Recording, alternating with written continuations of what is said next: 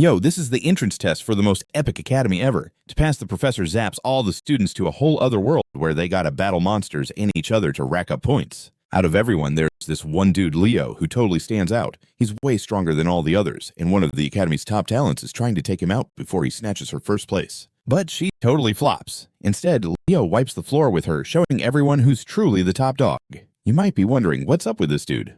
Well, here's the tea. He's actually a legendary hero from 5,000 years ago. Back in the day, humanity was getting wrecked by this savage called Arabos, who was basically the origin of evil. 4 major heroes joined forces to defeat this dark force, but in the end, they all bit the dust, leaving only one dude standing, Kyle, the last hero repping humanity. Thanks to the sacrifices of his friends, Kyle managed to take down the incarnation of evil and saved humankind. But that was ages ago, man. Nowadays, history has twisted things all up. Kyle's name totally wiped from the records. Everyone learns that it was Lyssus' epic sacrifice that led to Arabos' defeat, and nobody really questioned it until now. The real plot twist happens when Kyle, who's been reborn in this era, hears the tale of how Arabos was beaten, and he notices his name is MIA. We're diving into the journey of Kyle, who, after realizing he's completely ghosted in history, enrolls at Lumina Academy, the hero hub that keeps track of the legends, all bent on reclaiming his spot in the world. Several years since Kyle made his comeback, and we're now setting up at the Royal School of Dawn. In the classroom, the teacher's hyping up the students about this era they're living in, called the Age of Heroes. It's been over 5,000 years since the hero record dropped in the world, and the lower world has changed madly since then, for real. The Royal School of Dawn has been picked to host this year's Lumina entrance exam. The teacher's buzzing with excitement, sure that some of these students might become legit heroes. But not everyone is on that hype. There's this one student chilling in the back who's clearly not feeling it and is catching some serious Z's. Yup, you guessed it, it's Leo. The teacher's getting super annoyed with his lack of focus. He thinks if Leo isn't tuned in, he probably already gets it and doesn't need a lecture. Yo, it's Leo. The teacher's totally over it because he's not even paying attention. Dude thinks if Leo isn't tuning in, he must already have it down and doesn't need any lessons. To throw down the gauntlet, the teacher asks Leo to break down the ritual from back in the day that you had to go through to earn the title of a hero. Finally, Leo pops up from his seat and answers in the most chill way possible. He just says that if someone makes a name for themselves, people will start worshiping them without any effort. Oh, and by the way, Leo's full name is Leo Plav, a 15-year-old from the prestigious House of Plav. Safe to say, the teacher's totally bummed about Leo's laid-back answer, so he turns to the rest of the class, seeing if anyone else wants to give a more detailed answer.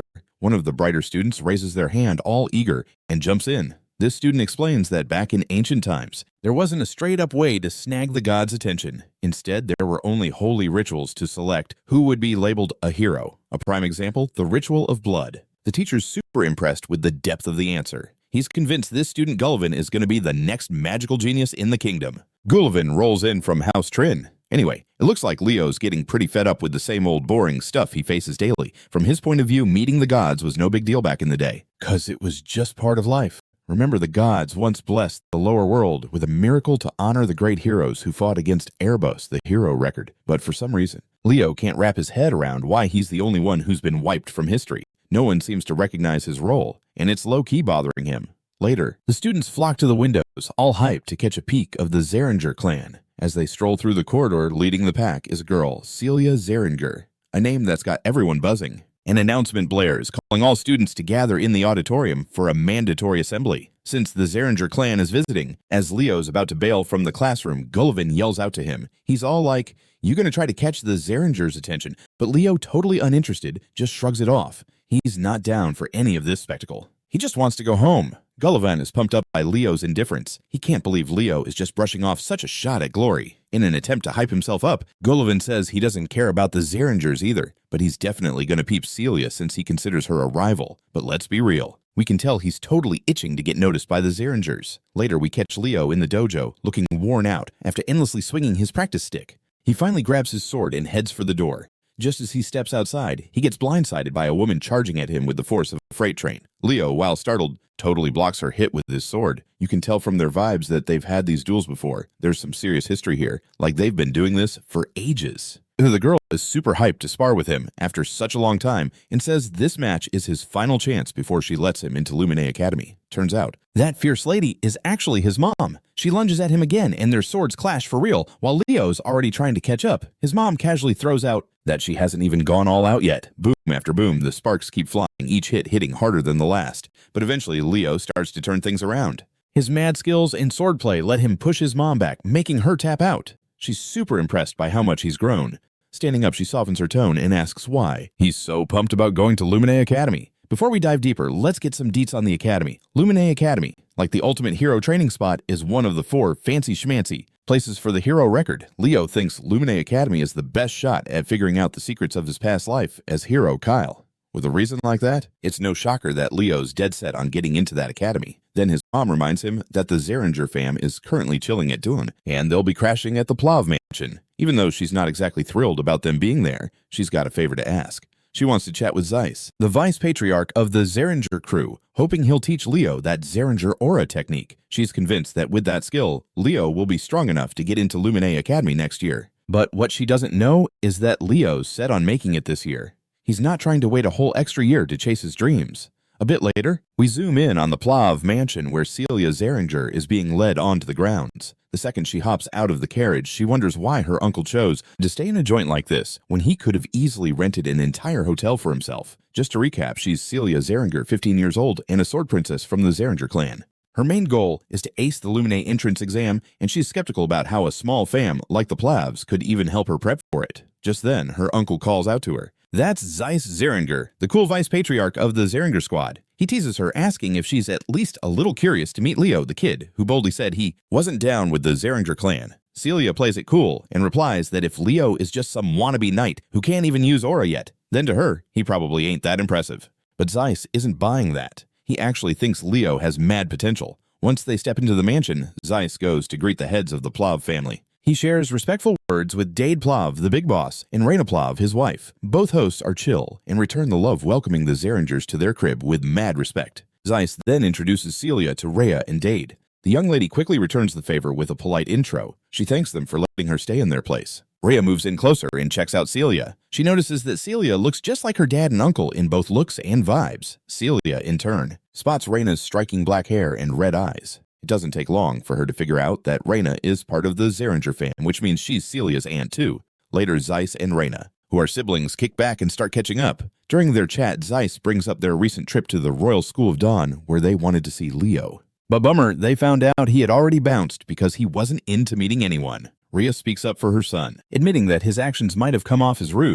Zeiss then gets curious and asks his sister what Leo's like. Rhea brags about him, saying Leo's got unbelievable talent. This gets Zeiss questioning if Leo is really worthy to carry the Xaringer flames. Rhea keeps hyping her son, but makes it crystal clear that she's not just saying this because she's a proud mom. Leo seriously has the skills and drive to rep the Xaringer legacy. Zeiss is super interested to hear this, while he trusts her call. He feels like he should check out Leo himself before making a final judgment. Later, we find Leo chilling quietly, trying to focus. After wrapping up his little ritual, he tells himself that he's finally got a vessel that can hold everything he needs. Leo thinks back about why he hadn't learned aura until now. The truth is, his body's kind of special. Accepting aura too soon would make it adapt and specialize too much, messing with his ability to stack mana and soul energy, which are key for his long-term goals. In his past life, he saw firsthand how dangerous raw power could be. If he had fully tapped into the skills and essence of his fallen buddies, he wouldn't have left behind a ticking time bomb. To avoid messing up again, Leo's all about that perfect control in this life, so he kicks off his journey by wanting to master aura, but of course he's got to do it his way.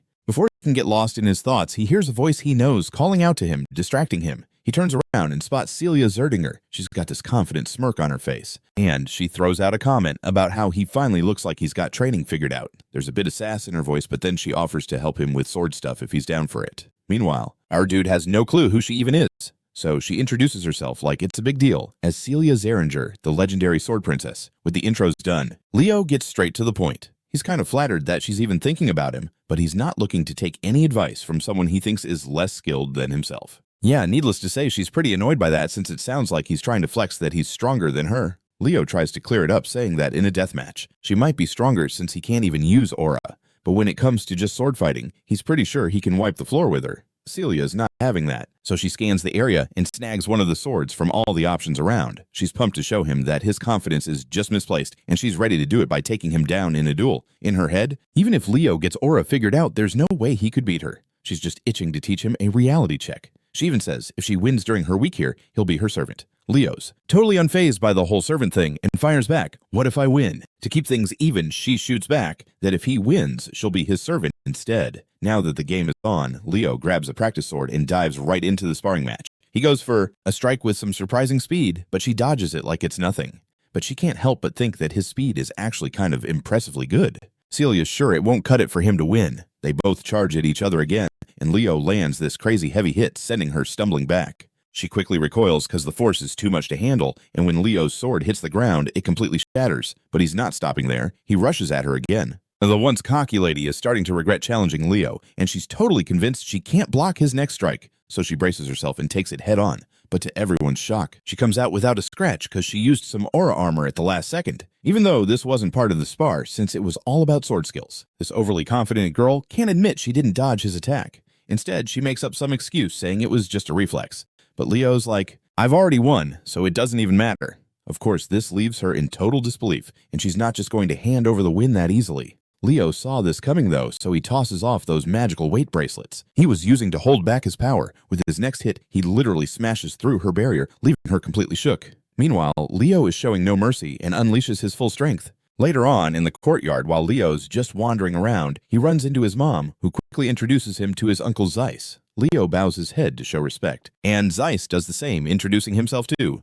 The two dudes shake hands. Then his mom asks if he's met Celia yet, and Leo remembers how she totally fainted after their fight because she got freaked out. Before Leo can spill the tea about what went down, a knight walks up to Zeiss with news on the lady. Zeiss is super intrigued to find out Leo took down Celia without even learning aura yet. He's all impressed and tells Leo how that's pretty incredible, but Leo's like she just didn't take him seriously. Zeiss then asks what Celia lost in the bet, and Leo happily lets him know that the loser had to become the winner's servant. So yeah, Celia is his maid for the next week. As much as Zeiss isn't thrilled about that idea, he realizes keeping your word is important. Still, he makes it clear that Celia is from the Xaringer house, so he's not about to order her around like a maid. He hopes Leo will take back the deal, and in return, he promises to hook Leo up with something way cooler, but Leo shuts that down right away. He tells his uncle that this was a bet between Celia and him, and as long as she's holding on to that Xaringer name, she's got to take responsibility. Then his uncle hits him with the question of whether he's really willing to let go of the chance to learn the Xaringer aura breathing method. Leo fires back with some sass, saying that an aura breathing method handed out just to keep a niece from getting humiliated isn't worth learning, since Zeiss has no other way out of this.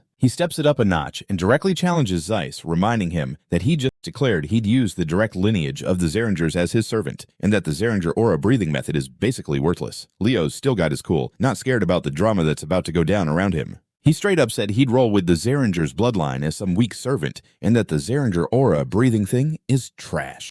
Leo's still wild and not scared of the chaos that's about to go down. So like Leo totally agrees that his uncle's words are on point. Out of nowhere, the uncle's mood chills out and he nicely asks Leo if he doesn't think what he just said is kind of rude, you know. Leo's like, nah, I'm not trying to diss the Xaringers. He says if the aura breathing technique was a reward for beating Celia, he would be all in for that, but he's not about to take it as a bribe just because she wants to wiggle out of facing the music for losing. Here's the deal. If his uncle doesn't want to see that Celia got wrecked, it's like they think she's way better and just tripped up during the duel. But Leo's firm that even if she went all out, he would still come out on top. This makes Leo's mom beam with pride. His uncle is just as stoked to hear Leo speak so boldly, like the kid turned down the offer because he couldn't stand his uncle's vibes, which just shows how epic he is. He wishes a kid like Leo was a Xaringer. Zeiss then signals his knights and tells them to take Celia to the maid's quarters. He looks at Leo and lets him call him without using any formal titles. After their quick chat, Leo heads out and Zeiss turns to his big sis, bragging that when he gets home, he's going to get their older bro on board to teach Leo that dope technique, Phoenix Breath. Later, the scene switches to Leo's room.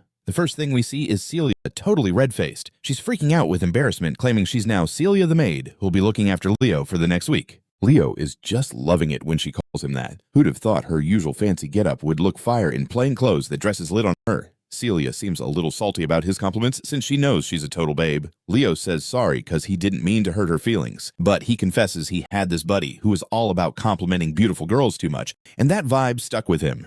He remembers how that friend used to say that the beauty of eternity is unmatched, and if peace ever came back to this world, he'd spend forever sharing beauty with everyone. That friend, Total Dwarf Master Duino. Suddenly, Celia spots the book Leo's reading and asks what it's about. Leo tells her he was obsessed with it as a kid. It's called The Great Hero of the Beginning. Celia is like, wait, I read that when I was like 5. Seeing how much Leo digs it, she walks over to the shelf and grabs another one, saying there are loads of books about Kyle. In response, Leo goes on about how many legendary feats are hard to pin on just one hero. He believes a lot of those wins credited to one hero might actually be all the teamwork of a bunch of heroes over time. Basically, he implies that Kyle's wins were probably shared with others, but Celia's not having it, saying Kyle was probably a fraud just trying to snag the glory of the real heroes. That's what most peeps think anyway. And yeah, she's one of them. Of course, Leo's not stoked about hearing that everyone thinks Kyle's a fake scammer who didn't do anything for the world. He throws the whole Kyle talk aside and decides it's time for brekkie before getting into training. Celia jumps into maid mode and, just like any good maid would, humbly asks her young master if she can train with him. She's all sweet on the outside, but inside she's loaded with bad vibes towards him. Still, she has to play along because she wants to sniff out his secret strength. Leo starts heading to the training hall to hook her up. Later, we see Celia on her knees, totally wiped out. After their first round, Leo gives her some real talk. When she spent her speed drops and she leaves herself wide open. Same thing happened just now, but Celia's unsure if pushing her body this hard is even good for training. Leo's positive about it, saying these days kids are just too soft. I mean, compared to back then, aura techniques have leveled up big time, which is probably why peeps don't care as much about body training anymore. Aura lets you boost your strength, and if you train your bod, it boosts your aura too. Celia just doesn't want to be called weak, so she digs deep and stands up for another round. But before going in, she warns Leo not to underestimate her. At this point, she's livid after taking loss after loss. Leo then offers her a bracelet, and she quickly reaches for it. Little does she know, this bracelet's got weight magic on it, making it super heavy. Meanwhile, Leo gives a wicked grin, revealing his plans to make her train with that bracelet from now on. The next day, we see Zeiss also peeping on their training. And when that goes down, she's totally vulnerable. That's the same vibe right now. But Celia's not convinced that wrecking her body like this is actually doing her any good for training. Leo's vibing with her because he thinks all these young folks today are just way too soft. Seriously, compared to back in the day, aura techniques are way more advanced now, and that's probably why people chill out on body training. With aura, you can totally boost your strength, and if you hit the gym, your aura gets stronger too. This girl just doesn't want to be labeled as weak, so she musters up her courage and gets ready for another round. Before going in, she tells Leo he'd better get off his high horse about her, but her reckless charge flops when Leo just tosses her aside with one swing, and she hits the ground hard. Right now, she's just over it after taking one embarrassing loss after another. Leo then offers her a bracelet, and she quickly reaches out to grab it. Little does she know this bracelet is packed with weight magic, making it super heavy. Meanwhile, Leo's got this creepy smile as he lays out his shady plans. He's planning to make her train with that bracelet from now on. The next day, Zeiss is also watching them both get their train on. After seeing Celia totally struggling, the uncle's like, this is going to be a dope experience for her. Before heading to Lumina, it's probably good for her pride to get wrecked at least once. He then shouts out to Leo, dropping some rad news that he's thinking about asking the big boss to let him inherit Phoenix Breath. The moment he mentions Phoenix Breath, Leo's face goes blank, because from what he remembers, that's basically where the Xaringer fam's aura technique kicks off. He's heard only peeps recognized in the fam can even touch that. Celia jumps in with her thoughts, saying that her dad ain't just going to hand it over like it's nothing, but looks like Zeiss has got that covered already. He tosses a deal to Leo if he aces the Lumina entrance exam. He's in for the technique. Of course, Celia isn't down with this, because to her, Leo's just a little punk who can't even use aura. And since the Lumina entrance exam is all about real fights, it's going to be super dangerous for him. Well, Leo's not shy about saying he's got no legit fight skills, but we all know that's only if he forgets his past life. Zeiss is waiting for Leo's take, and our boy quickly says he's down as long as his rents are cool with it. A week zooms by, and finally, the big day of the Lumina entrance exam rolls around, and they spot Celia Zeringer, total celebrity among the contenders. Everyone's totally in awe. Meanwhile, Celia throws a little shade at Leo, asking if he's sweating it. Looks like after all this time being a personal maid, Celia's really gotten into character, still calling Leo master. As they stand there, Gullivan's unmistakable voice breaks through. He's here to see Celia, but he's kind of taken aback when he sees Leo with her. This dude tries to throw shade at Leo, thinking he doesn't belong there since he can't even use aura. At the same time, he's trying to be polite to Celia. But the poor guy just gets straight up ignored by the two, like he's a ghost. He gets super awkward and reminds Celia he's Gullivan Tratton, saying they met last time. But to his horror, Celia doesn't even know his name and quickly grabs Leo's hand to bounce. All of a sudden, they get called out by some other peeps. It's actually two siblings crashing the party. The tall one is Abed Leland rocking the Lewin fam vibe, and he's 16. Next to him is his shorter sis, Chelsea Leland, who's 14, and totally shares the last name. While Celia seems to know these two, Leo's clueless. Celia spills that they're the Llewellyn siblings coming from the same epic lineage of the Lordran Empire, the kiddos of the Llewellyn family. Celia is pumped yet annoyed to see them warning Leo they'll be in the exam with them, so they can't lose to them. She can't have the Zinger clan going down to the Leyland fam. But honestly, Leo doesn't care. He's from the Plav fam, not Xaringer. Anyway, when the two greet Celia, she's got no reason to say no and gives it right back. She also makes sure to introduce Leo from House Plav, a noble family in the kingdom of Dad. When Abad hears Leo's not rolling with a fancy title, he brushes him off as nothing, and the two siblings do a theatrical spin and strut away, throwing out a warning that they'll totally be on top. It's super clear that Celia can't stand the Leland siblings and can't wait to crush them in the trials. Suddenly, someone from Lumina Academy struts onto the podium, instantly grabbing everyone's attention. The guy introduces himself as Ali Zirin, a professor at Lumina Academy. When Celia sees this big deal, her face goes full shock while Leo's just like whatever, having no clue who this dude is. Celia is visibly annoyed that Leo's clueless about Ali's level. She uses the moment to school him, saying that Ali Ziron's in the hero record, like a super legit list of peeps considered heroes nowadays. Leo takes a sec to check out the professor and notices something odd: massive mana packed into Ali's left eye. Professor Ali then gets down to business, addressing all the gathered students. He kicks off explaining the entrance exam format. According to Ali, the trials are split into two big parts: one-on-one combat and monster hunting. Usually peeps take turns doing these tasks, but Ali's quick to say that he thinks that's boring and wastes no time showing it. In a flash, he lights up the paper he was holding, like he's throwing the traditional exam rules in the trash. Then he whips out a thick ancient book. As he opens it, the teacher summons the first chapter titled Prologue the Wild Forest. Right then, a massive enchantment circle lights up under all the students. It's on, and no one has a clue what the professor's up to. But one thing's crystal clear: Ali Ziron hates wasting time. He announces he's mashing all the trials into one epic challenge and rolling with it immediately. To catch what's happening, we find out that the trials have two main things: one-on-one fights and taking down monsters. Normally participants would take turns doing this stuff, but Ali jumps in and says he thinks that's boring and shows his point real quick. Just like that, he burns the paper he's holding, almost like he's ditching the typical exam setup.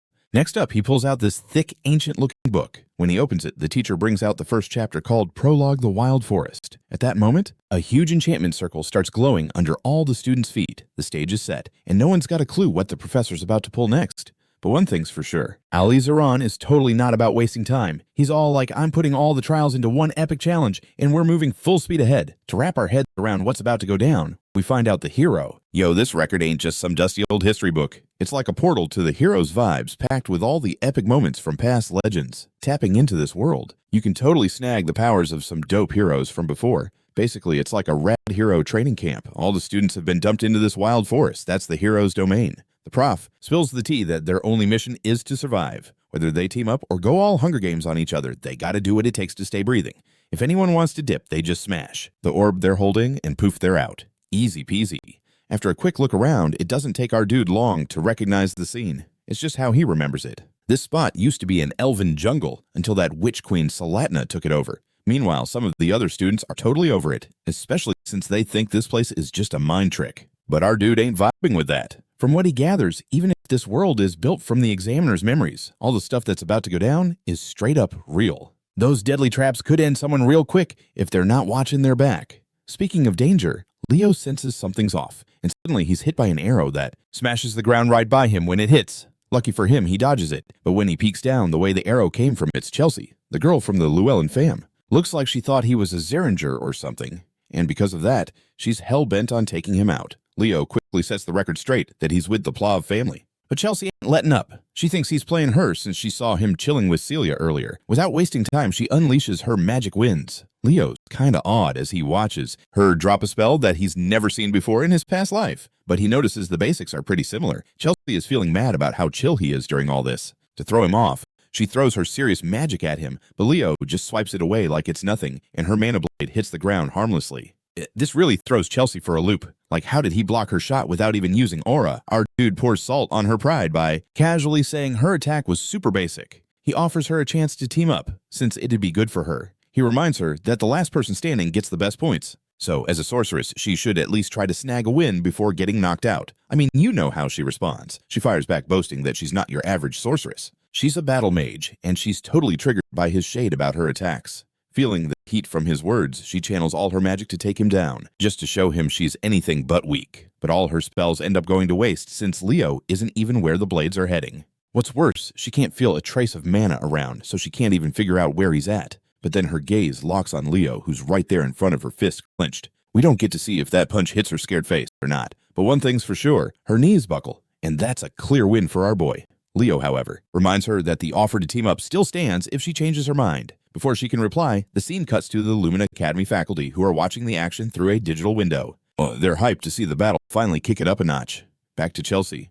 Looks like she's getting no mercy at all. Leo has her all tied up to a tree trunk, and the look on his face shows he's got some seriously shady plans for this poor girl. He's even starting a little bonfire since the night is creeping in. The flames grow hotter and start creeping toward the girl tied to the log. Seeing the fire, she freaks out, but she could totally dodge this fate if she just plays nice with Leo.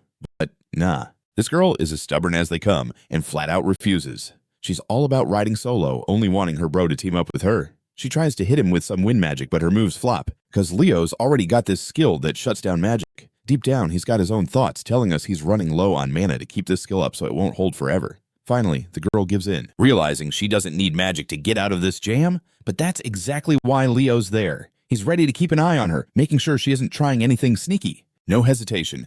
Cranks it up a notch on the fire, and soon the flames start nipping at her. Even her clothes begin to catch. Well, that's the last straw.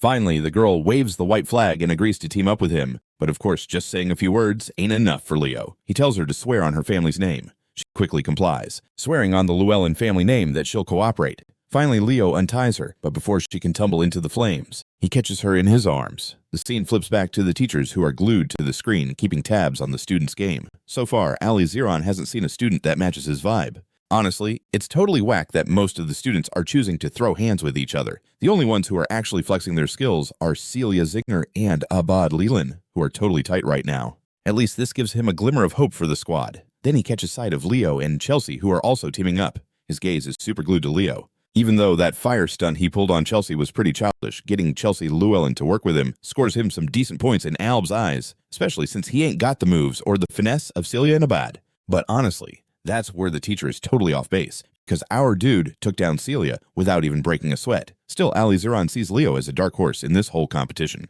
After slicing down a couple of monsters blocking their path, Leo and Chelsea decide to push forward. Looks like Chelsea's finally starting to figure out that teaming up with Leo might not be such a bad call after all. She then asks him what aura he's rocking, since she hasn't picked up any mana from it. To her surprise, Leo just drops the truth that he has no clue how to use aura at all. No surprise, this totally blows her mind. While they're chatting it up, a monster's creeping behind some bushes, keeping an eye on them. But Chelsea catches on quick and blasts at it without missing a beat. Not gonna lie, that attack was way too savage for such a weak monster. Even Leo has to admit she's got some serious power, but her technique leaves a lot to be desired. Out of nowhere, Leo feels something off and tells her to chill for a sec. He spots something weird in the sand. When he crouches down, he sees dry ground and the creepy remains of some people. Suddenly, there's a huge explosion, but Leo bounces back, scooping up Chelsea like it's nothing. The sneaky jerks who set the trap finally show their faces. Turns out it's Griffin and his crew. We all know he's got a grudge against Leo, so it's no wonder he's targeting him. He orders one of his buddies to charge in, and the poor sap just rushes in like a total idiot.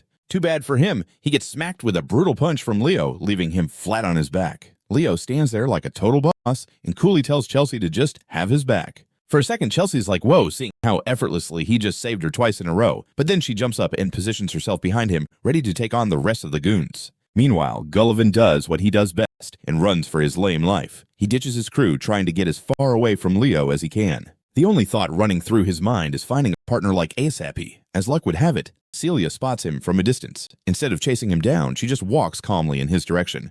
When they finally roll up on the scene, what they see is straight up shocking. The area's filled with monster corpses and the bodies of students who tried and flopped against them. Naturally, Chelsea lights up when she finally sees her brother again. Meanwhile, Celia throws shade at Leo, demanding to know what the heck he's doing with Chelsea. Leo swaggers up and claims it was his call to team up with her, but Celia, she can hardly believe it. She'd sooner believe a cockroach could do backflips than that Leo managed to convince that stubborn goat Chelsea to join forces. To this, Leo just casually and a little creepily claims he simply convinced her. His wicked grin makes even Celia a bit uneasy, and she starts wondering what he actually pulled to get her on board. Anyway, our dude moves to help the students he just knocked out back on their feet. Seeing this, Abad is like, why is Leo helping the opponents? Leo quickly clears the air, saying there's no point in them fighting each other. Sticking together to tackle whatever's out there is way smarter than being selfish. Since Abad and the others look totally confused about what challenge he's talking about, Leo points to the nearby decayed corpses, hinting that there's a bigger problem brewing. Looking at the bodies on the ground, one of the students points out that it looks like their moisture has been drained.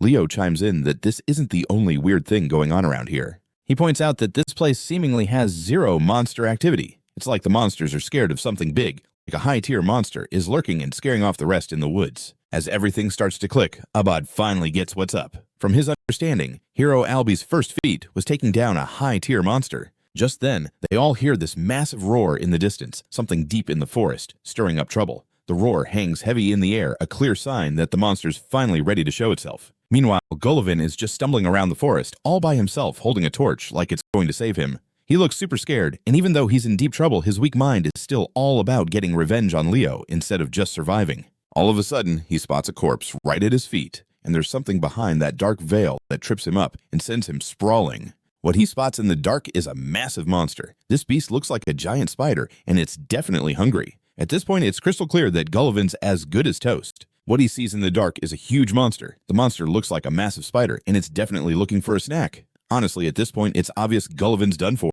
Yo, let's check out what's going down with Professor Albi and the crew. Turns out a whopping 500 students totally bombed the exam. The real kicker, they need to pick at least 100 students, but only 50 are still in the game. Instead of stressing about choices, the professor is all about finding the right candidates that vibe with his standards. After all, the headmaster trusted him to snag the best of the best. Ali's all about spotting heroes when times get tough. He's got his eye on Leo Plav, this underdog who's got some mad skills out of nowhere. The million-dollar question is, can this dark horse handle the heat of the exam? Back at the exam scene, the students are on their toes, struggling to find their way in the spooky atmosphere. Celia lights up her blade, saying she's spotted something ahead. Her sword glows red, revealing a nasty spider that's munching on its prey. It's straight up terrifying, and Abad can't wait to drop a spell on the beast. But Leo's quick to stop him, telling Gullivin to smash the crystal instead. Unfortunately, Gullivin's about to become a snack for the spider, so he's basically frozen. He decides to yank that blue crystal, electrocuting the creeper right in its maw. With everything set, Abad fires up his Windfang spell and lets it rip at the creepy critter. He scores a hit, but sadly, it ain't enough to finish the job. The crew's freaked out, realizing just how much danger they're in. This creepy dude is the Spider Princess Tarantula, and she's definitely not a cute little bug. One student tries to rush in for a melee attack and gets wrecked with a single hit, crashing down hard. Next up is Celia, thinking she can wrap this up with one blow. She fires her prominent spell, launching a deadly red beam that pierces the spider, making it shriek in agony. But that spider's tougher than it looks, bouncing back like nothing happened and brushing off Celia's move. Abad seizes the chance to break it to her that a mage's firepower ain't no match for a knight's strength. He drops a wind spell called Raphael, slicing that spider in a wild spiral, but when his attack wraps, he's freaked to see the creature still alive and locking eyes with him. Chelsea, sensing her bro's in trouble, casts her windbreaker magic to back him up. Still, Abad takes a nasty scratch from the spider's claws, but his sis's magic softens the hit. She checks on him after he barely escapes losing an arm. They've thrown everything they've got at this beast, but it just keeps healing like a champ. As despair sets in, the Queen Tarantula creeps closer, ready to finish the squad. Leo jumps in and spills the tea that this creature is Salatna's kiddo. She was a lethal beast in Arabos' crew, notorious for torching the elf forest.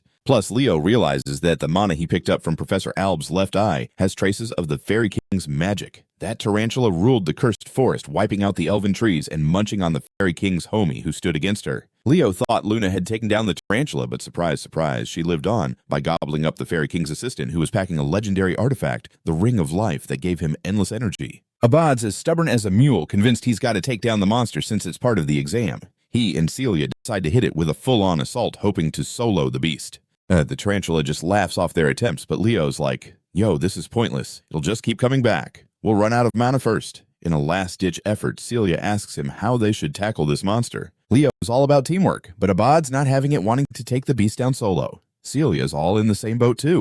With them both acting like little kids, our boy swoops in to drop some truth bombs. If they don't team up to beat the monster, they're all toast. His words finally start to sink in. Abad starts to warm up to the idea of working together, but he thinks it'll take forever to pull off a combo hit to take the beast down in one go. The kicker is nobody else can hold the monster off, so it's tough.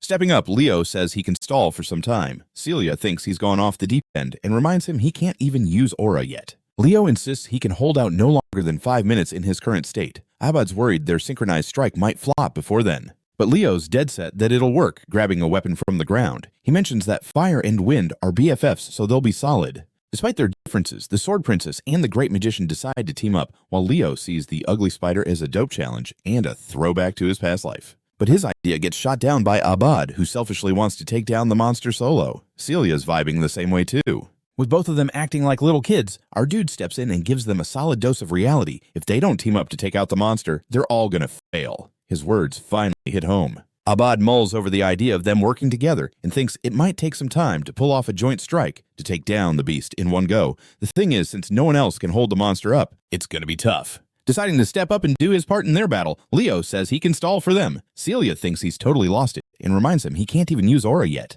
Leo admits he can only hold out for 5 minutes in his current state. Magician Abad's worried their plan might still flop by then. But Leo's got mad confidence that it'll work, and he picks up a weapon from the ground. He adds that fire and wind elements vibe really well together, so it'll totally be enough. Even with their differences, the Sword Princess and the Great Magician team up, while Leo sees the ugly spider as a good challenge and a throwback to his past life. And the brawl kicks off with our dude slicing off the creature's limb like a boss, totally catching the other 2 students by surprise. He goes on to wreck the monster's face and feels pretty pumped to finally face the beast of Tartaros. Flipping back to the past, we catch a glimpse of an elven kid running in tears, totally freaked out. Sadly, the monster Tartaros snags him up in its webbing. With the kid stuck in the creature's net, there's no way he's getting out. The spider zooms in, all set to swallow him whole. The boy cries out for his mom's help and waits for doom to drop on him until this glowing being swoops in like a total savior, a light force that stops the beast from munching on the kid. Luna is like super mad at the creature wrecking her turf and going as far as gobbling up the contractor who's tight with the elven forest. Luna sends out a light strike aimed straight at the toothy beast. Her magic wraps around Tartaros, trapping it before sending down a thunderous wave. She didn't expect Arabos' crew to have rolled in and taken over the elven forest too.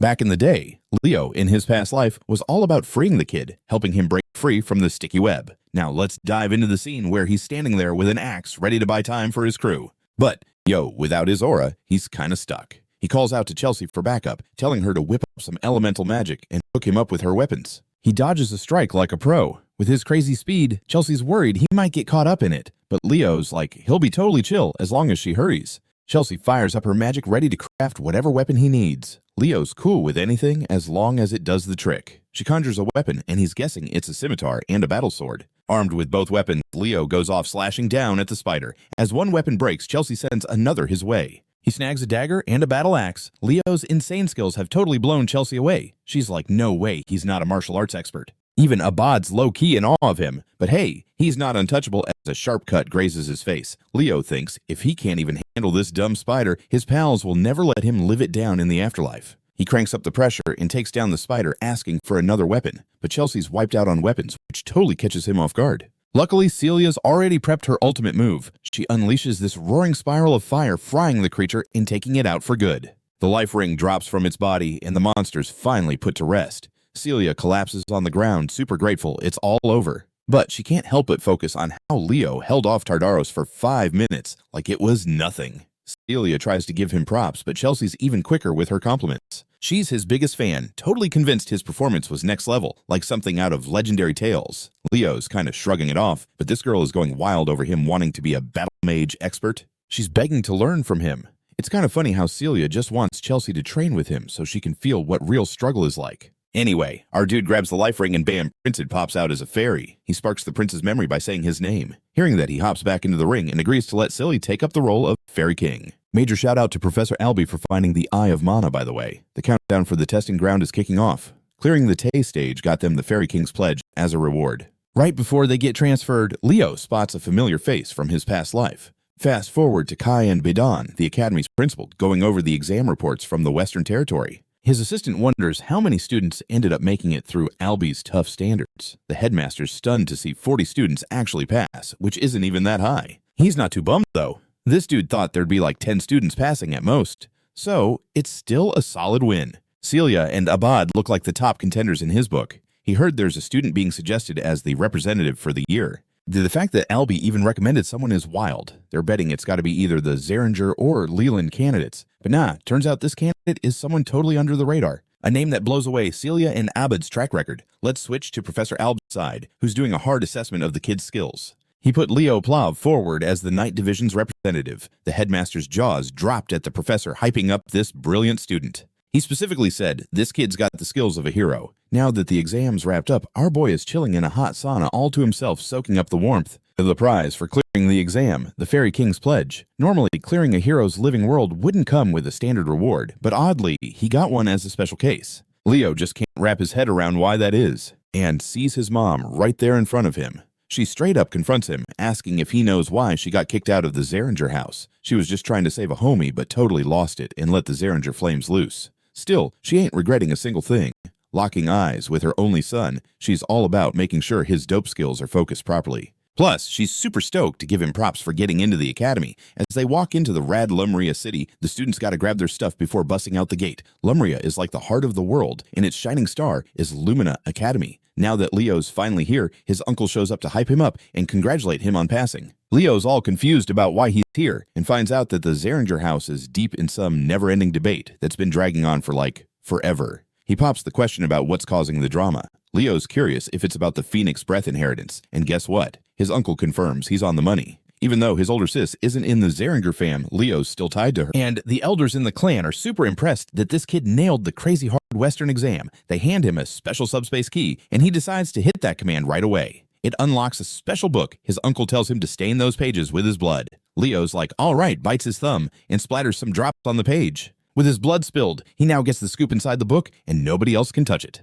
Mastering Xaringer techniques isn't a walk in the park, but his uncle totally believes in his skills and is sure he'll catch on quick. With that, he welcomes him to the Xaringer fam. After their talk, Celia wants to meet Leo somewhere secretive. Out of nowhere, a girl smashes into him and they both crash down. The glasses girl scrambles to scoop up her book, saying sorry for being a total klutz. She bails, but Leo spots her card. He picks it up and finds out her name's Khloe Muller, a freshman at the academy. Leo opens the door to see a totally peeved Celia, who reminds him that they have loads of shopping to do and he's already late. He throws out an apology explaining he ran into his uncle before blowing this popsicle stand. Grinning like a champ, Celia is super curious about what went down. To spill the tea, he uses the flames from the Xaringer fam, wondering if he's doing things right. She's just in shock. Leo nailed that secret technique in less than a month. Like what? His epic win leaves her jaw on the floor, and she's left wondering if he's even a human being. Later that day, the Sword Princess and the unknown hero spot a ship pulling in nearby. Professor Alondu introduces himself as the night class instructor. He tells the students to hop on the ship ASAP since they'll be heading to Lumen real soon.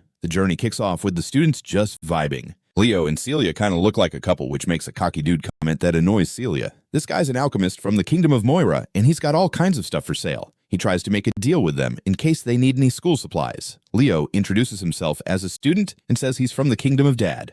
Thomas is mega surprised by this, because that kingdom took on the hardcore Western exam. Leo wants to talk about the weird vibes in the air since everything feels way too chill. Even though Celia thinks this is normal treatment for freshmen who pass the exam, the boy focuses on their instructor. While Thomas is on the same page as Celia, suddenly the ship bucks like crazy as a massive tentacle rises from the ocean, almost squishing Thomas. The other students are freaking out, begging their teacher for help, but he's just chilling with his wine and teasing them for even asking. He reminds them that Lumina Academy students gotta step up during danger, so this is a test for them to tackle on their own. They're facing off against one ugly beast. A giant Kraken is staring right at them. Even in all this chaos, the forgotten hero keeps his cool and slices that tentacle with his blade. Celia is holding her own too. After hitting the Kraken with a fiery attack, the creature sprays water everywhere, soaking Celia. That monster snags Thomas, who's shouting like a madman. Seeing this, Celia and Leo book it to chop that creature down. The alchemist can't believe his eyes. He thought the Sword Princess would handle it solo since she's a big deal, but he wasn't ready for another student to be just as fierce. Poor Thomas almost gets crushed by a frozen tentacle and yells at the one who could have wiped him out just now. Khloe, that glasses girl who bumped into Leo, is throwing down ice magic and holding the monster off all by herself. She takes shots at the alchemist for being a total drag during the fight instead of hanging back. To spill the tea, he uses the flames from the Xaringer fam, wondering if he's doing things right. She's just in shock. Leo nailed that secret technique in less than a month. Like what, his epic win leaves her jaw on the floor, and she's left wondering if he's even a human being. Later that day, the Sword Princess and the unknown hero spot a ship pulling in nearby.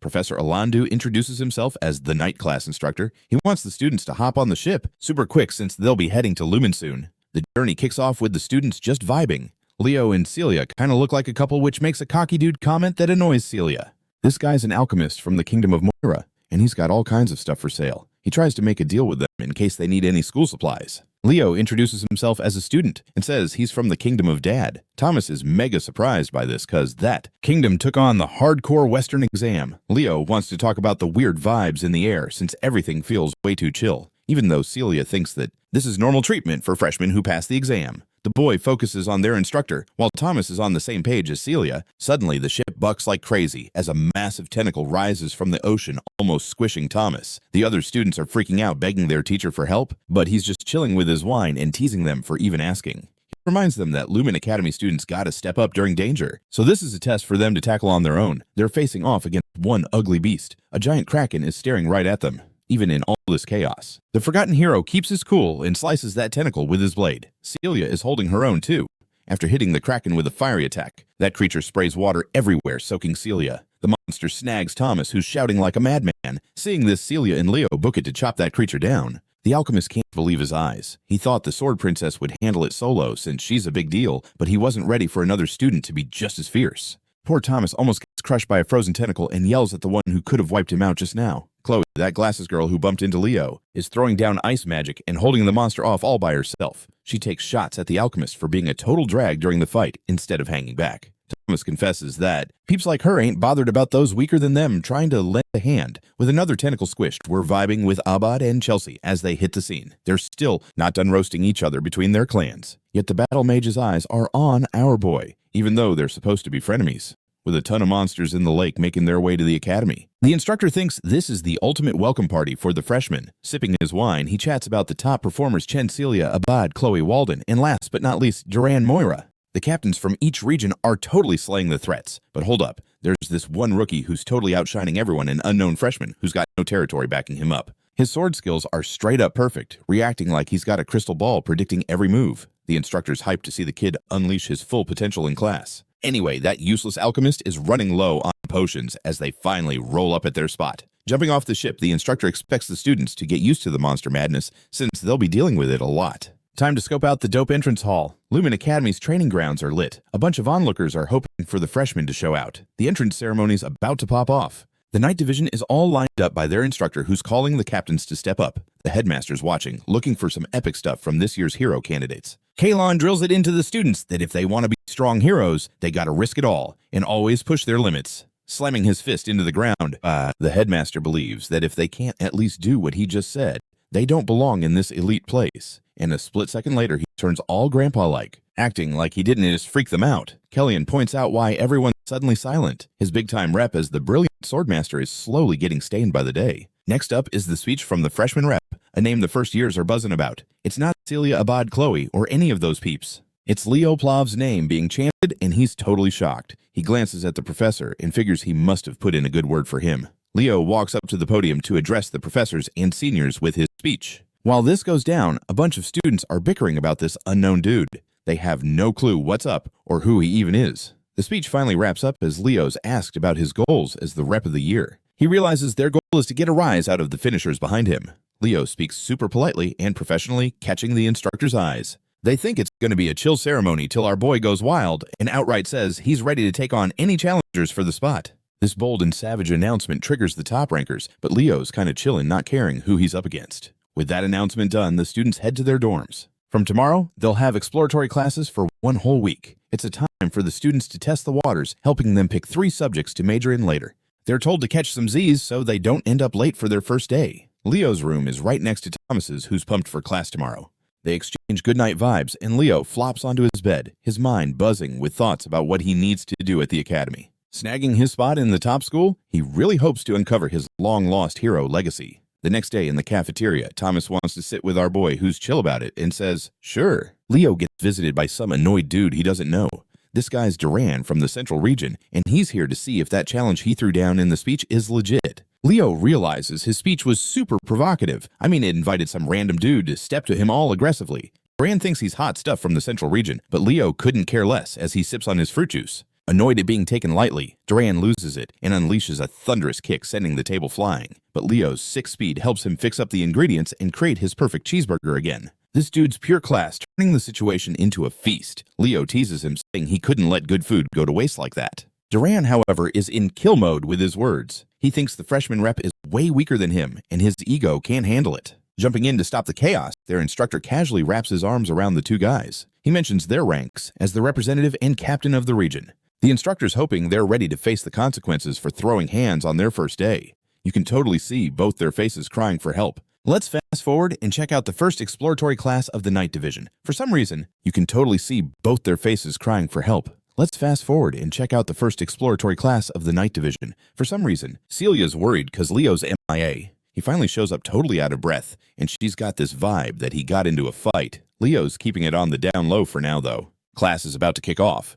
Steps up introducing himself as the instructor for the first year night classes. Thomas catches that Duran's already on Leo's bad side, while A goes on about the three main powers that come from mana. The first one's magic energy, then there's soul energy, and last but not least, we got aura. Out of these, aura is the trickiest to handle. Celia chimes in saying it's because aura needs you to lose that sweet mana flow during the switch up. Her take is spot on, since magic and soul energy kinda use mana chillin' in its natural state. But aura, on the flip side, sucks up the mana and tweaks it to fit the body. He shows off what aura looks like and wonders if anyone knows how to use their processed aura. Trying to gather her thoughts, Celia can't think of anything smart to say. Then the freshman rep pipes up explaining that using your aura requires burning mana. He's hit the nail on the head and the instructor points it out. Then he asks about the key part of burning mana. Leo jumps in saying it's all about stamina. Impressed by the kid's grasp of aura, A asks if he's ever studied it before. Turns out he hasn't, which is next level impressive. How does someone who hasn't even studied aura totally get its vibe? Deciding it's time to ditch the theory, A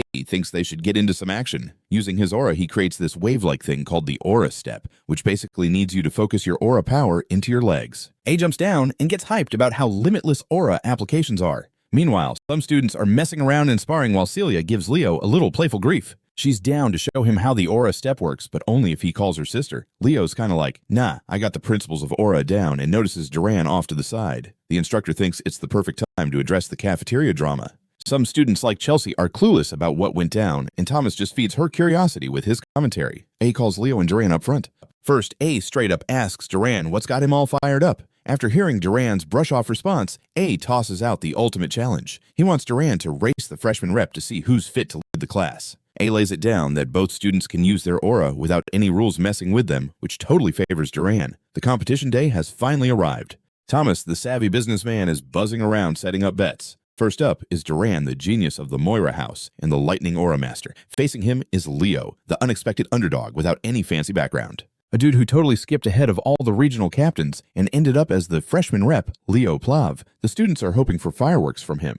But everyone's kinda bummed to see he can't even bust out a basic move like Orap. They're doubting his spot and think the Central Region captain would make a way better rep. Realizing it's game time, A brings out the rules. Whoever crosses the finish line first wins, and the loser has to accept it, no exceptions. The race is about to pop off. Even Celia thinks Leo's got an uphill battle in this one. Duran's all about speed, plus his lightning aura is crazy fast.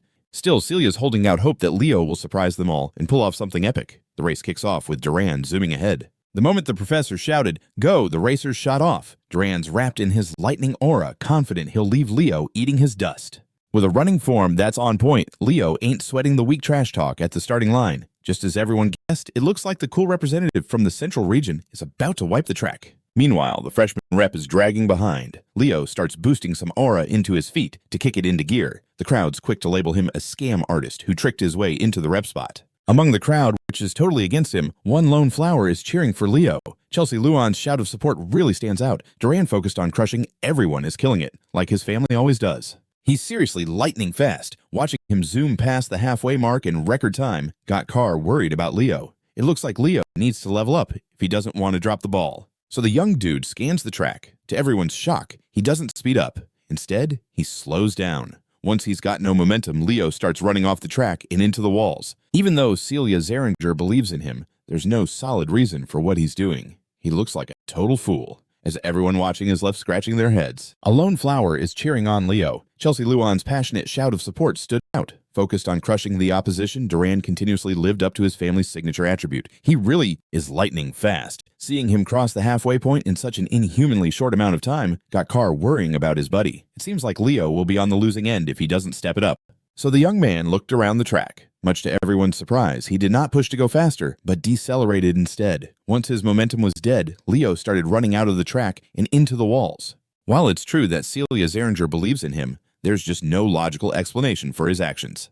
He looks like an idiot, as everyone watching was puzzled. All confused and lost, Leo was just trying to pump up the aura in his feet. With a bunch of crazy jumps, he totally went off course and ended up leaping into the grass, then launched into the stands. He spun around and casually watched Duran pull ahead with his steady speed. Leo's aura density was peaking the fiery energy in his feet, cracking the stands he was standing on.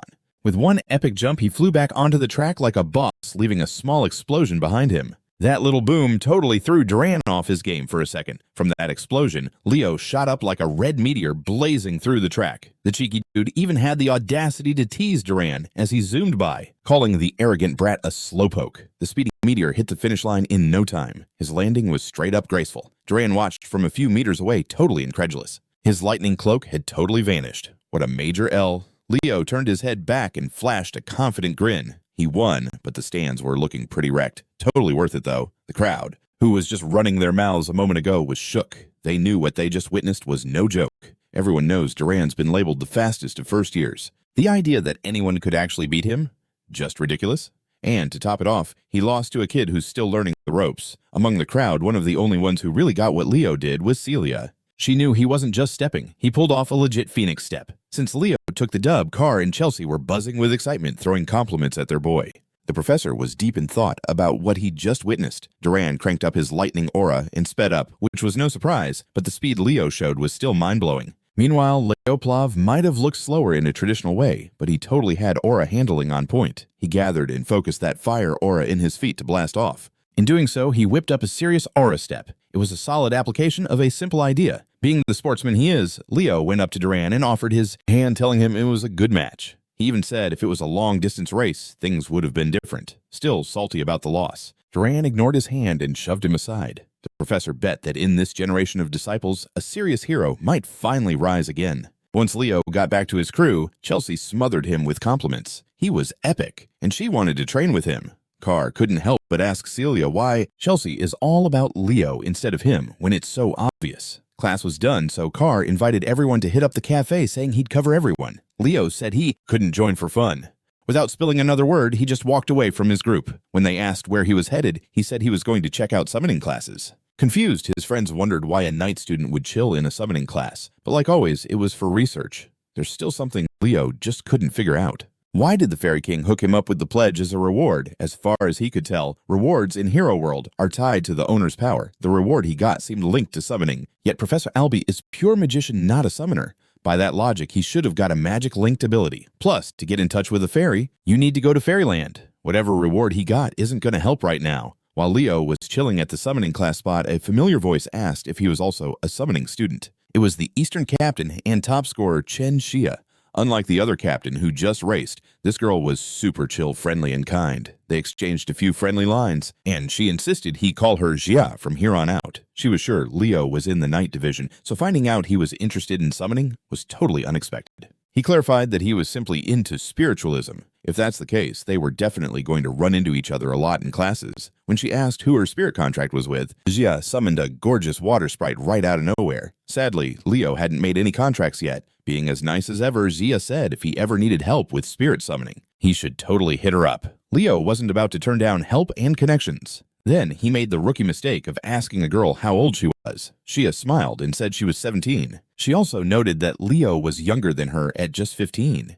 In Leo's head, he was thinking about how young Xia looked. She seemed even younger than Chelsea. Xia caught his momentary pause and grilled him about if he was thinking something shady, which Leo quickly denied. That's right, guys. Always deny. Anyway, she was just there to say she was super impressed by how he raced against Duran. She'd actually watched from the crowd while it was all happening. The sight of him blazing through the track was burned into her memory. With determination, she challenged him to a race one of these days. Amused, Leo smiled and didn't back down. After dealing with all kinds of over-the-top characters, it was refreshing to finally meet someone normal. And so, the Summoning Division's exploratory class just kicked off, and like right off the bat, they picked the weirdest spot. Instead of a boring classroom, they're out in the fields. A couple of big shots are here. These two have white hair and are definitely not extras. They're the real deal. Leo looked around and saw only a few students chilling together. She kinda expected that. I mean, summoning isn't exactly the coolest choice out there, right? Just when he was wondering why they were having class outside, the answer suddenly swooped down from the sky. A huge scaly thing with wings that blocked out the sun flew right over the students. It landed, showing off its scary figure for everyone to freak out over. It was a black wyvern. Some of the students with weak hearts totally buckled at the sight of the beast. Then the lady riding the wyvern smiled and said her wyvern seemed to really vibe with this class. She hopped off her mount and introduced herself as Ura Marine, the summoning teacher who's going to be with the freshmen all year. Ura's a total knockout with her long white hair, fit body, and stunning features. The hormonal students literally just wanted to be her summons at that point. Leo thought if Pervy Duino was here, he'd lose it over a woman who's got a different kind of charm than Luna and Lucas. He'd totally get inspired to create some next-level art. Diving straight into business, Miss Ura gave her little green horns a look. If they're in this prestigious program, they must have some skills, right? The freshmen nodded their heads. Miss Ura liked their confidence, so they were heading to the practice area right away. She called in Carlo, the first-year summoning class associate professor, to bring out the Griffins. Miss Ura explained they'd be riding in pairs. They had enough Griffins to go around. The only issue, this was everyone's first time dealing with the tricky Griffins. As soon as someone complained, Miss Ura's eyes lit up, and she asked if they wanted to learn or just bail. Jumping on her black wyvern, she said that anyone who thought they couldn't ride a griffin should just bounce and head home. Her beast mirrored her fierce vibe. It roared and flapped its wings, taking off and showing who's boss. While everyone was shook, one student stood tall and unbothered. Associate Professor Carlo chimed in, telling everyone to hustle and keep up with the professor. Once they got over their initial freakout, most of the students realized that the griffins were actually chillier than they thought. But some of those feathered friends were a challenge to handle. It was hit or miss. Leo and Zia paired up for the activity. She politely asked to hold the reins, and Leo was like, go for it. So the students were lifted off the ground in pairs. Those who adjusted quickly caught up to the professor's speed soaring above the sea. They totally didn't expect to be riding griffins on the first day. As you'd expect from Lumen's top-tier programs, any fear about the griffins was basically wiped away. Some students were even bickering over who got to hold the reins. Shia and Leo were flying through the sky with Shaw steering. She was a bit nervous, but the griffin they got was a sweetheart, still better safe than sorry. Griffins can be tough to handle for first-timers. Seeing everything was going smoothly, Miss Ura decided to spice things up and pulled out a whistle. She blew into it hard, making a sound that only the griffins could catch. As soon as the feathered friends heard that tune, it was like something wild woke up inside them. Their talons popped out, and all the griffins started acting a fool. The students with weak wills turned to the professor, not realizing she was the one stirring up chaos. Miss Ura figured that if they couldn't handle a wild griffin, they probably shouldn't be calling themselves students of Lumina Academy. Even Zia, who was a decent young summoner, was struggling with her bird. While she tried to rein in her griffin, Leo grabbed her hand and waist to help keep her steady. He warned her that griffins are prideful beasts, and trying to overpower them only makes them act out more. He was gentle with his touch. Leo skillfully guided her fingers to control the rampaging mount, taking charge from behind. He cranked up the speed, making the griffin fly faster than ever. They were zooming so quickly and smoothly that they eventually passed the professor and her sidekick. Miss Ura praised his grip on the beast. She turned to Carlo and asked if the first-year rep was aiming for the Night Major. According to the records, that should be the case. He was riding so well that she was curious if he had a personal griffin back at home, but based on Carlo's records, Leo wasn't from a noble family that could afford one, so it looked like he was just pure talent. It was still early in the class, but Miss Ura was feeling hopeful that she might have found a hidden gem. After that wild sky ride, every student finally reached the island of summons, the practice zone for every summoning major. A lot of the kids were tossing their cookies on the beach after that nauseating ride. Meanwhile, Leo was just strolling on the white sandy beach. She turned to Carlo and asked if the first-year rep was gunning for the Night Major. According to the records, that should be right. He's riding like a champ, and she wonders if he's hiding a personal griffin back home. But according to Carlo's records, Leo isn't from some noble fam that could afford one. So that means he's just rocking talent. It's still early in class, but Miss Ura's feeling lucky she might have found a little diamond in the rough. After that wild sky ride, all the students finally got to the island of summons, the practice grounds for all summoning majors. Loads of the kids were tossing their cookies on the beach after that super dizzy trip. Meanwhile, Leo was just chilling on the sandy beach. Chilling at the beach, looking for the right fruit. Finally spotted one that was just the right size and ripe when he noticed a burnt feather. His brain started buzzing with ideas, but he kept it on the down low for now. Snagged the ripe fruit and fed it to the griffin just to show some love for bringing them to the island in one piece. With everyone accounted for, Miss Ura called everyone to huddle up. Starting today, they got an exam, no joke. Some of these peeps just wanted to check out the exploratory class. But now, they're hit with a surprise test. Miss Ura laid it out that the Path Summoner's Walk is way more intense than the other majors. Everyone should already know that. For summoning, just managing mana ain't enough. Gotta have the right spirit vibes to make a real contract with the spirit. To control your summons like a boss, you need solid taming skills. This journey is tough and twisted. That's why summoner heroes are way fewer than those from the other traditional classes. But when summoners do rise up to get that title, they seriously accomplish way more than most heroes out there. The great summoners have made their mark on history for real. That's the thrill of being a summoner. Every student here wants to be a legend in their own right. Eliza Hergen from the famous summoner peeps of the North, the Hergen clan, stepped up and asked the professor what kind of exam they were facing. Miss Yura broke it down that, as the name shows, the island of summons is packed with beasts and spirits. Since a summon is like a weapon for summoners, the exam will test everyone's taming skills. Keeping that in mind, the test is simple. They just gotta tame a summon in the woods and haul it back to the beach. Once they tame it and seal the deal, they can keep the summons. The students freaked out with excitement. It's not every day that they get to tame their own beast. While everyone else was sprinting into the woods, hyped to find their new pets, Leo just strolled into the forest. Surprisingly, Eliza followed him from the entrance. News of his win over Duran was flying around fast. Seeing him in the summoner class, she couldn't help but say, "What's up?"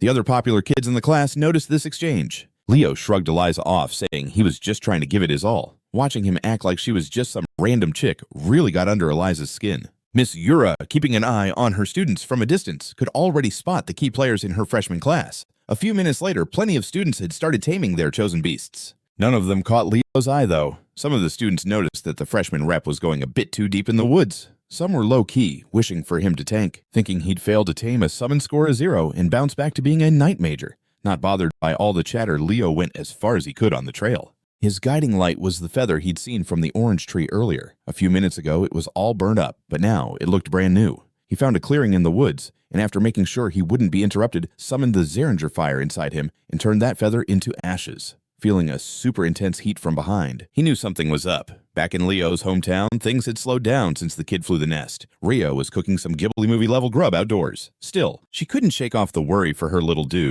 It was technically his first day of school, so why was she getting so freaked out right? If Reina could see what her kid was getting into, she'd know it was totally reasonable to worry. She tried to tell herself that Leo would be all right. He's a tough kid. Meanwhile, that boy was literally getting roasted by the hottest flame one could imagine. He was surrounded by the fire from one of the 3 legendary summons, the mythical Phoenix. With a voice that controlled flames, the Phoenix was confused to see a kid wielding the Xaringer fire. The legendary beast only showed up when catching a whiff of Reina's flames. Hearing his mom's name, Leo asked the Phoenix how it knew her. It seemed like the Phoenix showed up right on cue. Turns out the legendary creature had some connections with Leo's mom. It claimed it owed Reina a huge favor. This is Fina, one of the 3 mystical summons, the elusive Phoenix. She properly introduced herself, giving Leo the respect owed to Ria's bloodline. Leo Plav returned the respectful vibes with his own and asked Fina to spill the tea on her relationship with his mom. The Phoenix admitted that Leo's mom saved Fina's summoner, Ellen Lunda's life. Hearing that name made him jump. Ellen Lunda is a total hero.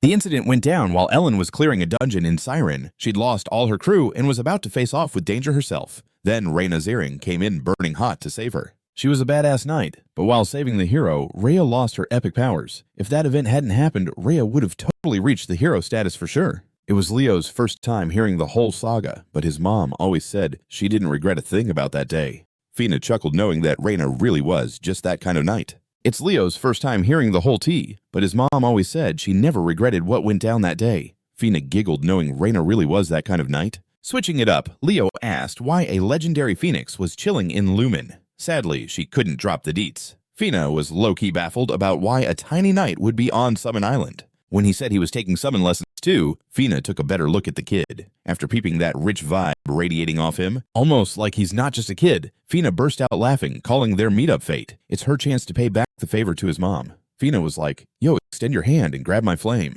The fire did its dance around his hand, eventually shaping into an egg. Inside was a baby phoenix. Fina's dreaming that one day when he levels up as a summoner, Leo will strike a deal with her offspring. It's a bummer the summoner was supposed to get the egg, but she's really rooting for Leo. When the dude asked if he could hatch and bond with it now, the phoenix nearly hit the ground in shock. Before she could halt him, a fireball sparked around Leo. Fina tried to warn him it was way too soon for this. Messing it up could seriously cost him. With mad focus, Leo hit the point of no return. Fina had to admit that his brave vibe of tackling the impossible without sweating came from his mom. All she could do was wish him luck. While hatching the egg, it felt like it was just him and the fire in the universe. Leo reached out, totally taken by the wild flames. Once his palm met the mini blaze, it erupted into a mad wildfire. Leo freaked and yanked his hand back. The heat was getting crazy and he could barely breathe. This is the power of Phoenix Flames. This challenge must be a way for him to vibe with what the legendary beast goes through. To spit out those freaking powerful flames, a phoenix has to endure killer pain daily. They roll with burnt flesh for eternity while regenerating hella fast. Even just a bit, Leo's starting to get their struggle now. So he stopped resisting and embraced the fire. It engulfed him as he joined the phoenix in its pain. The flames reached a peak, raging all around his body. Suddenly, the egg in his hands began to crack and shatter. Leo opened his eyes. A fresh perspective and acceptance of the pain carved into his soul. The fire that charred his skin swirled around the egg, speeding up the hatching process by a lot. Fina curiously asked if he nailed it, and he confidently replied that he did. She grinned and declared him a total genius for pulling off such a wild move. If a phoenix tells you, "You're going to be the best summoner ever," you better believe it. Before the egg could fully hatch, Fina was already congratulating the dude for sealing a deal. The eggshells turned to ashes, and what popped out was a super cute tiny chick named Fiora. Fina was so hyped that she shifted into her human form and trusted her baby to Leo. By all means, Fiora just looked like a regular red chick. She's mad cute though. By midday, most of the students had returned to the beach. Nearly all of them brought back harmless summons that are a piece of cake to find in the woods. Miss Ura turned to her buddy Carlo and asked how much time the rest of the students had left, while those who were still out only had 5 minutes to make it back. As she expected, the only ones still out were the 4 standout kids she had her eye on. Deep in the woods, a loud rumble could be heard. A giant bear charged out, smashing through trees and everything else in its path. Riding on the back of the fluffy beast was none other than the scruffy Chena. She managed to tame a cool aqua bear cub as her future knight. That's super impressive, but her awesome entrance was shadowed by the figure of her tamed beast. The quiet guy bagged a shadow crow for his summon and was now aura farming by chilling on one of its claws all the way to the beach. Even big-name summoner families would find taming a shadow crow a challenge. He got one but hasn't made a contract yet. He's meeting Miss Ura's expectations though. He went above and beyond. A minute later, the students started freaking out at the sight of a flawless white serpent slithering onto the beach with Eliza riding on top. Eliza confidently announced she snagged this Gorgon snake just because they didn't have one in their fam yet. She's just out here farming for the Pokedex. Carlo finally hit the timer, signaling the end of the exam. Luckily, the last dude made it back just in the nick of time. Compared to the other three's epic entrances, Leo just casually ambled onto the beach with a tiny chick chilling on his head. While his classmates inspired fear and awe, he just radiated cuteness.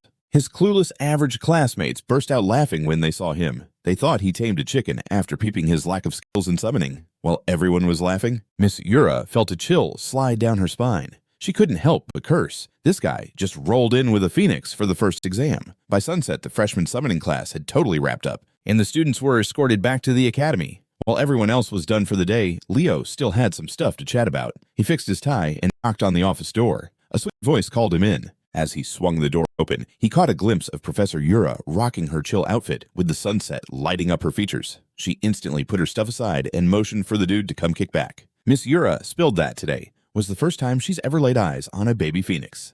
Like seriously, she didn't even know there was a mystical summon chilling on the Summoner Island. A freshman making a pact with a phoenix. That's some next level stuff that's never been done before at their academy. Miss Ura moved in closer to the guy, her hair kinda enveloping him. Then with a curious look, she told him she knew what he really was. Leo gulped nervously. Maybe he flexed too hard and let slip his true identity, but all his worries vanished when Miss Ura pulled him in for a tight squeeze, calling him an unprecedented summoning genius. While she totally wanted to hype him up for what he pulled off, she thought it'd be smart to keep his contract with the Phoenix under wraps for now. If that big news dropped, things would get wild real quick. For now, she insisted he should pick summoning as his main major the day the exploratory classes wrap up. In her eyes, this dude has the raw skill to become a summoning hero who'll be legendary. By the way, I know what you're all thinking, but let's be real. There's no way you're going to be her summon. The next day, Lumina Academy woke up to a gorgeous morning. Khloe strolled through the halls, still half asleep and yawning from pulling an all-nighter. Carr caught her yawning and teased about her mouth getting stuck like that if she kept it up. Khloe looked wiped out because she had been cramming magic books late into the night. Spotting the girl he bumped into a few days back, Leo pulled out Khloe Muller's ID from his pocket and handed it back to her. She thanked him for saving her the hassle of getting a new one. What seemed kind of weird to her was that Leo was also planning on hitting up magic classes. He explained that since they were still in the exploratory phase, he figured he might as well soak up as many lectures as possible. Meanwhile, Khloe was just in magic, so she was only attending classes that were about that. Carr whispered to his homie that this Khloe girl, the Ice Queen, was aiming for the top of the magic department. You see, Carr just doesn't know when to be quiet, and of course Khloe heard that whole thing. He felt the temperature drop the second she shot him a glare. Just when he thought about sneaking away to the back, a giant ice pillar popped up in his way. It was a perfectly crystallized pillar that almost trapped Carr inside an iceberg. With no escape route, Khloe yanked him into the front seats, so he'd behave and actually pay attention to class. Right after that, another couple of familiar faces popped up in the lecture hall, none other than Abad and Chelsea Luan, the super elite mage fam. Suddenly, the door swung open, and you could feel the whole vibe of the room change. As he stepped in, he basically stole everyone's attention. Making his way to the podium, the girls started blushing and whispering about how hot their magic professor was. With a slicked-back hairstyle, a dapper tie, and overall fresh-style Len Horses, introduced himself as the first-year Magic Division professor. He brought along a fat stack of paper. Before diving into today's exploratory class, he wanted to kick things off with a bang. With a snap of his fingers, the whole stack of paper on his desk flew around the room, landing perfectly on each student's desk. For the intro, everyone was going to take a magic theory exam right off the bat. You could tell everyone was shook to find out they were getting tested on magic theory before a single lecture. Professor Lenhors made it clear that any student who flunked would be tossed out of his class. Since they're all Lumina students now, this was just the standard. When they wrapped up the exam, they had to hand in their papers to his assistant Anna. Unlike Professor Horse, Assistant Professor Anna was like a burst of sunshine. The one who took the biggest hit from this first-day exam had to be Leo. Just one look at that first question, and he knew he was in big trouble. He was totally lost when it came to the latest magic trends. The increasingly complex formulas on his paper were just a jumbled mess to him. With the clock ticking, every student was pushing hard to squeeze out whatever brain power they had left to tackle those tricky questions, while the grains of sand trickled through the hourglass. Tensions were high. Their futures as magic heroes hung in the balance with this exam. When time was called, everyone was chatting about how surprisingly easy it was, but not a single one of the brainiacs managed to answer that last question. In contrast, Leo was freaking out. He only managed to answer one question, even though he did his absolute best. As he shakily turned in his paper, he regretted not digging into modern magic more before showing up here. Thinking it was toast, he bolted. He couldn't take hanging in the class out of sheer embarrassment. He figured he should just hit the books for magic in his own time. For the past 100 years, magic has been leveling up super fast. Magic that once required a genius-level understanding of complex ideas can now just be worked by memorizing a bunch of boring activation conditions. Anna's like a bright ball of sunshine, but the one getting totally wrecked by this first-day exam is definitely Leo. One glance at the first question, and he instantly knew he was done for. He's totally lost when it comes to the latest magic trends. The fancy formulas on his paper are like a foreign language to him. As the clock ticks, every student tries to squeeze out every last bit of brainpower to answer those tricky questions, while the sand slips to the bottom of the hourglass. Tensions through the roof. Their future as magic heroes hangs on this exam. When time's up, the students chatter about how surprisingly easy the exam was, but none of the top-notch kids managed to nail the last question. Meanwhile, Leo's just stressed out. He barely managed to answer a single question, even though he totally put in the effort. As he nervously handed in his paper, he was seriously regretting not being more prepared on modern magic before rolling up to this place. Thinking he was totally done for, he bounced out of there. He couldn't handle the cringe of sitting in the lecture hall any longer. He figured he'd just hit the books and learn magic on his own time. Over the past 100 years, magic has leveled up big time. What used to need a genius-level understanding of complicated stuff can now be done just by memorizing some super boring activation rules. Professor Horrors quickly checked the papers. Dude didn't even need any supplies, just raw dogging it with his fingers. Meanwhile, Leo's like magic's evolution is totally whack these days. Memorizing stuff has made all the magicians today kinda lame. After peeping the exams, the professor flexed a bit, showing off some magic skills to his students. He summoned a bright light orb that lit up the whole lecture hall with wild runes and crazy concepts floating around. This is the magic he crafted from scratch, from the ground up. He built this magic algorithm brick by brick. The aim of his class is to create wizards who can research and whip up their own magical vibes. That's also why he had them tackle a quiz on the very first day of exploration classes. There were 49 questions, 1 point each, based on simple memorization of getting trickier concepts. The last question, worth 51 points, digs into the real core of magic. Professor Horse is hoping his peeps can totally crush that last question one day. Chelsea lets out a sigh of relief. She's now chillin', knowing that no one else probably aced that last question. She didn't even know where to kick things off. Looking up, she sees Leo's seat empty with his test paper just chillin'. Thinking he must have bailed. That kind of bummed her out. It would have been awesome to hit magic class with him. After the professor's hype speech, his assistant snuck up to him and whispered something with urgency. Anna quietly spilled the tea that there's a student who nailed the 50th question right, totally throwing the stern professor for a loop. The serious Len Horace was nowhere to be found. He cracked up in front of the class when he heard the good news. He asked his class, who just made history by being the first student to nail the 50th question on the first try and snagged a perfect score. Professor Horse was blushing and drooling at the thought of shaping a future magic genius. But then Anna hit him with a reality check, saying that the student didn't get a perfect score. But whatever, he didn't let that kill his vibe. He figured the student probably missed a few questions because they spent way too long on the last one. Then Anna casually dropped another bombshell. The genius kid only solved the last question and skipped the other 49. The professor demanded the name of the kid, and Anna handed him Leo Plav's student file. Professor Horse called out Leo's name, telling him to stand up, but it was too late. Even his squad didn't catch him slipping out of the room after shamefully dropping off his paper. To break the awkward silence, Chelsea cautiously raised her hand and explained that Leo dipped right after he finished the test.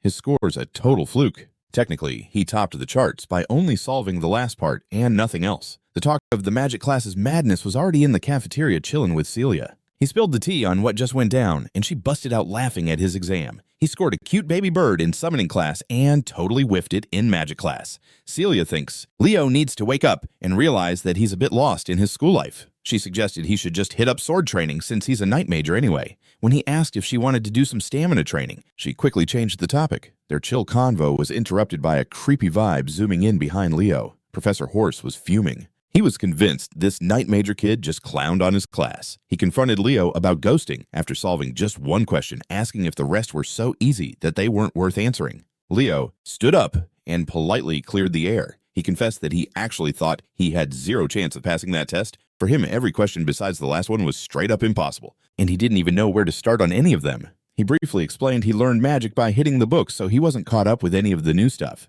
A light bulb started flickering in the professor's brain. He then scooped Leo off the floor like he was a kitten or something. When he let go, Leo was more confused than ever. Meanwhile, the professor's eyes were lit up with excitement and possibilities as he urged Leo to follow him for a sec. Leo didn't even get to say no or ask where they were heading. Professor Horse yanked his collar and dragged him out of the cafeteria like a kid with a shiny new toy. Celia was sitting there frozen. It was her first look at the Academy's professor of magical theory, and he definitely left a wild impression. Poor assistant Anna missed her boss by a heartbeat. She totally failed to keep an eye on Len Horse, who was just being a bit too extra. The poor girl hadn't even caught her breath when she tried to chase after the weirdo. The professor dragged Leo to his office, started scribbling magic theory questions on the chalkboard, and asked the kid to solve them. He figured if Leo cracked that last question by sheer luck, then he must have his own magic system brewing in his mind. Professor Horace stood back, waiting for the dude to show him a whole new magic system through the solutions. But not even 10 seconds ticked by, and Leo had already jotted down his final answer on the board. Shocked and a little spooked, he asked if Leo had actually solved all those questions in his head. So basically, Leo hit the jackpot. The professor finally scored big after forever of being basic. He discovered a total gem ready to transform into the ultimate hero. Professor Brojo Storu is just chilling outside, strolling through the halls, totally unaware that his day is about to get blown up by his super hyped co-worker. Professor Horace came running over with this huge, goofy grin and a sparkle in his eyes like a kid on Christmas. Bro wasn't having any of it. He knew his colleague's excitement would wreck his peaceful vibe, so he just turned around and started bailing out. Lenore grabbed his feet, thanking him like an overexcited puppy. Professor Albie had to whip out some magic to keep Len away. This ain't the first rodeo with Len Horses acting wild, but today, dude was pushing the limits. Professor Horse didn't care that he was floating around like a balloon. He just wanted to show his appreciation for uncovering the absolute genius that is Leo Plav. Albie was puzzled. Why is this magic nutcase calling a knight in training a magic whiz? Hearing knighthood and Leo together made Professor Horse super mad. He insisted that the kid's gotta become a sorcerer at any cost. He couldn't just stand by and watch such a talent be wasted swinging around metal sticks. Finally, his sidekick and unofficial babysitter Anna caught up to him while he was losing it about how sending Leo off to be a knight would totally trash the sorcery scene. Albie dropped him like a hot potato. At least he was grateful for Anna catching him. After hustling all over campus, the sunshine and rainbows vibe of his assistant was gone, as she insisted they head back to class. Speaking of which, Leo strolled past all the chaos, and Professor Albie shot him an encouraging smile. The kid thought sorcerers hadn't changed a bit over time. They're still all a bit wacko. A week after the whole magic theory mess, exploratory classes finally wrapped up. Leo was just vibing on the roof, lost in his book away from all the drama. He was doing his usual deep dive into his own legacy. Today, Kyle, the so-called hero at the start, got clowned as a total fraud. Watching the world move on without him was heavy on his mind, while he was zoning out contemplating time on the rooftop. The first-year professors were darting around campus like they were on fire. They busted into the principal's office without knocking, throwing down complaints. Professor Elin was clutching Leo Plav's application form like it was the Holy Grail. And the kid's major courses included knighthood sorcery and summoning, covering all the hero essential skills. After seeing the kid's potential in all three, the professors started battling to recruit him for their teams. Plus, a student tackling every major is totally unheard of in any hero military school. They think students should stick to one track. Principal Bodian just laughed at their back and forth saying Leo reminded him of that legendary hero from all those epic tales. Hearing the principal made the professors pause their drama. Principal Badian pointed out that only the fifth great hero, aka the hero of the beginning, Kyle, could pull off mastering all disciplines in history. Meanwhile, Celia and Chelsea were gasping for air after sprinting around the track. Carr found Leo just chilling under a tree and asked why the girls were pushing so hard on a weekend. Chelsea asked Leo to train her, and he was down. But that didn't clear up why they were just running laps, though. Leo simply said that above all else, he already crushed all classes in history. Meanwhile, Celia and Chelsea are out of breath sprinting around the track. Carr found Leo chilling under a tree just soaking up the shade. He asked Leo why the girls are working so hard on a weekend. Chelsea asked Leo to help her train, and he was all in. But seriously, what's with all the running in circles? Leo just shrugged and said above all. Even more critical than weapons, a hero's gotta have mad stamina. This cardio grind will build that up. Even Chelsea was totally down with the idea that stamina is the key for a battle mage. On their break, the girls swarmed Leo as he tossed them water bottles to hydrate. Surprisingly, Chelsea seemed pumped about cranking up her stamina on the weekend. She was eager to run with Leo. As soon as Celia heard that, she spit out her water, recalling the struggle of training with Leo. Since he was already planning to run anyway, he thought he might as well direct them. But Celia had vowed never to run with him again. Noticing their exchange, Carr asked Celia and Leo what was up between them and why they were all buddy-buddy. He even thought they were a couple at first. Celia set the record straight, dropping the bomb that they were just cousins. Leo is her aunt's son. The revelation that Leo had Xaringer blood running through his veins totally stunned Carr and Chelsea. Leo finally got off his butt and started stretching to join the girls for another round of painfully boring cardio. Not wanting to waste time training, Carr bounced out. He wanted to explore Lumina City a bit more. Celia tried to tag along for the fun adventure, but Leo had already yanked his cousin back. Today was a training day. Carr couldn't shake the thought that every noble in his circle was a bit ridiculous. Time flew, and the big day for class assignments finally came around. Leo walked into Class 1-5, the room he was assigned to. Inside, he spotted Carr chilling, waving him over to sit by him. The sneaky businessman was the first one there since he had already scoped out what class he was landing in. Say what you want about Carr. That dude is a pro at digging up info. There's another familiar face. He was the first to roll in since he kinda knew which class was his. Say whatever you want about Carr, but the dude's got a talent for gathering intel. There's someone else familiar around. Today's the nail-biting training day. Carr couldn't help but think that every noble in his circle has zero dignity. Time ticked by, and the big day for class assignments finally hit. Leo strolled into classroom 1-5, and there was Carr waving him over to the seat next to him. The crafty dude was the first one there, because he totally knew where he was supposed to be. Seriously, he was the first to show up with a heads up about his class. Say what you want about Carr, but he's got a gift for scooping up information. There's another familiar face. Chelsea's totally zoned out in class. Seriously, after that wild weekend training with Leo, she looks like she might be a zombie. Carr was curious about the madness Leo put the girls through, and he shot back that they were just going over the basics. Out of nowhere, a couple of wannabes popped their heads into Class 5, the so-called class of misery, and started throwing shade, wondering how many of their sad junior pals would still be here after the first semester. A sleepy voice cut through their trash talk. He made it clear that these two senior losers were way more pathetic in his eyes. The two wannabes turned around and you could see the color drain from their faces. This dude with messy dark hair and a scruffy beard was standing right there. His vibe was intense and scary. That's Herod Edmund, the homeroom teacher of Class 15, aka the Wailing Wall. This guy told the extras to make a human chair, and they did it without question, totally freaked out. He plopped down on his human stool and called his students useless. Class 5 is officially the fail squad, scoring the lowest of all the new peeps. Professor Edmund knew they'd already heard the crazy stories about him. He asked if anyone knew why he chose to take on this cursed class. Carr slowly raised his hand, saying the Wailing Wall must be here to help them get their grades up. The professor already recognized Carr Thomas by his full name. Pretty hilarious for someone sitting at the bottom of the ranks. Professor Edmund switched gears and asked if anyone in this sorry class knew what it means to be a Lumina Academy student. Chelsea bravely put her hand up and said it's their job to seize the hero's world in practice missions.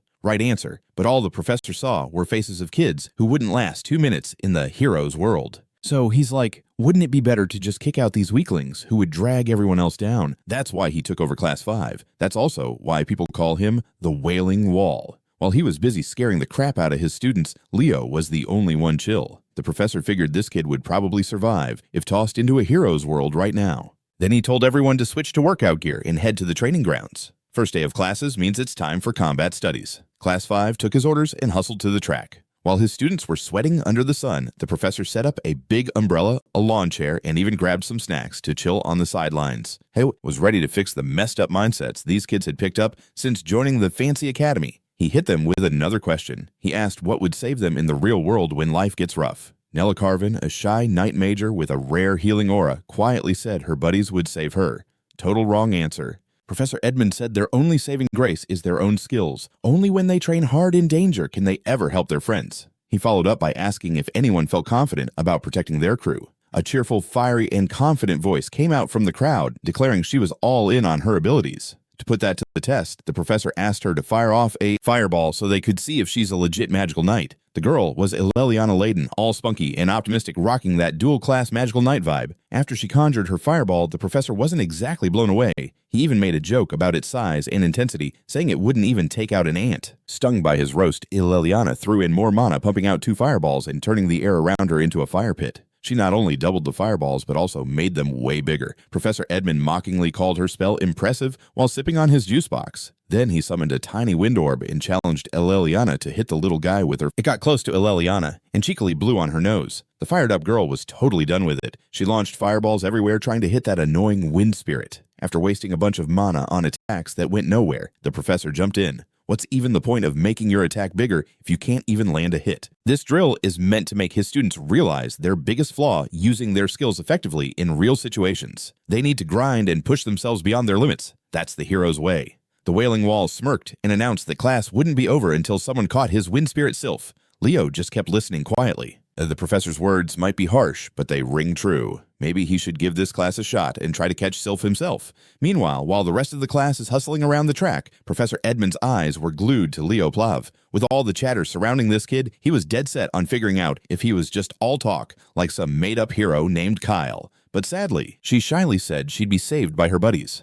Wrong answer, though. Professor Edmund stepped in and said their only lifeline is their own skills. Only by sharpening their abilities in the heat of battle can they hope to help their friends out. So he asked if anyone was feeling confident about their protective game. A cheerful and fiery voice piped up from the crowd, claiming she's got it all covered. To test that, the professor told the girl to whip up a fireball so they could see if she's cut out to be a magical knight. That girl was the spunky Allelliana laden, a dual-class magical knight. After she showed off her fireball, the professor still wasn't buying it. He even made fun of its size and heat, saying it wouldn't even be enough to take out an ant. Feeling challenged by the professor's shade, Allelliana pumped more mana into her spell, blasting out 2 fireballs while turning her surroundings into a raging inferno. Not only did she crank up the number of fireballs, but she also beefed them both up in size. Professor Edmund sarcastically called her spell impressive. Chugging his juice box, he summoned a tiny orb of wind and told Allelliana to try and hit that little guy with her oh-so-amazing fireball. That orb of wind ended up turning into a wind spirit zipping around like it had its own mind. It swooped close to Allelliana and playfully laughed at her fire, even giving her nose a little poke. The super hype young lady was definitely not having it. She started launching fireballs like crazy, just trying to take down that annoying wind spirit. After wasting her mana with a bunch of attacks that didn't even touch the professor, stepped in.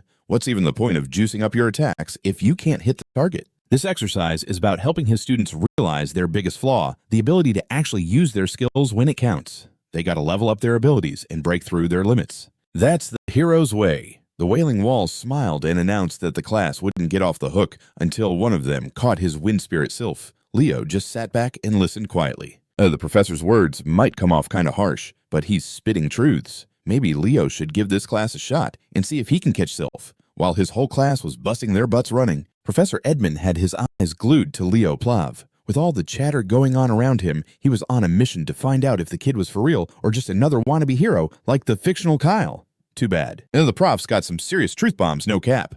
Maybe he should hit this class and try to snag the sylph. While the whole crew is hustling around the track, the prof's just chillin'. Edmund's eyes are locked on Leo Plav. With all the buzz around the kid, he's hell-bent on figuring out if he's just a total fake like that made-up hero Kyle.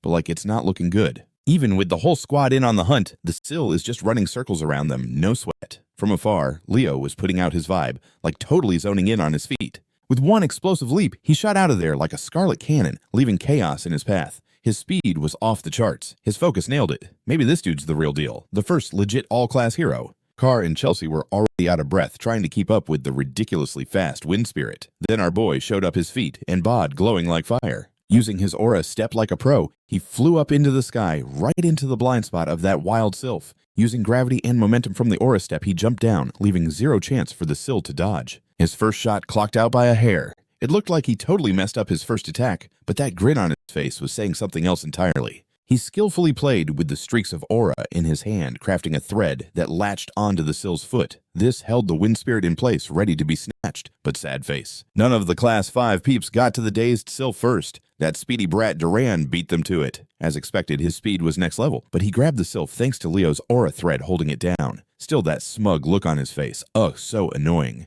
Another dude strolled in, clapping like he's at a concert. This fancy dude is Sedan, the homeroom teacher for Class 1. Right now, he's second in the graduating vote, taking this chance to flex his class's talent, even offering to teach Class 5 a thing or two. Meanwhile, Professor Edmund is totally checked out cozy in his chair, sipping some juice boxes. He then asked his bud to cover his class for the day. While Professor Sedan is all about that number 2 life in graduating votes, this chill guy crushes it at number 1 every year, like it's nothing. The students, especially Carr, are totally hyped to peep the showdown between these two legends of Lumina Academy. They've been at it for over 20 years. Professors A. Yura and Len were like their apprentices. Overhearing Carr's rambling cute little Nella Carvin asked how he knew so much about the Academy's drama. The poor dude has 0 RZ and is kinda timid. Professor Sedan just laughed like no biggie. He doesn't get what his rival is scheming by taking the worst freshman class, but he's super down to find out. So he asked for a competition between Class 1 and 5 for the event they're throwing down with Lumen's classic ball sport Basta. Professor Edmund stood up from his chill spot, calling Sedan a genius. He shook his homie's hand, saying learning through doing is the best way. After accepting the challenge, he plopped back in his comfy chair, leaving all the officiating and supervising to Sedan. Professor Sedan is shook, wondering how he keeps losing the graduating vote to this lazy dude while his students look at him in pity. At least the wall of complaints hit up his class again, saying this Basta match against Class 1 is a prime chance for some real practice. And one last thing, he warned them that if they bomb this match, everyone in the class is getting expelled. Hearing this, the students hit a wall of shock, since it's their first class ever with him. Plus their opponents are Class 1 who have 3 captains on deck. Herod doesn't care about excuses and tells them to step it up even more. Also, he thinks they shouldn't sweat it, since they got the freshman representative in their corner. He told Leo to pick out 6 champs for the game. Thinking it over, Leo feels like he's being tested for some reason. It's not disgust he's feeling, but the crew in his class has lost their spark after just 1 week. With their morale in the dumps, Leo figures that Herod wants to use him to lead the downcast Class 5, since they've lost all hope.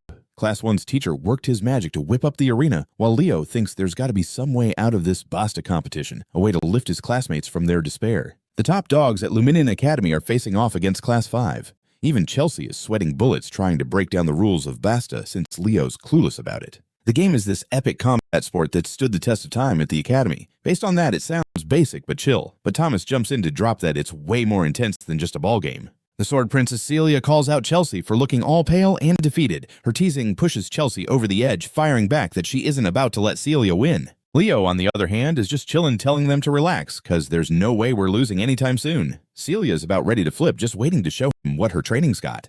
Khloe couldn't care less about the talk. She's dead set on scoring a win against the freshman star, totally flipping the script from their last match. Either way, Sin tells the players to hit up the arena. Leo looks over at his crew, asking who's down to join. 2 of them step up, Chelsea and Allelliana. The stakes are sky high since losing means expulsion, which is why. The game is a hardcore combat sport that stood the test of time at the Academy. From that description, it doesn't sound special at all. Just a typical ball game, right? Thomas drops the truth that it's way more intense than that. In reality, it's a lot scarier than just a game. The Sword Princess Celia pokes fun at Chelsea for looking all pale and defeated. Her teasing ends up getting Chelsea all fired up, swearing she won't back down. Leo, on the flip side, is chill as ever, telling them to take it easy because they aren't losing anytime soon. Celia's livid and can't wait to show him just how hard she's trained. Then there's Khloe, determined to score a win against the freshman rep this time, instead of the last time they faced off. Anywho, Sin tells everyone to get ready and step up to the arena. Leo looks to his classmates and asks who's in. 2 of them jump up, Chelsea and Allelliana. The stakes are high since losing means they're out of the Academy for good, which is why they're totally down to do whatever it takes to win. Thomas and the crew quickly vibe with Leo when he signals the professor that class is about to kick off. Sedan pulls out the ball and tosses it up in the air like a boss. Everyone on both teams is locked onto the ball. The game kicks off with Duran and Leo going for it, but Lightning Boy is like a split second faster and snags the ball, taking charge right out the gate. For real, the game just started, and this dude Leo thinks it's the perfect moment to figure out the rules. Turns out they're pretty chill. All he needs to do is charge the ball with aura and launch it into the goal without using his body. First team to score 11 points gets the win. Duran is going wild and blasts the ball at crazy speed, making Leo dodge it at the last minute. Thomas dude couldn't even see the ball zoom past him and score right into the net. Duran from Class 1 just snatched the first goal, and it's already thrown Class 5 into a deeper despair. Tide is feeling the heat and thinks they're totally going to get kicked out at this rate, so Leo's curious about how to grab the ball. There are honestly 3 ways to do it. They can snag it if the ball goes out of bounds when the other team is up, or if they catch the ball themselves. Just as Tide is about to spill the last method, Allelliana gets wrecked by Celia's crazy throw. The Sword Princess is throwing shade at them for chatting instead of focusing on the game. Things are looking bad for Allelliana. Players can't just attack or block the others, so the third way to claim the ball is by making the opponent unable to keep going. The only way to do that is by attacking others with the ball. Leo's had enough and grabs the ball. He thinks it's time to strike back. But then he's out of the game, leaving Class 5 down a teammate. Both professors are watching closely. Sedan thinks any team rocking the fire element usually has a major edge in these games. And when it comes to the House of Xaringer, their flames are on another level. He can't understand why Herod decided to step up to this challenge, especially since the Sword Princess is in Class 1. He figures there's no way Herod's class can put up a fight. The laid-back professor just yawns, brushing off Sedan's thoughts like they don't matter. Talking to Sedan, Herod shares a blast from the past about his first student from Xaringer, the one known as the Empress of Basta, a real monster on the field. Herod's stoked to drop the bomb that her kid is out there playing for Class 5, and Sedan is totally shook. Back in the game, Class 5 is acting all whiny, feeling like they sold themselves short and regretting even coming to the academy. Celia spots Leo firing up his flames and gets that he's finally serious. Charging up a wicked fireball, he launches it with such insane speed that Khloe's icicle mountain is barely enough to hold it back. She's acting all confident, thinking she's stopped his attack. But Leo pulls a fast one and appears next to her, having totally read her moves. He confidently shouts that he's going to score no matter what. He leaps up and decks the ball with his fist, shredding Khloe's barrier like it's nothing. Even Sedan is impressed with the kid's battle smarts. Class 5 is hyped, cheering for their freshman star. The professor from Class 1 is clued in now that the real game is just heating up. Then we see a whole bunch of goals scored, making the score jump to 9 against 10. Lots of players were taken out during the match. In the end, the lightning-fast Duran makes his move, hoping this throw will end it all. But Thomas gives it his all, throwing himself in the way to stop the ball from scoring. He grabs the ball right on the edge of mana fatigue. In the end, Thomas collapses, putting both classes on equal terms. But Class 5 is left with just Leo, while Class 1 still has all three of their captains ready to roll. It's looking rough for their squad just based on numbers. Ice Mage Khloe is pumped to get her revenge after her last big loss. She conjures up a bunch of clones to amp up her game.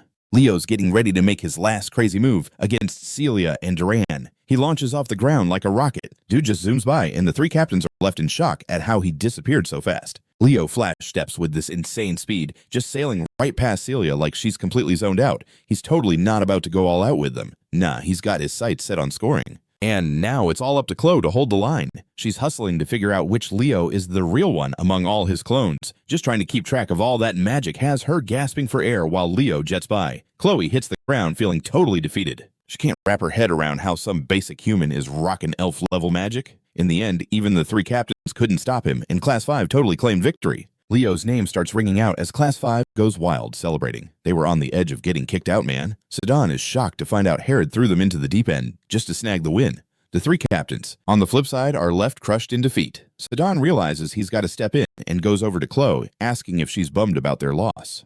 He reminds her that even when you lose, it's all about giving respect to your opponents. That's the way it goes. He gives a nod to their effort in trying to secure a win for Class 1. Sedan's super proud of all the students who busted their butts, and even those who cheered their pals on.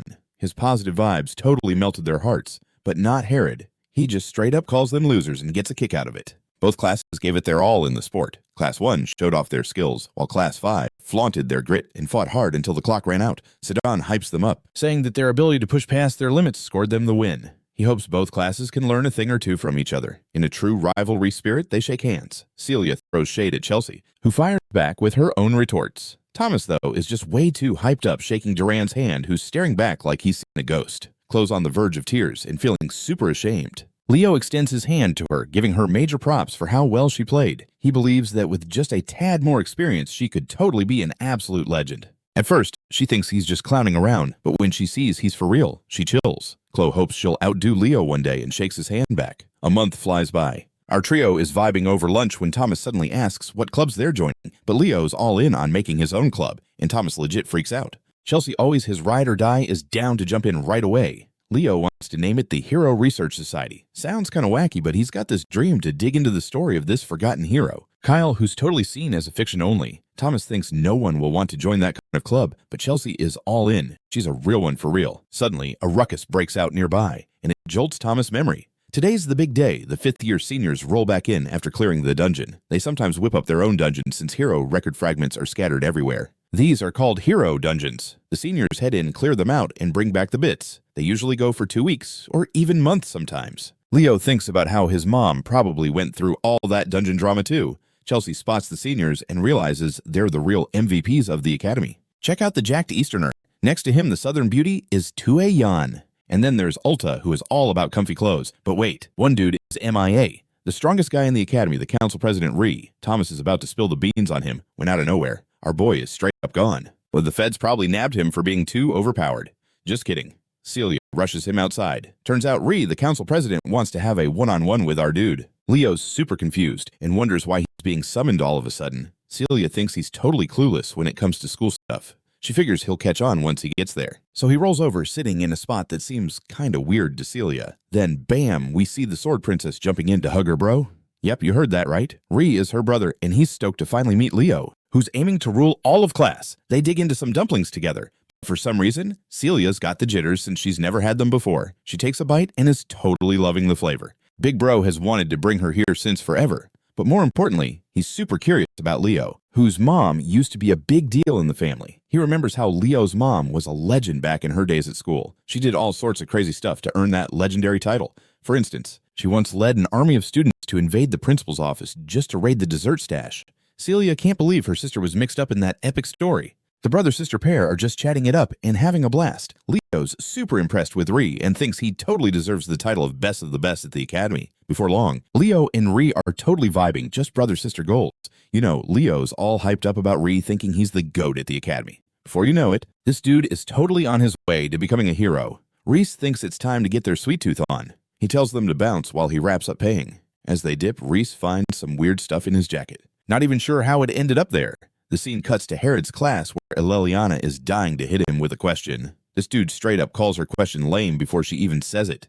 He's got zero chill. Allelliana wants to know why they still haven't picked a class rep for Class 5 when the other classes are already on it.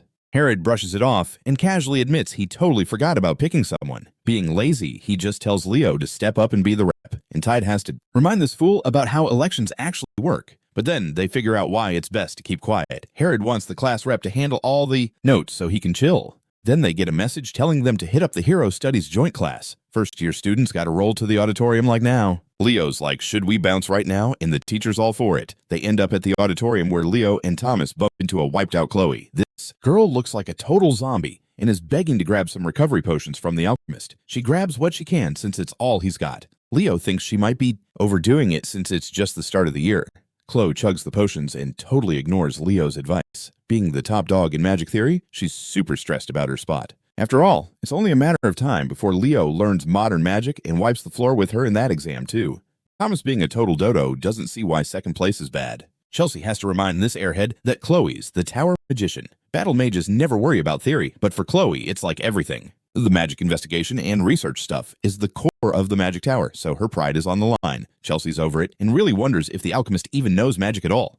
Meanwhile, Khloe still looks like a hot mess despite the potions and notices something weird. That's when we see Headmaster Kalian watching the strange reaction of the messed up hero's page. Ree brought the hero's page and claims it went off about something. It got messed up when it shouldn't have even reacted, and yet it did. There wasn't a relic around for that to happen. The headmaster asks when it reacted and finds out it didn't go off again. Kane's deep in thought and decides to figure this out on his own. He tells Ree to chill out since he just got back from a mission. The headmaster tells his assistant, Elena, to take the messed up heroes page to the auditorium in the Hall of Beginnings. He wants it to be there for the first year's joint class. We learn that even tiny fragments can react if the person in the hero records touches it. In this case, it's Leo, but no one knows that yet. In the Academy's auditorium, the first years are kicking it in their first joint class session. It's too loud, which is why the cute professor Artnian has to ask them to keep it down. Totally ignoring her, they just keep squabbling. Ariane's had enough and lets out her fiery rage, warning them with a shivering threat to shut it unless they're looking to get wrecked. Her sweet and shy vibe flips to full savage mode. She goes off on them for being total idiots. Ariane's shocked when they all hush up. She goes back to her sweet and shy act like nothing just happened. Meanwhile, the other students are sweating bullets, but they've just accepted that she's terrifying when she wants to be. Leo's noticed her powers and sees her as a spiritualist, which are super rare, even from his last life. Ariane kicks off the class with a dagger in hand. She talks about how the hero record showed up and what got the hero clans to come to life in the first place. To open a hero's world, you need something that means a lot to that hero. basically a medium or whatever. That's why it's so much easier for the hero's descendants to unlock a hero's world without breaking a sweat. That's also why the Academy holds on to the heroes' records, cherishing the connections between their families. To give you a dope analogy, it's like the connection between a key and a treasure chest. Leo's vibing with her explanation and is all ears for what's next. Ariane keeps stressing how important hero studies are, which is critical for digging up clues about a hero's world and leveling up their knowledge. As the students level up through the years, they'll end up picking a hero to gain power from and wipe their pages clean. The professor's explanation gets interrupted when Elena shows up out of nowhere. She whips out a fragment of a hero record that the 50-year students just scored.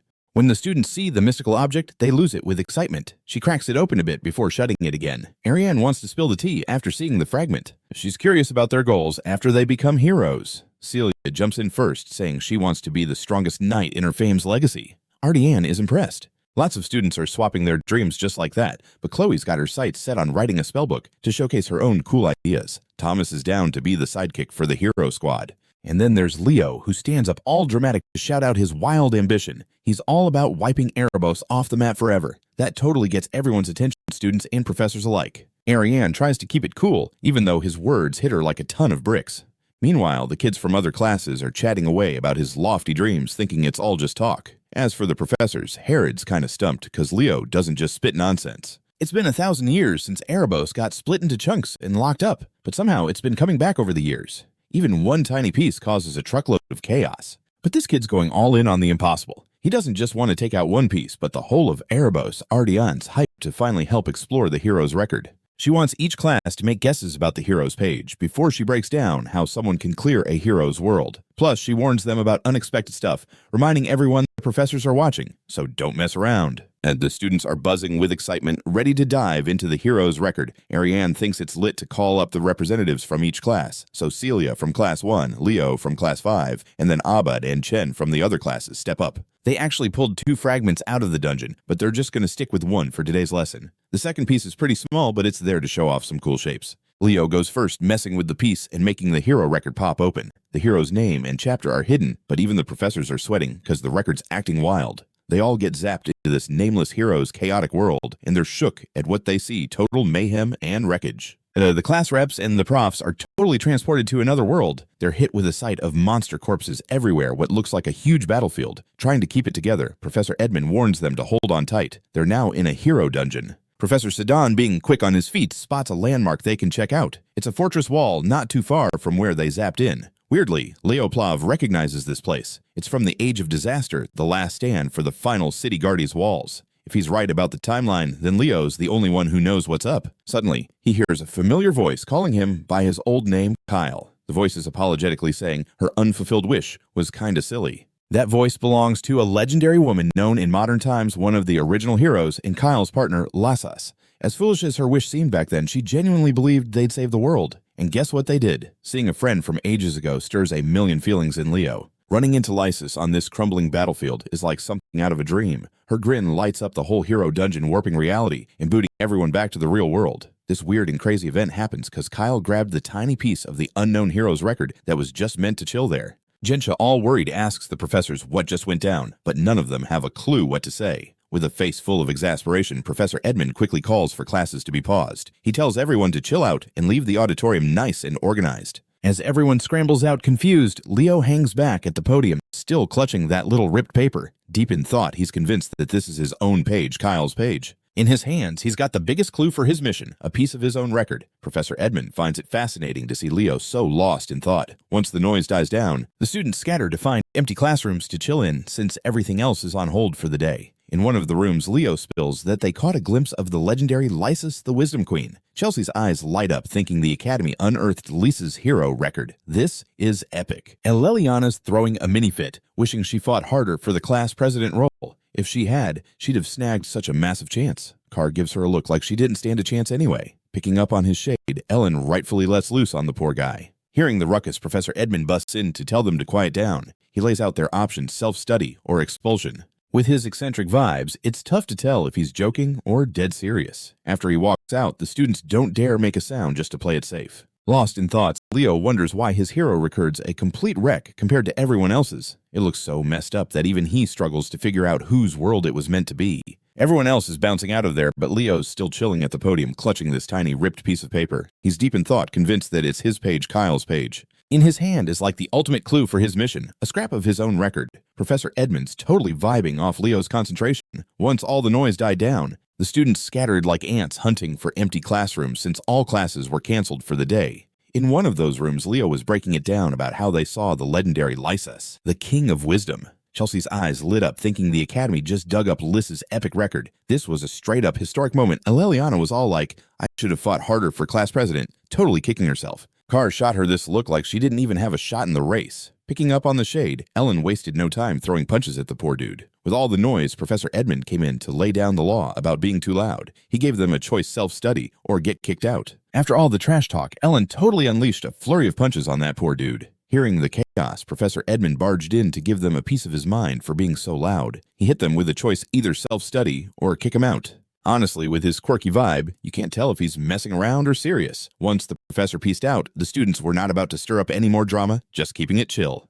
Leo was deep in thought, wondering why his hero record was such a hot mess compared to the others. It looked so jumbled that even he had trouble figuring out whose world it was supposed to represent. The opening line totally hid the name of the world in the chapter of the record. It was like someone went out of their way to wreck his record just to wipe out his whole legacy. Since hero records are old-school relics that let you inherit a hero's powers, messing with one means someone doesn't want to see a new hero pop up. The one and only suspect with the motive and skills is totally Arabos. Yeah, he might be all shattered, but his power is off the charts. This whole situation just revved Leo up to figure out why his hero record got totally wrecked after the whole hero record drama a full month of boring school life went by. Now let's switch gears to the magic department class. In there, the super stylish Professor Horse is spilling the deets of their midterm practical exam assignment. The freshmen gotta whip up their own unique magic. When they heard unique magic, the little mages freaked out. Original magic is all about showing off a magician's own vibe, creativity, and power. In this day and age where activation techniques are all the rage, magicians hardly want to create their own spells anymore.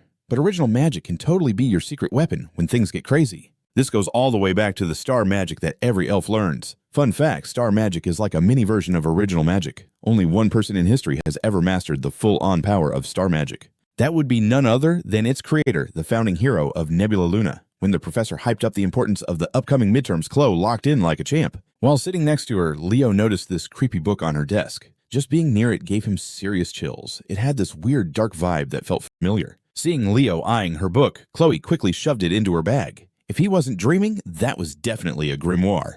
Right on cue, Professor Horse wrapped up the class and wished everyone luck crafting their spells. As the first years started to shuffle out, Leo chased after Khloe and grabbed her hand. She was totally caught off guard and shot him a look that screamed, "Nah, cool." Leo grinned and asked her to grab lunch with him. Obviously, he had some sneaky reasons. He noticed how sketchy she was acting when hiding that grimoire, and he wanted the scoop. Khloe swatted his hand away like it was a mosquito, turning down his invite and claiming she didn't have time for any of that nonsense. Her mind was all about beating Leo in the practical exam. Just to clear the awkward air, Carr jumped in with his usual upbeat vibes. He called Leo a rascal for daring to push for the top spot against the Ice Queen in magic studies. Khloe is still salty about losing to Leo in technique, but when it comes to pure magic, she isn't letting anyone take her crown. With her fists clenched and fierce determination, she swore she'd take home the win in the midterms no matter what. Leo knew that if he slacked off or didn't give his all, it'd be a major diss to Khloe's hustle. So like a true sportsman, Leo offered his hand and accepted the challenge like a boss, promising he'd prep hard. Khloe shook his hand, but there was something empty in her eyes. I've never seen anyone more locked in than the Ice Queen. Goofball Carr was spectating from the sidelines, totally amazed by how Leo managed to trick a girl into holding hands. Before sunset, Leo found himself at the epic and towering Tower of Heroes. He'd heard that inside this megastructure, there's a forbidden library at Lumina Academy. If he can get inside, he might discover some clues about what happened to his lost hero record. As he climbed the stairs, some upperclassmen were vibing with his aura. Halfway up, someone called out his full name. It was a senior with tan skin, curly hair, and big round glasses. Not gonna lie, she was a total baddie. While blowing her bubblegum, she said she'd been hearing a ton about the young prodigy from Professor Len Horse. This baddie's name is Tuayan, a fifth-year student in Lumina's magic department. Leo politely bowed and said hi, but didn't think much of it. When he tried to keep going up, Tarua blocked his path with her long legs, asking what a first-year like him was doing at the Tower of Heroes. Leo straight up replied that he was just there to meet the student council president. Seeing his confidence, Tarua got a little curious. She suggested that if he joined the magic department exclusively, he'd have tons of chances with the tower. She was kind of pushy even though he was already in magic classes. Finally, Tarua stopped messing with him and moved her leg out of the way. Leo kept going and thanked her for understanding. She gave him a bit of a warning, reiterating her wish for him to focus on magic before the semester wraps up. She made her point clear, and now it's up to Leo to figure out what that meant. He just flashed her his polite smile. When he hit the top of the stairs, he bumped into more seniors heading up in an elevator. He hopped in with them and hit the button for the 9th floor. To his embarrassment, the button wouldn't light up no matter how many times he smashed it.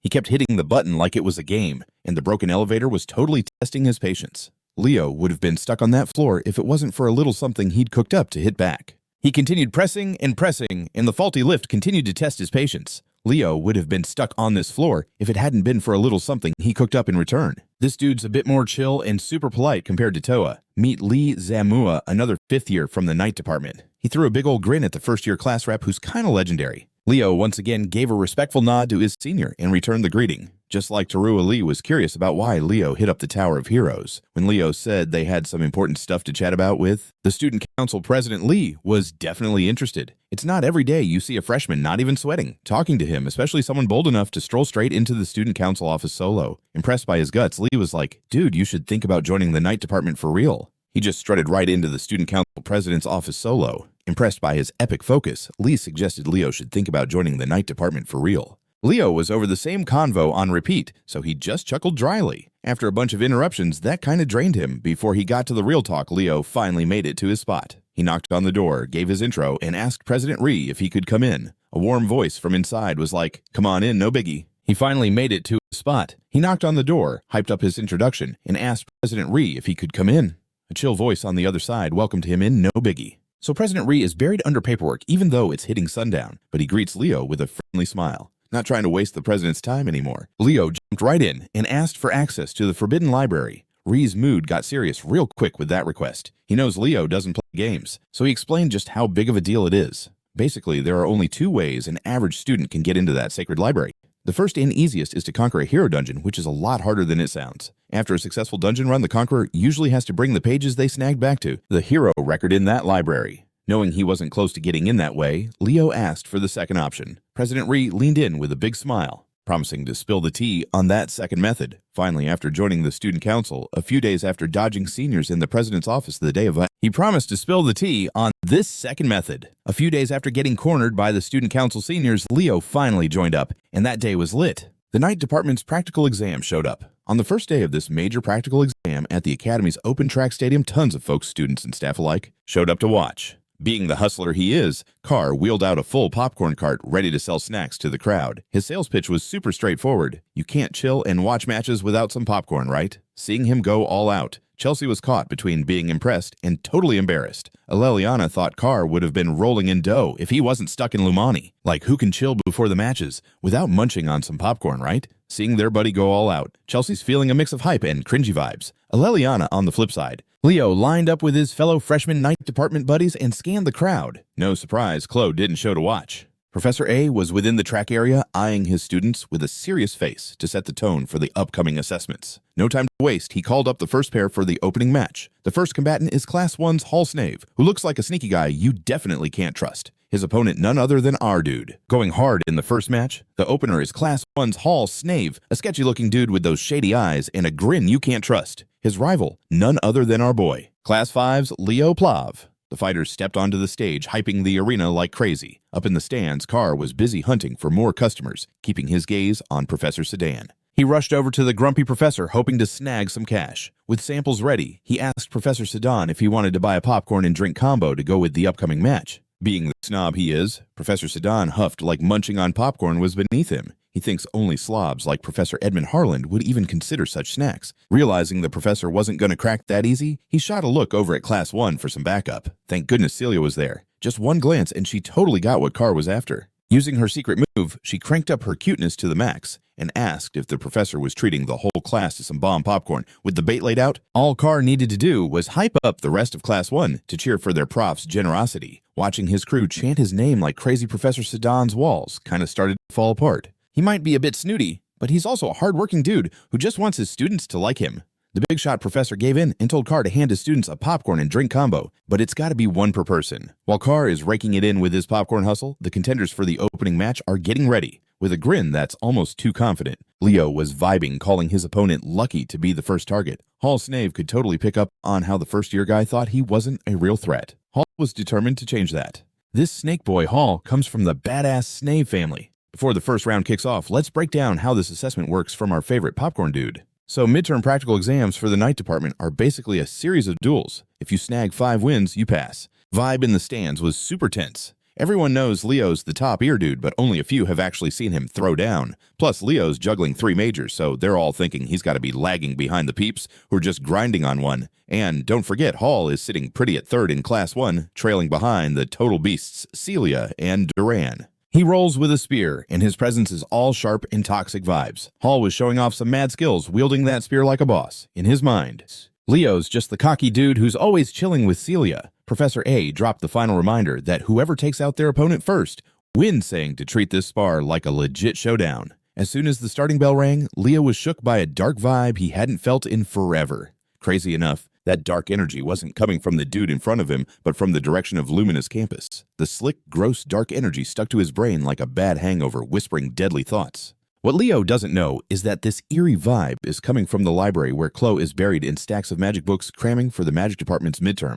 The formulas she's scribbling down are just joining the pile of ripped-up notes full of lame ideas she cooked up. The pressure is totally getting to that Ice Queen, no matter how hard she tries. She just can't whip up a magic trick that stands out with just her own skills and brains. Totally frustrated, she took it out on the books scattered all over her desk. The ghost of Leo's talent is living in her head, and it's slowly eating her alive. Her need to not lose to the boy wonder is pushing her to her breaking point. When she glanced at the books strewn across the library floor, one caught her eye like it was calling her name. It was the grimoire she's been lugging around for ages, with nowhere else to turn. She was sure this book was her last shot at winning. With the burning desire to keep that #1 spot in her department, her brain was wide open, ready for outside influences. Her struggle and that dark energy from the grimoire were so intense that Leo caught a whiff of it right in the middle of his first match. Noticing Leo look distracted, Hall seized the chance to close the gap and punish Leo for spacing out. He lunged his spear, aiming right for Leo's head. Luckily, our boy pulled himself together just in time and dodged like a pro. Pulling back, Hall rolled out his family's signature move, turning his spear into a poisonous, winding blade that straight up reeked of bad news. The snake spear moved unpredictably, slinking closer and closer to Leo's chest. Keeping cool, Leo caught the spear with his bare hand like it was nothing, not even flinching. Hall Snave was shook. Must have taken insane strength to stop him like that. Hall messed up by being shocked, losing his grip on the weapon as Leo ripped it from his hands. Refusing to let go, Hall got dragged along with his own spear looking like a total noob. Once he got close enough, Leo added to the embarrassment by giving Hall a cheeky punch with his hardened fist. It sent poor Hall flying off the track like a rag doll. He might have been distracted for a hot sec, but a seasoned player like Leo would never slack in a fight. Hall was mad about that embarrassing first hit, so he unleashed his aura to the max, filling the whole arena with toxic gas. He told Leo to stop flexing because the real duel was just getting started. Pumping out the green aura non-stop, the space was thick with poison mist. Hall was betting that since everyone keeps saying Leo can't even use aura, he could just ride on his own strength. Even if Leo's strong, there's no way to cover for a big weakness. Seeing that, green mist swirling around Leo summoned his fiery aura, totally digging how rare poison auras are. As the mist tried to creep into his space, Leo effortlessly burned the poison away without breaking a sweat. Still feeling confident with his so-called superior technique, Hall cranked up his aura even more. He figured unless those flames were on Celia's level, he'd take the W in the end. While the snake boy was busy patting himself on the back, Leo had already closed the distance without a scratch. Time to make this dude pay for being such a show-off and careless. Leo closed the gap between them like he was straight out of a JoJo's episode. His fire was absolutely roasting the poison. The crowd was hyped, munching their popcorn as they watched the colorful display of auras in the arena. In the Class 1 seats, Duran was glued to the battle with his usual grumpy face. Celia was in awe while Chelsea was cheering for her man. Everything Leo does is fire in her eyes. Celia couldn't believe Leo cranked up his flame aura to such a crazy level. Poor Hall Snave was feeling the unexpected heat from Leo's flames as he got closer. By Hall's guess, Leo's blaze was already on par with Celia's, the top knight in their squad. Who would have thought that a dude juggling every major at the school could level up this hard as a knight? Still, Hall pulled himself together and got ready to bust out a move he'd been saving just for taking down Celia at the perfect moment.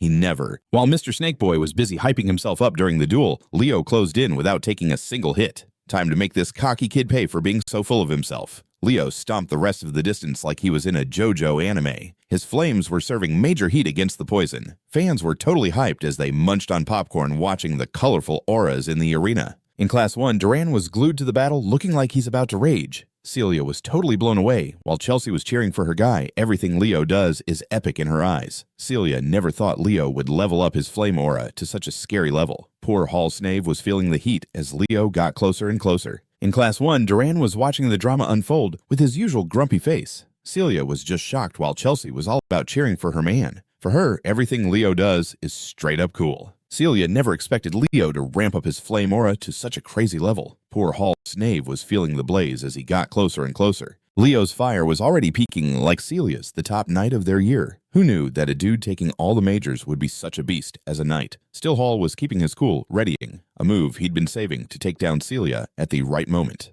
Who would have thought the Academy was this rad for a pure knight? Still, Hall was ready to bring out a secret move he'd saved up to take down Celia at the perfect moment. He totally thought he'd be forced to use it on Leo Plav in the first match of midterms. He twisted his vibe into this wicked poisonous snake thing, summoning a snake prison and flinging it at the other dude. Leo, being curious about what was up, just stood there and got caught in the snake prison, totally checking out the snake's vibe. Hall legit thought he was doing something epic. Even shot a glance at Celia in the stands while his cheeks turned all pink. The poor dude had been grinding on this skill to catch up to Celia's fire, and he was super hyped for his big debut. Celia, seeing him blush like that, sighed and pointed at the other side of the arena. Hall's momentary swagger totally distracted him from the fact that Leo was already cooking his snake prison alive, making the serpent's body bubble and sizzle like a hot dish. With one last push, Leo wiped out that sad aura spell without even breaking a sweat. Hall's eyes went wide. The move he busted his butt on got torched like it was just some lame spell. Mad, he tossed aside his aura and raised his spear to make a move.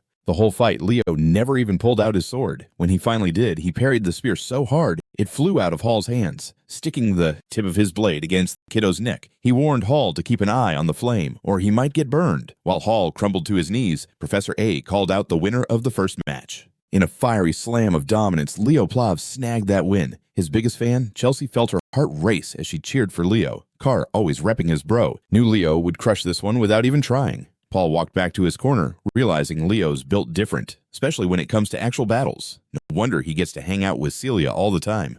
To his surprise, a familiar voice gave him props for his performance, even though he totally lost. Looking up, he spotted Celia smiling from the stand, celebrating his dope technique. Even though he flopped, Hall just got a compliment from the girl he'd been after, so it wasn't all that bad. He'll cling to that compliment forever. Moving on to the next match, the professor called Class 5's Allelliana to the stage, jumping right in with his spicy energy. Allelliana was all about knowing who she was going to fight right away.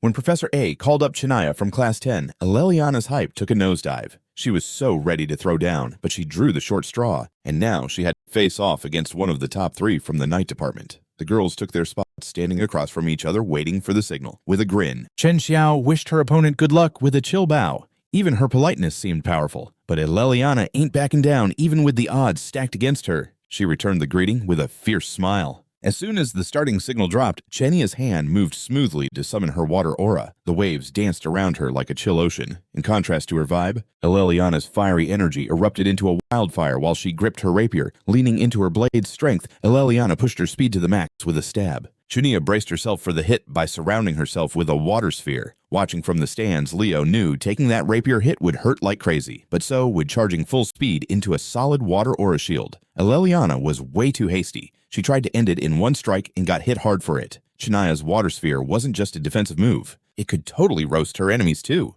In the second match, her chill power clinched the win easier than a breeze. Allelliana stood up and shook off the pain like a champ. Even with the cringy loss, she thought she didn't do too shabby. Leo kinda saw this coming. It was a rough matchup from the get-go. Still, the battle could have dragged on longer, and it could have gone better for Allelliana if she'd kept her cool. For the third match, Professor A called up the Night Department's top dog, Celia Zeringer from Class 1. Everyone totally flipped because this third match was about to be a blockbuster matchup that no one saw coming. Celia's opponent, Duran Moira, who was always stuck in second place in Class 1. Celia peeped her grumpy classmate and smiled. She could already tell this fight was going to be a blast, but you could tell Duran was taking this spar super seriously. Back in the stands, Carr somehow landed a 3-dimensional glass while high on his own stuff. He dumped the whole bucket into Leo's lap to share. All eyes were glued to the stage. You rarely get the chance to witness a clash of titans. The energy was electric, totally living up to the hype.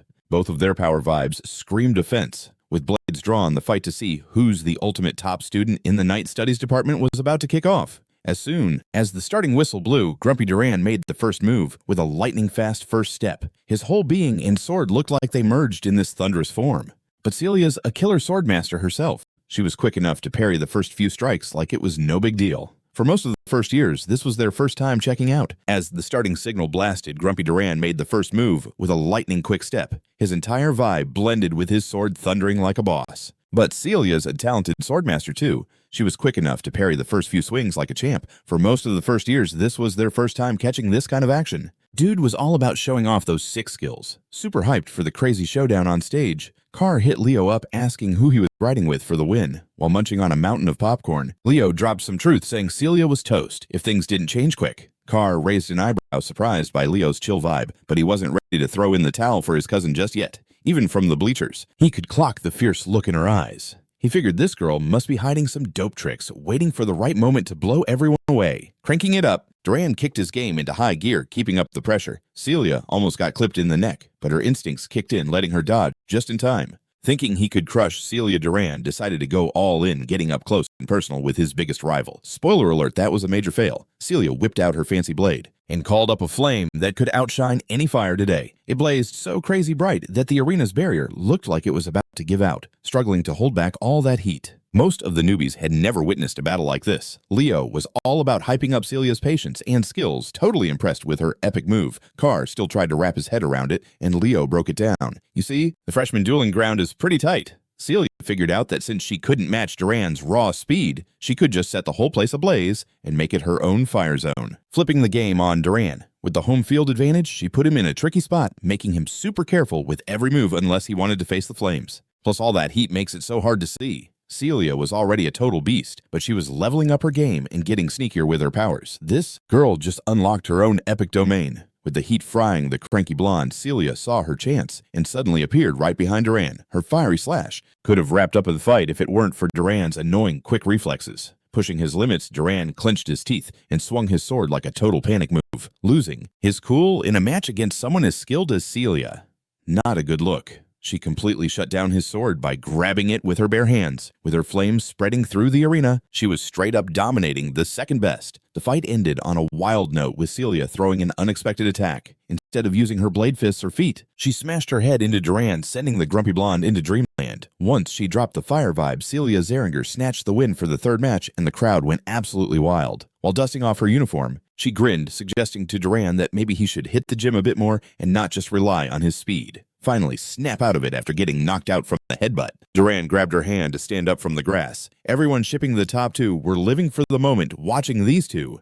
Leo was stoked to see his cousin's tough training actually paid off. Then, out of nowhere, nosy Professor Edmund appeared behind the guys, snacking on his own popcorn. Turns out, he'd been soaking in all the commentary from the class reps from the get-go. He found Leo's insights pretty smart. By the end of the day, every single match in the Night Studies practical exam went down great. Celia Zeringer wrapped up the day with 4 wins and 1 loss. Duran Moira did the same. Same for Chania.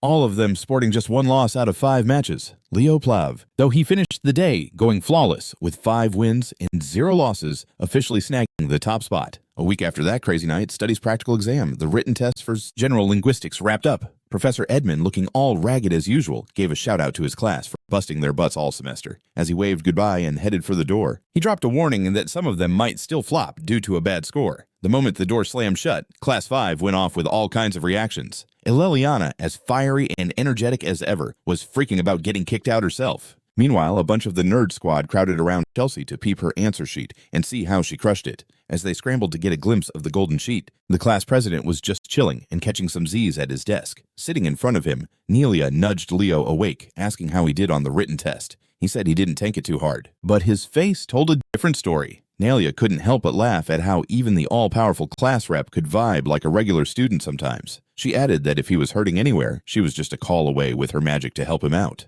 Hearing her super nice offer, Carr jumped in saying his shoulders and back were feeling like rocks lately, before he could scam his way into a free healing session. Chelsea smacked him on the back, giving him some real pain to handle. After clearing out the distraction, Chelsea turned to Leo to ask about his practical summoning practice. She heard from Ty that Leo practically ghosted the practice at the summoning field. But honestly, Leo had been grinding away when nobody was watching. Classic Leo move for sure. Chelsea couldn't wait to ask what rank he was shooting for in the next exam.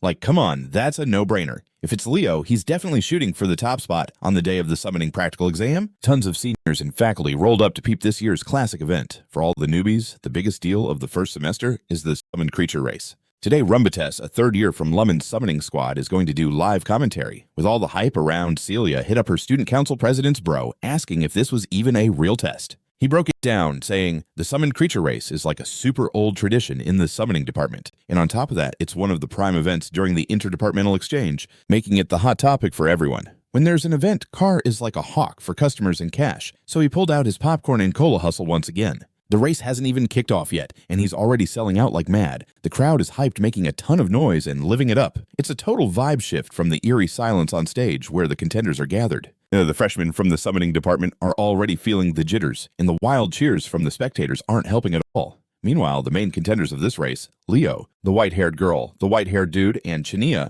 are totally focused on what's about to go down. Eliza Hahn, the white-haired girl from the legendary Summoner Hero fam in the north, rolled up to Leo to hype him up about his killer performance in the Night Studies practical. Then she nudged him about how he was prepping for the summoned creature race, looking kinda skeptical about his skills. And honestly, you can't really blame her. For someone claiming to be all set, she never saw him once during group practice. When Leo got called out, the gossip crew jumped in to question if he's really ready for this. They were like, if he's not taking summoning seriously, maybe he should step back. No one's ever actually caught him vibing with a summoned creature before. Tide tried to chill out the drama, telling everyone to relax. But the haters just kept running their mouths, yelling at Tide not to side with the golden boy, who is totally disrespecting their summoning squad. Chania could feel the tension rising before the test kicks off. Senlu, a freshman from CIA's Eastern Continent, came up to her. He was like, since she totally nailed her night studies exam, she shouldn't stress herself with summoning studies. Over the pointless chatter, Walden Titan, the Southern Continent captain and the top student in the summoning department, stepped up to squash all that noise. He was all, they're not here to flex on their practice time with summoned creatures. They should take it somewhere else out of his earshot. When he dropped that arrogant line, Senlu flared up, feeling tight. Walden doubled down, saying it's super annoying. Listening to newbies brag about writing summons like it's some big deal. Still missing the cue. Senlu called Walden out, asking if he felt guilty for never showing up to taming practice either. But Walden was like, nah. He wasn't wasting his time on that basic training. He's not going to grind for just Griffins. Senlu, being a bit of a goof, looked like he wanted to throw a punch at Walden the Sigma. Leo jumped in to keep it together, grabbing the dude's arm. He warned that if a fight breaks out before the exam, it won't just be a penalty, but straight-up disqualification. That was enough to make Senlu chill. Tide went up to Leo, clearly uncomfortable with the awkward vibes among the freshmen. He explained how in the summoning studies squad there's a pretty wild skill gap between the majors and minors, since Chen, Jia, and Leo, who aren't full-time summoning majors, are ranking high. The second years rolled in to lecture and call out the freshmen for letting that happen. Plus, they were showing up for practice, casually seeing Leo as a lazy golden boy, even though he was all in for the race. From way back, it seems there are some sketchy eyes watching from a distance. A dark presence hovered around a hooded figure, way too invested in this race, but more interested in one particular student. Yep, you guessed it, Senlu. That fool was radiating some sketchy energy, fully planning to use that power to do some serious damage just to bag the win. Before the race kicks off, Runes will lay down the rules. First up, freshmen can only flex their summoning skills during the test. That means even dual-class students are banned from using their aura or magic. Once the clock starts, they'll have to tame a random Griffin from the stables. Then they gotta hit the skies and cruise through the vast island of summons. Once they're through, they'll use the Silent Lake as a turn point before heading back to the academy. Who's gonna steal the show in the first semester, midterms? Will it be the captain of the South or the East? Will Eliza uphold her family's legacy? Or will Senlu's hidden ace switch the game up? Or maybe our boy Leo Plav will pull off another legendary performance and secure his top dog status once more. All the racers lined up at the starting line, waiting for the start bell to sound. Miss Ura pumped up her students, telling them to shake off those nerves and stick to their practice. Anyone who freaks out and fluffs, it will get left in the dust after the race. Her pep talk just ended up cranking up the anxiety for the racers. Then Miss Ura announced their marks and got ready. With a shout, maybe our dude Leo Plav will drop another epic performance and prove he's still the king. All the racers lined up ready for the starting bell to vibe out. Miss Ura fired up her students, calling them to shake off the nerves and stick to their training. Anyone who freaks out and flops will be left in the dust after the race. Her pep talk ended up making everyone more anxious though. Miss Ura then called for their marks to get set. With a loud yell, just waited for the starting bell to ring.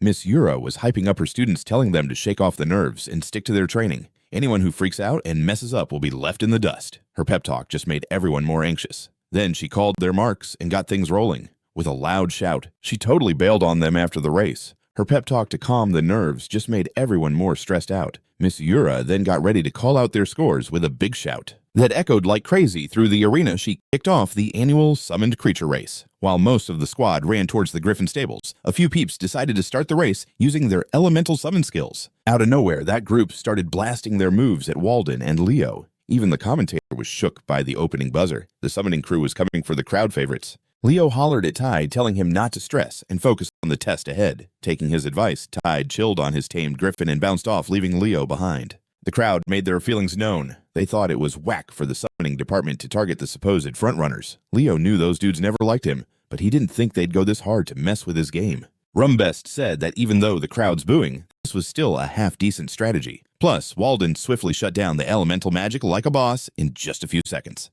With traces of magic still lingering around him, he strolled over to the Griffin stables like it was no big deal. He tamed one real quick and hopped on the beast. He shot a look at Leo and offered to help if he was struggling. Leo waved him off, knowing this was just child's play and he'd manage. Without even a second thought, Walden zoomed off into the sky with his trusty ride speeding up faster than anyone. Leo was left behind chilling on the stage instead of soaring high. Chelsea watched her dude getting jammed up by elemental magic, her eyes full of worry. Miss Yura scanned the field with a frown, realizing the drama between the freshmen was crazier than she'd thought. They went as far as ganging up on the top student. As far as she knew, Leo's big skill wasn't in spirits, but in summons, so breaking free was going to be super hard. But she was dead wrong. A dazzling light lit up the arena, grabbing everyone's attention. Leo closed his eyes and rolled through a rhythmic chant to summon elemental spirits to bust him out and clear a path. Right away, threads of different elemental vibes answered his call. These days, it's rare to catch someone knowing a few words in ancient spirit language, let alone fluently chant it. The surprise is that our Leo Plav just keep hitting harder. Miss Yura checked out his determined eyes and sighed in relief. She had been worried for nothing. One thought popped in her head. She had to get this kid into the summoning department. While Leo was still at the starting line, the others had already left him in the dust. The jerks who trapped Leo and Walden were laughing it up, trash-talking their victims, sure they'd see the best of the South come in last. When the goons asked Eliza what she thought, she shot back that she could have beat Leo Plav and Walden Titan without pulling any dirty tricks. She was also stressed about how the summoning class looked. The thugs just wanted to give the geniuses a little taste of embarrassment. After their dumb antics, Eliza sped up and warned the goons to think twice before they acted in the future. Senlu caught her holier-than-thou vibe, and his temper started to flare. At this pace, snagging second behind Eliza shouldn't be an issue for him. Other than her, he's the best at handling flying summons. Just then, a speeding Griffin zipped through the goon squad. Riding it was Chania. Rather than just riding surfing suited her style way better. Whatever she was doing, it was working. Her speed was unmatched, even without using soul energy to boost the summon. Getting spooked by Zia's presence, the goons, led by Senlu, shifted their sights to the eastern chick. A girl summoned a light spirit and sent it flying at Shia. The aerial acrobat sensed the incoming attack and switched her position, riding one of the Griffin's wings. When the light spirit got close enough, Chen Xia jumped in the air and did a graceful flip. The poor noob watching her parkour out of danger was totally caught off guard. After landing, Chen Xia's leg became taut, like a bowstring, before she launched herself away from her mount, aiming right at the girl who threw the light spirit. Using her momentum and weight, she landed a killer kick. The girl tumbled off her Griffin, panicking and yelling that Chen Xia must have cheated. She was just clueless. Chania didn't even use an ounce of aura. It was all pure martial arts. Once she dealt with that immediate threat, she turned back to the race and hit the gas. On her way, she waved at Senlu. They were from the same area, so they knew each other. He shot back a hostile glare, saying making him an enemy was a major mistake. While it's true Sia had a bit of a disadvantage in real aerial combat, Senlu had bigger issues to deal with. She could sense a certain someone coming in, hot, probably still annoyed over the starting line shenanigans. Suddenly, a massive fiery explosion lit up the sky red. Walden was frying chickens midair with his fierce spirit manipulation. This dude was definitely here for all the payback. He took down the fools who thought their childish scheme would slow him down. This aerial massacre was just a little payback he whipped up. Watching their crew fall one by one, the goons scattered like crazy. But Walden was relentless and super skilled. Each spell he threw down showed just how powerful he was. Watching their crew fall one by one, the goons scattered like crazy. But Walden was relentless and super skilled. Each spell he tossed was a testament to his strength. They totally took down another Griffin, which disqualified its riders, like for real. The sky looked lit. Meanwhile, in the starting area, the commentator was all about Leo and his hustle to catch up with the rest of the squad. The first-year rep is about to bomb this race hard. After breaking free from the spirit lock, it's time for him to wrangle the last Griffin chillin' in the stables. If he flunks this part, it's game over. Leo gave the bird a quick once-over and spotted a gnarly gash on its left wing. With how fresh that wound looked, it's pretty clear that the goons who snagged him did this too. For wannabe heroes to pull such savage stunts is just messed up. Leo grabbed the reins and the Griffin immediately started freaking out. Everyone knows you can't just climb on a guarded Griffin without earning some trust first. The Zeringer siblings were vibing in the stands. She was stressed and he was curious about Leo's game plan. It looked like the young dude was just going to go all out and force the taming and mounting like a total savage. He knew the Griffin was probably scared and furious, but he had to wrap this up fast. He locked eyes with the wild bird and shot at a cold, hard glare. Leo told the Griffin to kneel. Feeling like its life was on the line, the bird chilled out. The Griffin settled down, and they finally bonded up for the race. Leo reached towards the bird's left wing and yanked out the shard that was lodged in the gash. With one smooth move, he hopped on the saddle and was ready to roll. He skillfully guided the giant bird out of the stables and got ready to fly. Everyone zoomed in on the last student still at the starting line, checking out that injured wing. The commentator was starting to think the first-year representative might snag last place. Leo totally felt for his mount, sensing the pain this big dude had been dealing with. So in accordance with the contract, he summoned his only contracted beast. Fiora the Phoenix popped up midair looking cute as ever. With a thought, Leo told the little chick to help that hurt wing. Flames from the Phoenix surrounded the confused bird. Not having a clue what was happening, it tried to resist. Celia was watching the screen totally shocked she didn't recognize those flames. Her big bro quietly figured out it wasn't Xaringer Flame or Aura Flame. It was some whole new vibe. Meanwhile, on the front lines, most of the goons were pretty messed up, and those who were still standing were trying to get away from Crazy Walden. They were just trying to avoid dead last at this point. But sadly for these kids, the real showdown had just started, and Leo was about to go off. Clad in Phoenix Flame, his Griffin was ready to slice through the competition like never before. Now that he could see some real competition, it was time to test the speed limit on this beast. But just when he was ready to take the lead, someone rolled in with a freaking dragon in the sky. At least, that's what it looked like. But for someone like Leo, who's seen it all, that draconian figure was all too familiar. It was a Fafnir. Thought he was seeing things, but nah, it was legit. A few minutes before this went down, Eliza had circled back after leading the pack to square off with Walden. She knew she had to take this monster down if she wanted first place. With just a snap of his fingers, Walden flung Spirit Fire in Eliza's direction. The Spirit Fire blew up in a cloud of chaos. She skillfully dodged the blast without taking a single hit. Plus, she figured out that Walden was crafting explosives using wind and fire spirits, not something anyone could pull off without Walden's crazy talent. Eliza was totally caught off guard by all this. Riding his Griffin, Walden looked like an unstoppable force ready to crush everything in his way. But Eliza is no slouch. She's proud of her summoning family and has some tricks up her sleeve too. No matter how strong or destructive the attacks are, they're pointless if they can't land a hit. So her genius plan was to hit the gas on her speed and finesse her way through all those attacks. Watching her expertly dodge the Griffin out of danger, Walden switched it up. He ditched the fire and wind spirits to whip up some ice spears instead. Those icicles were massive, sharp, and way too many to count. Each of them looked like they were enchanted by another elemental spirit. Eliza just rolled her eyes at the sight. She pumped up her mount's hidden potential, making the bird beast grow bigger and fiercer. Just like a Pokemon battle, her Griffin spit out flames to take care of those ice spears. She skillfully directed the wild flames to melt everything before it could reach her. Thanks to Eliza's power-boosted summons, Walden's attack was totally shut down. The commentator was cheesing in his booth watching this epic face-off. But while the top students were clashing, Chania took the chance and slithered right past them to snatch the lead. Eliza wasn't about to let this girl slide by without a little payback, though. Using a purple magic rope, she snagged Chenxia by the neck and pulled her close. With her mobility literally tied up, a flicker of flame popped up out of nowhere. She knew disaster was coming if she didn't bail. Chania and her Griffin managed to parkour their way out of the mess, just as Walden's spirits teamed up for another massive boom. But while the top students were clashing, Chania took the chance and slithered right past them to snatch the lead. Eliza wasn't about to let this girl slide by without a little payback, though. Using a purple magic rope, she snagged Chenxia by the neck and pulled her close. With her mobility literally tied up, a flicker of flame popped up out of nowhere. She knew disaster was coming if she didn't bail. Chania and her Griffin managed to parkour their way out of the mess, just as Walden's spirits teamed up for another massive boom. Still flying high, she totally wrecked Eliza's magical rope with perfect timing. Chania called her ride back, snatching the lead with some slick moves. Instead of freaking out, she was super stoked to feel the power of those ace summoners. Up ahead, she spotted a shadow of some weird flying creature. Chania squinted, trying to figure out what looked like a black wyvern. Riding it was Senlu, who was slowly losing it, his mind filled with nothing but rage. Chania wanted to remind her fellow Eastern student that riding a summon that's not a Griffin is totally against the rules, but he was past caring. His hatred for those talented jerks at the top was off the charts. Eliza and Walden finally caught up when they sensed something strange. With her mad monster smarts, Eliza was pretty sure this wasn't a black wyvern, but something way off. That's when Leo Plav zoomed up on his flaming Griffin, catching up to the pack. His speed was lit boosted by that phoenix flame. Senlu didn't care if he had to take on 3 or 4 genius types. He was pumped to wipe them all out. Leo called down to everyone with a cold tone, demanding to know where this idiot got the lizard from. Senlu just laughed, thinking Leo was totally jealous. He bragged about how he tamed and contracted the beast with his summoning skills. Leo looked at the idiot, who didn't even realize he was riding a Fafnir. This monster was what the Tardaros magicians used. It was also one of the critters Kyle and his crew hunted into extinction back in the Day of Despair.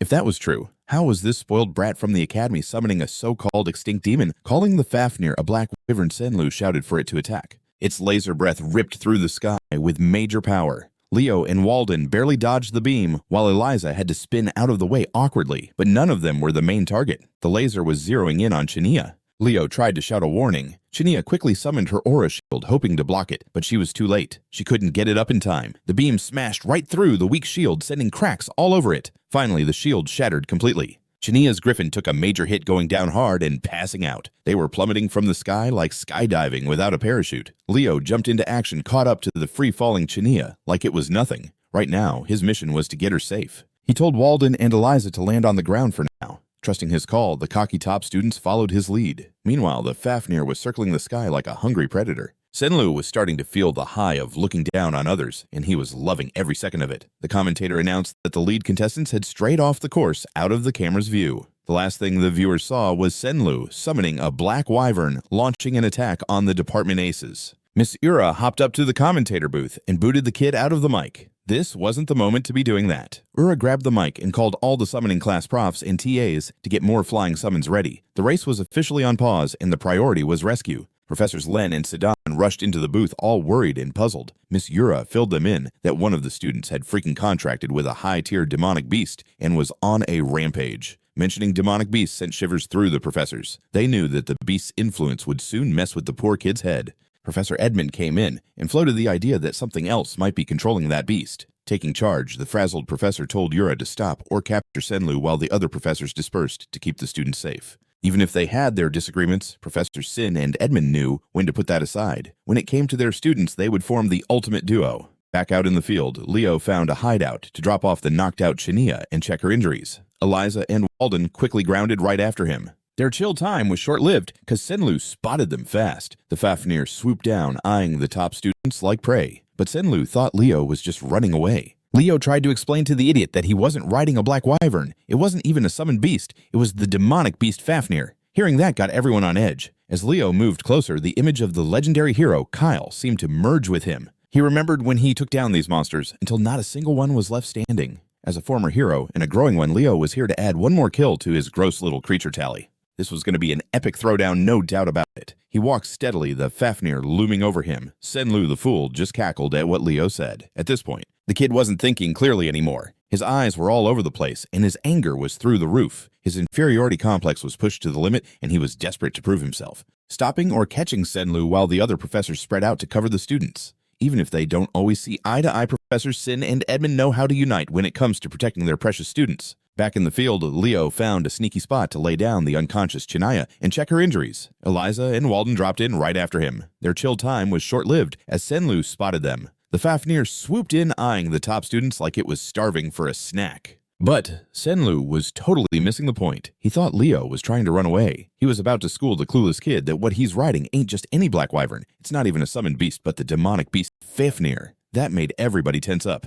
As Leo moved closer, he seemed to morph into the image of the legendary hero, Kyle. But Senlu is totally tripping, thinking Leo's dodging him. He tried to school the dude that his ride ain't a black wyvern. It's not even a summoned beast, but the demonic beast Fafnir. That info had everyone shook. As Leo strutted closer, he totally started to give off vibes like the legendary hero, Kyle. Not just any summoned beast, but the savage demon beast Fafnir. Just hearing that had everyone on high alert. As Leo moved closer, it felt like the legendary hero, Kyle, was blending right into his vibe. He remembered when he used to wipe these nasty beasts off the map until there were none left. As a former hero and an aspiring one, Leo was here for another beast on his hit list. This was going to be a wild throwback, no doubt. He walked forward steadily, the Fafnir looming over him. Senlu, the clueless one, was laughing at Leo's words. At this point, the kid was clearly losing it. His eyes looked all strained, and his aggression was off the charts. His inferior feelings were through the roof, and he was desperate to prove himself. Dude wasn't slacking in the summoning department not even close. He signaled the Fafnir to let loose its epic laser breath. Just as the massive power was about to smack its target, a ginormous stone hand shot up from the ground. It pulled itself up, showing off a stone golem that totally blocked the incoming laser with its own body. When Leo heard Walden talk about wrecking those gross creatures, it totally vibed with his mood. For once, he looked super hyped. Watching the golem magic cancel out the attack made Senlu start freaking out. Eliza, who used to vibe with Leo, was feeling the heat too. She knew the stakes and was low-key annoyed with Walden's chill vibe. And so the three aces threw together a game plan. They had to knock that loser off the demonic beast first. Walden's golem wasn't going to hold up much longer. They had to be ready to strike before it crumbled. Watching Eliza and Walden bicker in this high-stakes mess gave Leo a nostalgic grin. Heroes are always a little weird no matter the era. As the golem slowly fell apart, Senlu got his swagger back, daring Walden to bring something stronger. Once the golem turned into a bunch of rubble, the trio had vanished. Eliza kicked things off with her magical purple rope. It whirled and stretched like it was on command, finally landing in Senlu's zone. While she handled crowd control, a quick finger snap signaled the chaos. Sparks flew all over the Fafnir as it revved up for another laser blast. Walden placed his detonators in the hotspots and blew his spirit bombs all at once. With his part settled, it was time for Leo Plav to step up. As the explosion smoke started to clear, Leo zipped towards Senlu faster than you could blink. He grabbed the dude by the hair and launched a serious kick right in his face. He almost knocked Senlu out of the Fafnir, but something had taken over the kid. Whatever or whoever was controlling Senlu loved Leo's idea of getting him away from the demonic beast. But with a total takeover happening, that creature was ready to roll. Sensing the danger ramping up, Leo was sent flying into the air behind the demonic beast. Walden and Eliza were still on the ground. The possessed loser taunted Leo, asking if he was feeling fear yet. Leo just responded by kicking back against the spirit of a demonic beast handler for Tardos that was possessing Senlu. This handler had never encountered anything like this before. No one had ever seen through his real self. Leo's unsettling calm in the chaos reminded the handler of the epic heroes from back in the day. That also meant he couldn't let Leo get any stronger. The dude was a massive threat. Using a fancier spirit technique, the handler swatted Leo away with fury. He couldn't find a solid hold and started free-falling from the skies. Still, he kept his cool and summoned Fiora to swoop in. Phoenix flames danced around as Leo joyfully juggled a flame orb. This whole vibe took him back to the beginning. He used to be Kyle the hero from way back, but he'd be the first to admit he was decent at everything, but never mastered a single thing. Jack of all trades, master of none. In the aura department, Aaron and Duino crushed him. When it came to magic, Luna had him beat for sure. And in summoning, Lucas was on a whole other level. But being an all-rounder let him mash up his skills and explore stuff that was never done before.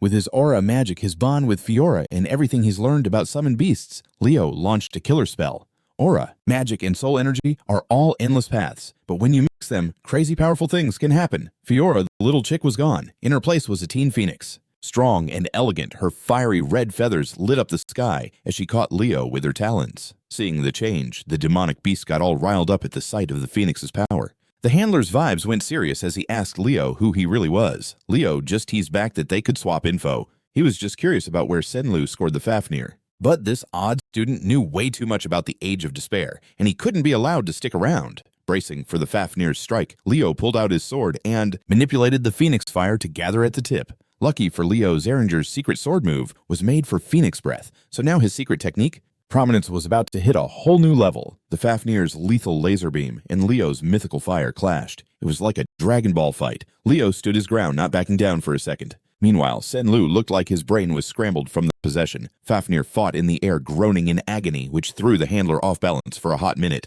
Leo seized the moment to ramp up his attack. Noticing the demonic beast's soul energy slowly draining, he yelled and poured every ounce of power he had built up to smash the enemy. All the handler could do was curse the young dude. Phoenix flames surged into Fafnir's body, turning everything upside down and scorching the demon from the inside out until fire spewed from every hole. Leo took the win in a disturbingly explosive way. He shouted out Fiora for coming through as he huffed and panted for air. It was about time to bounce back, but he'd hit the limit on the Phoenix transformation. Leo wrapped up the fight in a seriously wild way. He shouted out thanks to Fiora for coming in clutch as he gasped for air. Time to head back, but the Phoenix transformation limit hit him hard. Leo totally messed up his calculations, and now he's plummeting to his doom. As he screamed while free-falling from thousands of feet, the real form of the demonic beast, handler for Tardos, was chilling in the woods, deep in meditation. Just when he was about to make his next move, a blinding light burst through the whole forest. Then came this insane pressure that forced the handler down onto his knees. Professor Sedan showed up and totally locked down the baddie's movements. Right there with him was Professor Edmund radiating darkness, like a boss.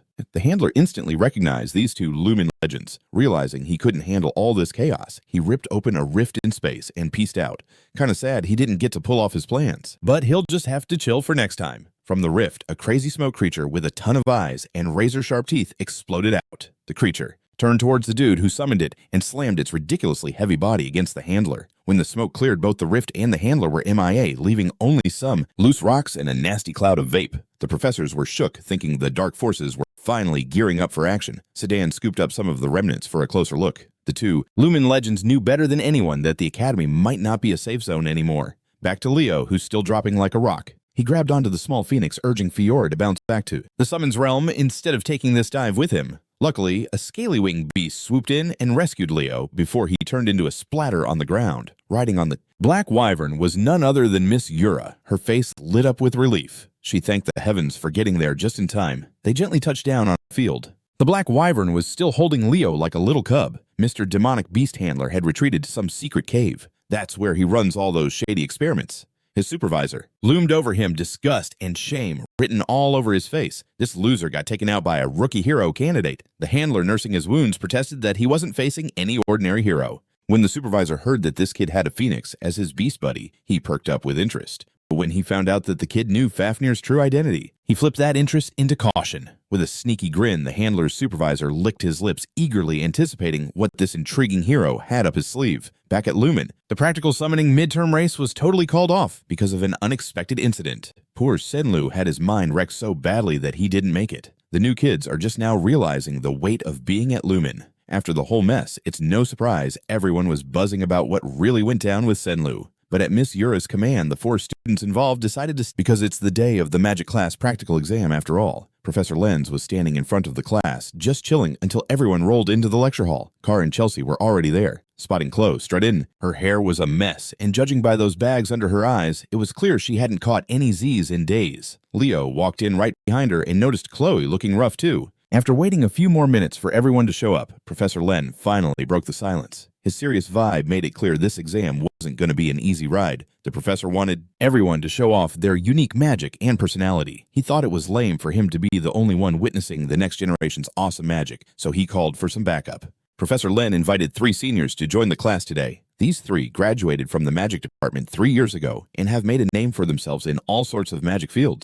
The sharp Rieli the Chill, Edmund Slack, and the lively Sean Hogue. They're the ones judging the freshman exam today. The trio gave their hellos, and it totally lifted everyone's mood. Carr was feeling lucky thinking the judges were the easygoing type who hand out high scores. With the intros out of the way, Professor Len called up the first student, Allelliana Layden, to the front. With a bright smile, Allelliana hopped into action. She owned the stage with her head held high. Amping up the cuteness to 100, her eyes sparkled like stars as she gave a sweet shout-out to the seniors. Hearing her introduce herself like a posh little noble almost made Carr want to puke. He could tell this girl was just putting on a show. Moving on to her demo, Allelliana conjured a stunning light display inside the lecture hall, thanks to her rare connection with the light attribute she could whip up, something this dazzling. But the light show was just the warm-up. She thought adding the fire attribute would spice things up. As fire and light merged, Allelliana became surrounded by a swirling dance of scorching rays. By mixing 2 of her best elements, she unleashed some killer thermal ray magic. Sean Hogue watched with awe, then remarked that this thermal ray magic wasn't really different from the basic laser stuff anyone could pick up. Allelliana was convinced her demo was going great, something this shiny thanks to her rare light affinity. But that light show was only the beginning. She figured that mixing in the flame attribute could create some epic results. As fire and light blended together, Allelliana was wrapped up in a twisting flow of scorching rays. Combining 2 of her best tricks, she was ready to unleash some downright powerful thermal ray magic. She was staring at the screen like it was the coolest thing ever. Then she said, "This thermal ray stuff ain't any different from the basic laser magic that anyone can pick up." Allelliana thought she was nailing her demo, but the judges were already writing down her score without asking any more questions. The trio seriously thought about how to score her fairly. After a quick chat, they passed the final score to Professor Len. Huge and Drilda gave Allelliana a C-, while Slack decided to be a bit nicer and gave her a C overall, landing her at a C-.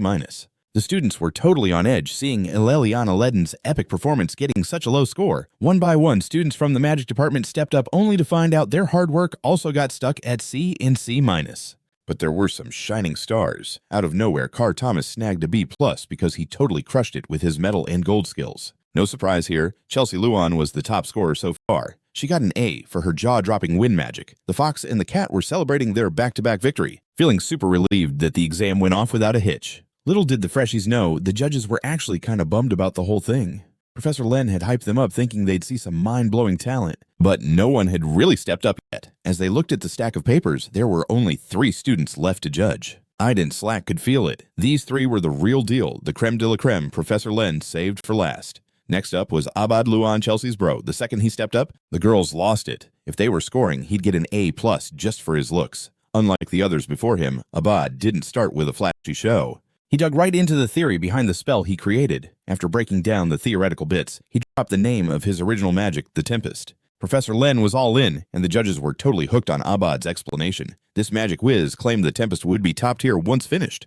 You see, Abad had been grinding for this exam for a hot minute. Back in the Llewellyn territory, he ran a ton of experiments to keep perfecting Tempest. He even had to call up family elders to set up a safety perimeter just in case things went south. With laser focus, the Abad family magicians held it down, in the middle of that safe zone. Abad was free to tweak and unleash his crazy power, lifting off the ground and chilling in the air. The first signs of Tempest came to life. With a fierce roar, he channeled every ounce of his energy to dominate the wind. The wild gusts morphed into a destructive storm that could wipe out anything in its way. The Tempest packed so much heat that even the 4 strong magicians couldn't keep it in check. When Abad finally opened his eyes, he freaked out seeing the Tempest lifting an innocent critter towards the sky. He panicked hard. He didn't want to hurt that innocent little dude. The urge to save that animal pushed him to get total control over the winds. Abad's a solid guy, probably the best hero candidate apart from someone else. Back in the lecture hall, Abad treated the judges to a mini version of Tempest. Bringing out its full power could have wrecked part of the academy. After all, a spell that amps up wind power to the max sounds chill, but the judges knew it was grounded in a complex magic system. So Abad Llewellyn strolled back to his spot with the first unanimous A+ score, the highest one yet. Chelsea quietly flexed, talking about how her brother was just built different. Speaking of built different, Professor Len's face lit up at the idea of watching the next student show off. And, of course, it was the golden boy, Leo Plav. Our dude stood up and spoke with total confidence to the judges. The high sorcery he was about to present is a no-attribute sorcery system. He didn't say it out loud, but it's the same system he used when he was at the peak as the hero of the beginning. Leo stood on stage and dropped the news of his no-attribute high sorcery system. The judges were totally taken aback. Curious, they asked him to break it down. Leo happily explained, everyone knows every basic magic spell has a base attribute. That's just how it works. His idea is pretty simple. He created a high sorcery system that would make the whole spellcasting vibe smoother. Hearing this, the judges had mixed feelings. Some were rolling their eyes while others were shook. To make it clear, they asked him if he was really about to create a brand new system for casting spells. While the 3 seniors were doubtful about this wild idea, Professor Len was all smiles, eyes sparkling like diamonds, just itching to recruit Leo as an exclusive mage. Ide and Slack thought Leo was just talking nonsense and felt let down. They were there to judge magic based on solid theories, not to hear crazy tales. But despite his bitterness, Professor Len couldn't hold back and urged Leo to jot down the theory. Since the professor was vibing with it, the judges had to keep an open mind. Leo Plav grabbed some chalk and started scribbling the theory on the board. For a while, the room was totally silent, except for the sounds of chalk writing on the board. But there's no way she could believe that ridiculousness. Professor Len was grinning like a kid in a candy store, his eyes sparkling like diamonds, totally hyped to snag Leo as his go-to mage. Iden Slack was rolling his eyes, thinking Leo was just talking a big game and feeling let down. They were supposed to be judging magic on solid theories, not listening to wild tales. But even with his grumpiness, Professor Len couldn't hold back and jumped in begging Leo to jot down the theory. Since the professor was all in, the judges had no choice but to keep their minds open. Leo Plav grabbed a piece of chalk and started scribbling the theory on the board. The room went dead silent for a bit, just the sound of chalk scratching and sliding on the board. Leo Plav had no choice but to keep an open mind. He grabbed some chalk and started scrawling the theory on the board. For a hot minute, the room was dead silent, except for the sound of chalk dancing on the board. Real Deepy totally said that there's only been one mage in all of history who ever rolled with a different casting system for high sorcery. Leo just shrugged and said he knew that. Only the star poet Luna pulled that off. Sean Hodge was bummed that this little freshman was acting like he could share the spotlight with one of the biggest legends ever. Leo totally shot that down. Of course, he's not trying to go there. He can't hold a candle to Luna when it comes to magic. He made it clear that you don't have to be some insane genius like her to whip up a new spellcasting system. All the judges got to do is peep what he put on the board to see how it works. To their shock, every line of his spell theory was rock solid. This kid wasn't just making it up to flex. From what his spell setup shows, it's a system that can vibe with any magic attribute without any drama. Chelsea, who's super confident in her magic smarts, couldn't even decode what Leo scribbled down. Meanwhile, Carr totally gave up trying to read Leo's work after the very first line. But the whole time, Khloe kept her eyes glued to her rival. Now that the judges got a clue about Leo's genius, they hit him up and asked what was behind this magic system of his. The answer was pretty chill. He just wants to flex any kind of magic anytime he wants. Idman's skepticism flipped to curiosity about this wild freshman. Now he gets why the professor was hyping up this year's crew.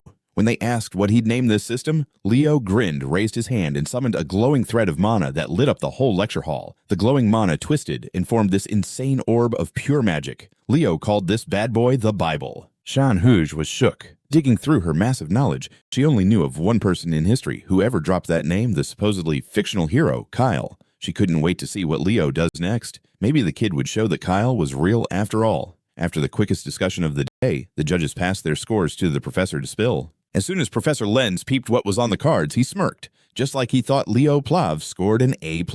On his way back to his seat, Leo thought about not finishing this magic system in his past life as Kyle. This time around, things were going to be different. He made sure the last student who was a girl stood up from her seat. Now it was Khloe's turn to blow the judges away after Leo wowed them. Before she sat down, Leo, a bit worried, asked if her locked-in face was all right. She definitely didn't look fine. Khloe Mahler stood on stage straight and solid. The judges were already told she's the top dog of this year's magic class. Expectations were high for her presentation. When Khloe kicked off her show, her whole vibe switched. She announced she nailed creating an imperishable flame. In her hand, a fierce crimson fire blazed and danced madly. Her classmates were left scratching their heads. Last they checked, Khloe was all about ice magic. Going with a super opposite of her strongest magic, as her high sorcery just seemed dumb, not to mention plain wild. While she stood there, the judges looked kinda let down. Compared to Leo and Abad's epic showings, her flame seemed super basic. If that was all she had up her sleeve for the exam, she'd totally tank. So Khloe kicked off the real show, proving how dope this magic really is by summoning water to groove in the air. With a flick of her finger, she made the water drop like a waterfall that could snuff out any average flame. But this wasn't just any old flame. Abad was stunned, and Leo felt a bad vibe creeping in.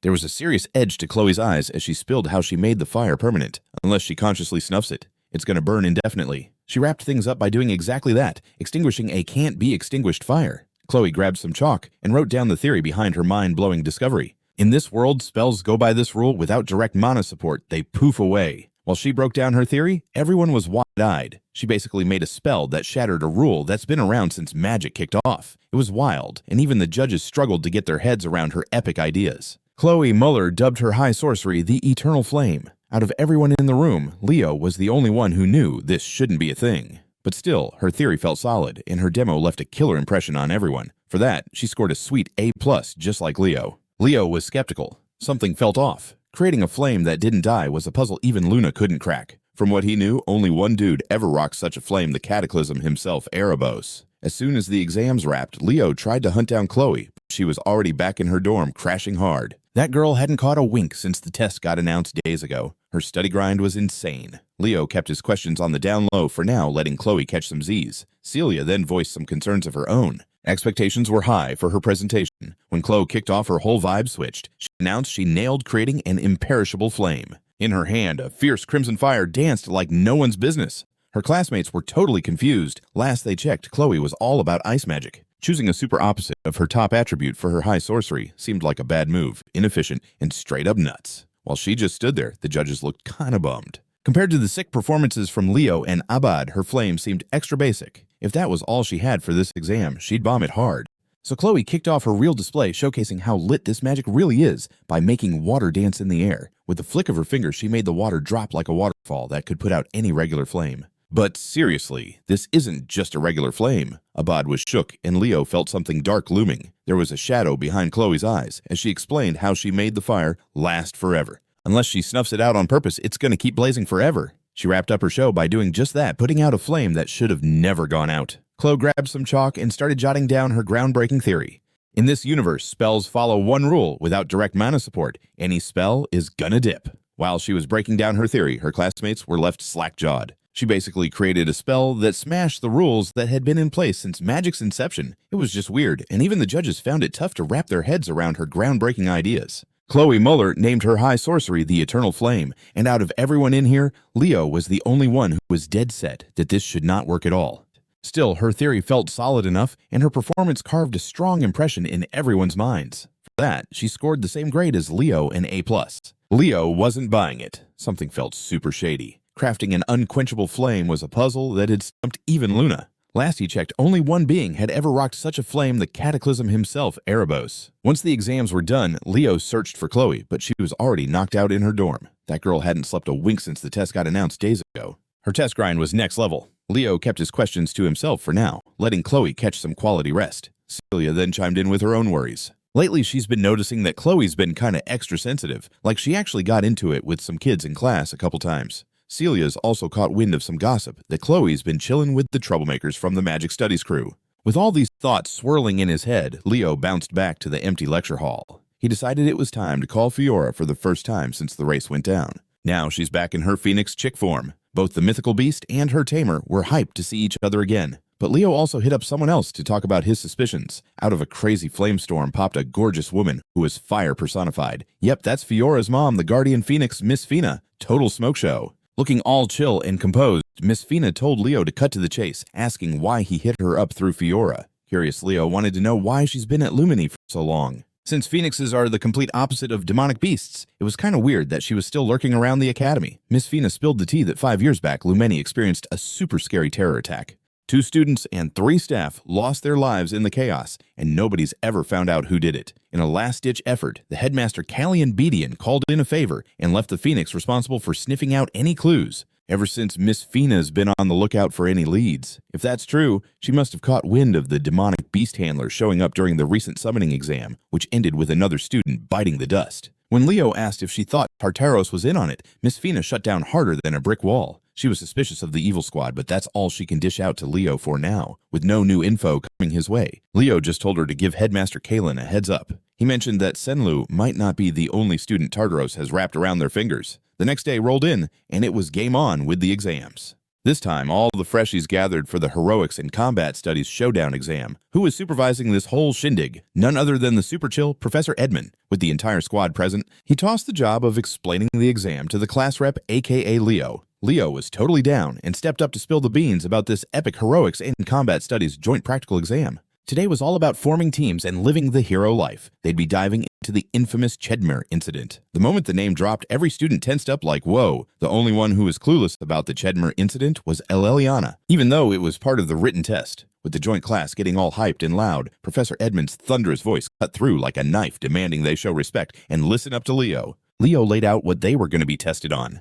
Everyone's about to step into a hero's world from 30 years back. It was all about a group of Lumen first years who went on a mission to the central Chedmer forest. Out of the blue, they got ambushed by Tartaros. Professor Albie, the sorcerer with the magic eye, who was just a second year back then, was sent out with a rescue squad. Thanks to him, they stopped a total massacre. The whole point of this exam is to rescue the injured peeps and wipe out hostile demonic beasts while keeping Professor Albie's reputation intact. Professor Edmund said this isn't your average midterm. They'll have to stay sharp and watchful to keep their game tight. Anyone judged to have 0 heroic potential by the end will be kicked to the curb. Hearing that harsh punishment had those who were shaky on their practical skills sweating bullets. Seeing his worried crew, the professor reassured them that they'd come this far and were tough enough for this challenge. They'd just got to believe in themselves. He may look like a slacker, but Professor Edmund really knows how to balance the tough love. Next up, it was time to start organizing the teams. Everyone was called up one by one, starting with Class 1. It looked like they weren't forming their own squads. They might end up working with people they've never even met before. A random draw would decide if you land with a good team or a total disaster. When Leo finally got his turn to draw, he pulled out number 11, the last team in this exam. Now that the teams were set, it was time for Team 1 to step up in front of the summoning portal. Led by Celia Zeringer and Chelsea Luan, Team 1 looked straight up balanced. Time to show the other nobles what the Lordran Empire is made of. Making this exam happen was, of course, Professor Knockoff Gojo himself, Albie the Era Farmer. With a flick of his wrist, he opened Albie's World Prologue chapter, The Chedmer Incident. A bright wave of magic rolled over Team 1, taking them back to a vision of the past. A massive magical screen popped up on the field, tracking every move the team made for everyone to catch a glimpse. Everyone was shook. Even though Team 1 had just stepped in, they were already tearing through the hero's world. With Chelsea slinging magic and Celia showing off her mad sword skills, they were practically speed-running the exam. Kids from noble hero families really are on another level. Sitting next to Aaliyah, she tried to show her brother the mysterious hero who saved her, but by the time she spun around, they were already long gone. The mastermind behind this exam was none other than the legendary Professor Knockoff Gojo, aka Albie the Era Farmer. With a flick of his wrist, he opened up the prologue to Alb's world, diving into the Chedmer incident. A wild wave of bright magic engulfed Team 1, zapping them straight into a blast from the past. They set up this massive magical screen in the field, recording every move the team made for everyone to peep. Everyone was totally blown away. Even though Team 1 had just arrived, they were tearing through the hero world. With Chelsea's epic magic and Celia's relentless sword skills, they were practically speedrunning this test. Kids from famous hero families seriously hit different. Next to Aaliyah, she tries to show her brother the mysterious hero who saved her, but by the time she turns around, they've totally vanished. Professor Edmund had to deal with his annoying rival, Professor Sedan. Since Celia's on Sedan's squad, he hyped her as Team 1's secret weapon, but Edmund was all about how Chelsea's moves were even more lit. The two legends of Lumen just can't help but throw shade at each other whenever they can. The headmaster dropped in right in the middle of their squabble while hyping up Team 1's sick pace. For real, they totally deserve the title of Rising Stars. The headmaster must have seen their epic squabble coming, so he snagged a chair to chill between them. He just wanted to peep how the new kids are leveling up. He turned to Professor Albie, the old dude, and said sorry for pulling up such a gnarly memory for the exam every year. Albie shot back that he should really be grilling Headmaster Kalen instead. He swore he'd never forget this moment and needed that yearly reminder to keep himself grounded. Then Team 1's raid wrapped up quick and nasty as Chelsea and Celia took down a beast. The headmaster noticed how well the Xaringer and Llewellyn girls work together, even if they usually roast each other. They were totally on fire, working like a well-oiled machine. They're seriously the pride of their squad. Team 2 didn't really impress anyone, though. Meanwhile, Team 3 obliterated the hero's world, like absolute bosses, letting their two strongest first years, Abad and Duran, hang at the front, while the rest played support. The headmaster was all about their speedy and sick tactics that led them to total victory. Out of nowhere, Team 4 crashed the party too. Nila Kararvan's healing vibes are next level, but Shania's wild moves really had the team crushing it. The headmaster took a mental note of her. Team 7, led by two super promising summoners, also blitzed through the hero's world in record time. Headmaster Kalen and the profs were glued to the live feed, not wanting to miss a second. There are a ton of rad students flexing their skills so far, but the real MVP hasn't even stepped up yet. Finally, Team 11 was called up. Along with Leo Plav, there was another face that looked familiar in this last squad, Khloe Muller. Headmaster Khan got lost in his thoughts, feeling all nostalgic watching the kid harking back to when he was the young, brave hero vibing with Miss Fina. Team 11 stood on the magic circle. Leo and Khloe locked eyes. Professor Albie opened up his magic book and unleashed the hero's world for the last time. The prologue of Albie's chapter, The Chedmer Incident, loaded up. No one caught the flicker of darkness creeping onto the magic circle, tarnishing the sweet designs. As the light swallowed Team 11 whole, Leo felt that something was off. This opening was totally different from all the others, like the light was going wild. Much to everyone's shock, only 2 people got zapped out of the field. Aside from Leo and Khloe, the rest of Team 11 was still stuck where they were, as the magic circle fizzled out. Professor Sedan stood up looking worried about what was playing out. Headmaster Kalen Bedian turned to Albie to figure out what just went down. With a quiver in his voice, Albie ordered them to shut the exams down. The hero's page in his book showing the Chedmer incident was corrupted by outside forces. What should have never happened just happened. It was an unplanned hero dungeon showing up out of nowhere. Leo was just as shook when a weird screen popped up instead of the usual quest window, realizing they were tossed into a hero dungeon. Khloe looked around in confusion since there were no lost pages, and it's totally unheard of for a page from the records to glitch like this. Leo tried hitting up the profs, but got crickets. Khloe started freaking out, praying someone would come save them, but Leo kept it real, pointing out that if the adults could help, they would have showed up already. So it was down to one option calling the dungeon's challenge, and they had to step up. Swayed by fear, Khloe wondered if he'd completely lost it. Like barely anyone made it out alive last time people got summoned there, and they were basically walking into Tardis's death trap. Her knees caved, and her last shreds of hope fell apart. But our dude kept it chill and reminded her she's the smartest cookie in their class. With the epic power of teamwork, there's no way they were losing. Khloe bit her lip, clearly salty that Mr. Perfect was keeping it together while she was all over the place, so she forced herself to pull it together and demanded to know this genius plan. Leo laid out 2 main goals. First, rescue the freshmen and make sure they bounce out safe. To do that, they gotta get stronger. Khloe shot that down immediately, saying they couldn't level up without outside access. But Leo was all casual, reminding her they weren't the only ones who got dumped in this crazy forest. That made Khloe pause, remembering there were others who should be here too. Then, without flinching, he tells her to ride him. Khloe totally blushed with embarrassment at his audacity, but Leo was standing tall like a total boss. They couldn't let their upperclassmen confront TARDIS first. And let's be real, mages like her seriously lack stamina, so they really had no choice. Meanwhile, deep in the woods, a demon named Chubn was watching the students through his sketchy magic cameras. He looked mildly surprised to see just a duo rolling in as the rescue team, but honestly, he wasn't worried. He was all in, ready to wipe the floor with these wannabe hero candidates without breaking a sweat. Totally jealous of how Mr. Perfect stays chill, even in tight spots, she forces herself to get it together and wants to know this genius plan. Leo lays it out, saying they got two main goals. They need to rescue the freshmen and make sure everyone makes it out in one piece. To do that, they gotta get stronger. Khloe immediately shoots that idea down, pointing out they can't power up without getting out of here. But Leo casually drops that they're not the only students stranded in this forest. Khloe pauses for a sec, realizing there are others around too. Then, without missing a beat, he looks at her and says she should hop on him.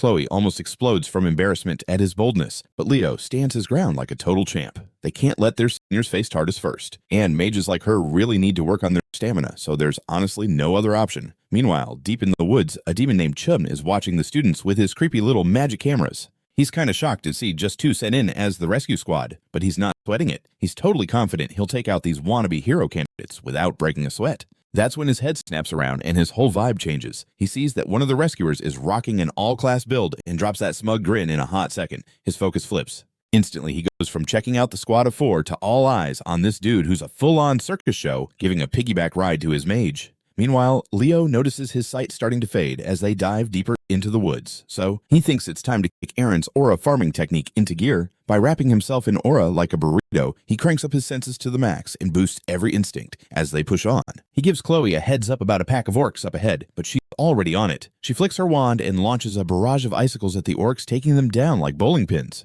Or so she thinks. One of them makes it out alive and blows a horn to call for backup, giving her a mini heart attack. But Leo swoops in and takes that thing down before she even blinks. Khloe watches and instantly feels the level gap between them, wondering if she'll ever be able to top his moves. After that, they stumble upon a horde of demons surrounding a squad of 4 students. Without even thinking, Leo charges right in and yells at Khloe to back him up like a good little mage. The girl in front is scrambling to complete her spell, but the big nasty demon easily beats her to it and is just seconds away from tearing her apart. Before she can even scream, Leo pops up right in front of her and slices the demon clean, freezing the rest in place. The other students are just standing there, jaws dropped like goldfish, while Leo strikes a heroic pose after saving the day. Impressed, the girl he rescued asks if he's here to save them. And Leo just nods yes while shifting his gaze to another demon lurking in the back. This dude is already revving up his strongest spell and shouting about vengeance for his bros. Suddenly, a rain of gross, fleshy leech demons plummets from the sky, but Leo doesn't even flinch. He turns around like he's some character ripped straight from Genshin, ignites his sword, and turns those parasites into grilled meat skewers. Once again, the students are speechless, blown away by how ridiculously cool this guy is. But Leo ain't letting them slack off. He quickly tells the girl to unleash her spell. She charges up Arc Ray and blasts it to erase the demon from existence, not leaving a pixel behind. Khloe is their eyes wide in disbelief as she instantly realizes who she is just from the magic alone. As the sun starts to set, the girl thanks Leo over and over again for saving her, but Khloe doesn't even look her way. She just says there's something way more important to discuss with her partner. The girl shoots daggers with her stare at Khloe's bold move, but Khloe ignores her and leans in close to Leo to whisper that the girl is Celia Zeringer, the younger sis of Professor Ali Zeringer, who met a tragic fate 3 decades ago. And then Khloe spills the tea that's really got her anxious. Since this crew belongs to Alia, they're bound to meet the same tragic fate in this dungeon no matter what. Khloe reveals that Chuborn, a knight-ranked demon straight from Tartarus, launched an attack 30 years back, and Alia's party was the first to get wrecked. The whole operation was aimed at wiping out Alia, who was a genius among hero candidates, sealing her name in the hero records forever. She tells Leo they need to be focusing on survival now and clearing the dungeon conditions with a different crew. Leo asks if she really means they should just ditch Alia's squad, and Khloe snaps back that she has no choice. This is a hero dungeon, and no matter how tragic it gets, the dead can't be brought back. But our guy won't back down and says he won't abandon them, which instantly gets on Khloe's nerves. She blows up at him with so much heat that even Alia's group can't help but feel like they're stuck between a couple's latest drama. Fuming, she screams that she knows he's awesome and powerful, but this isn't the time for flexing. It's time to grow up and stop playing the hero. She breaks down in tears while Leo stays chill, reaches out and gently pats her head to calm her storm. He tells her she shouldn't be saying things like that because they're both hero candidates and this ain't no game. It's all part of becoming the real deal. Then he reminds her they've already messed with the original timeline, leaving her feeling more than a little lost. Leo explains that the sky went dark long before they ever crossed paths with Aaliyah's team, and by now they were supposed to be long gone, hunted down by Chuborn. That honest look on his face hits Khloe hard, and she pushes down her conflicting thoughts, agreeing to go with whatever plan he's got cooking. He tells her they gotta focus on getting out together with Aaliyah's group. From behind, Khloe notices Leo's aura changing, and it hits her hard that he's once again way ahead of her. She tightens her fists, consumed with jealous frustration, and thinks about pulling out her book. Meanwhile, the green-haired student named Taya wonders why only 2 seniors were sent to help them. Dana and Bellic start suspecting he might be a spy sent by Tartarus.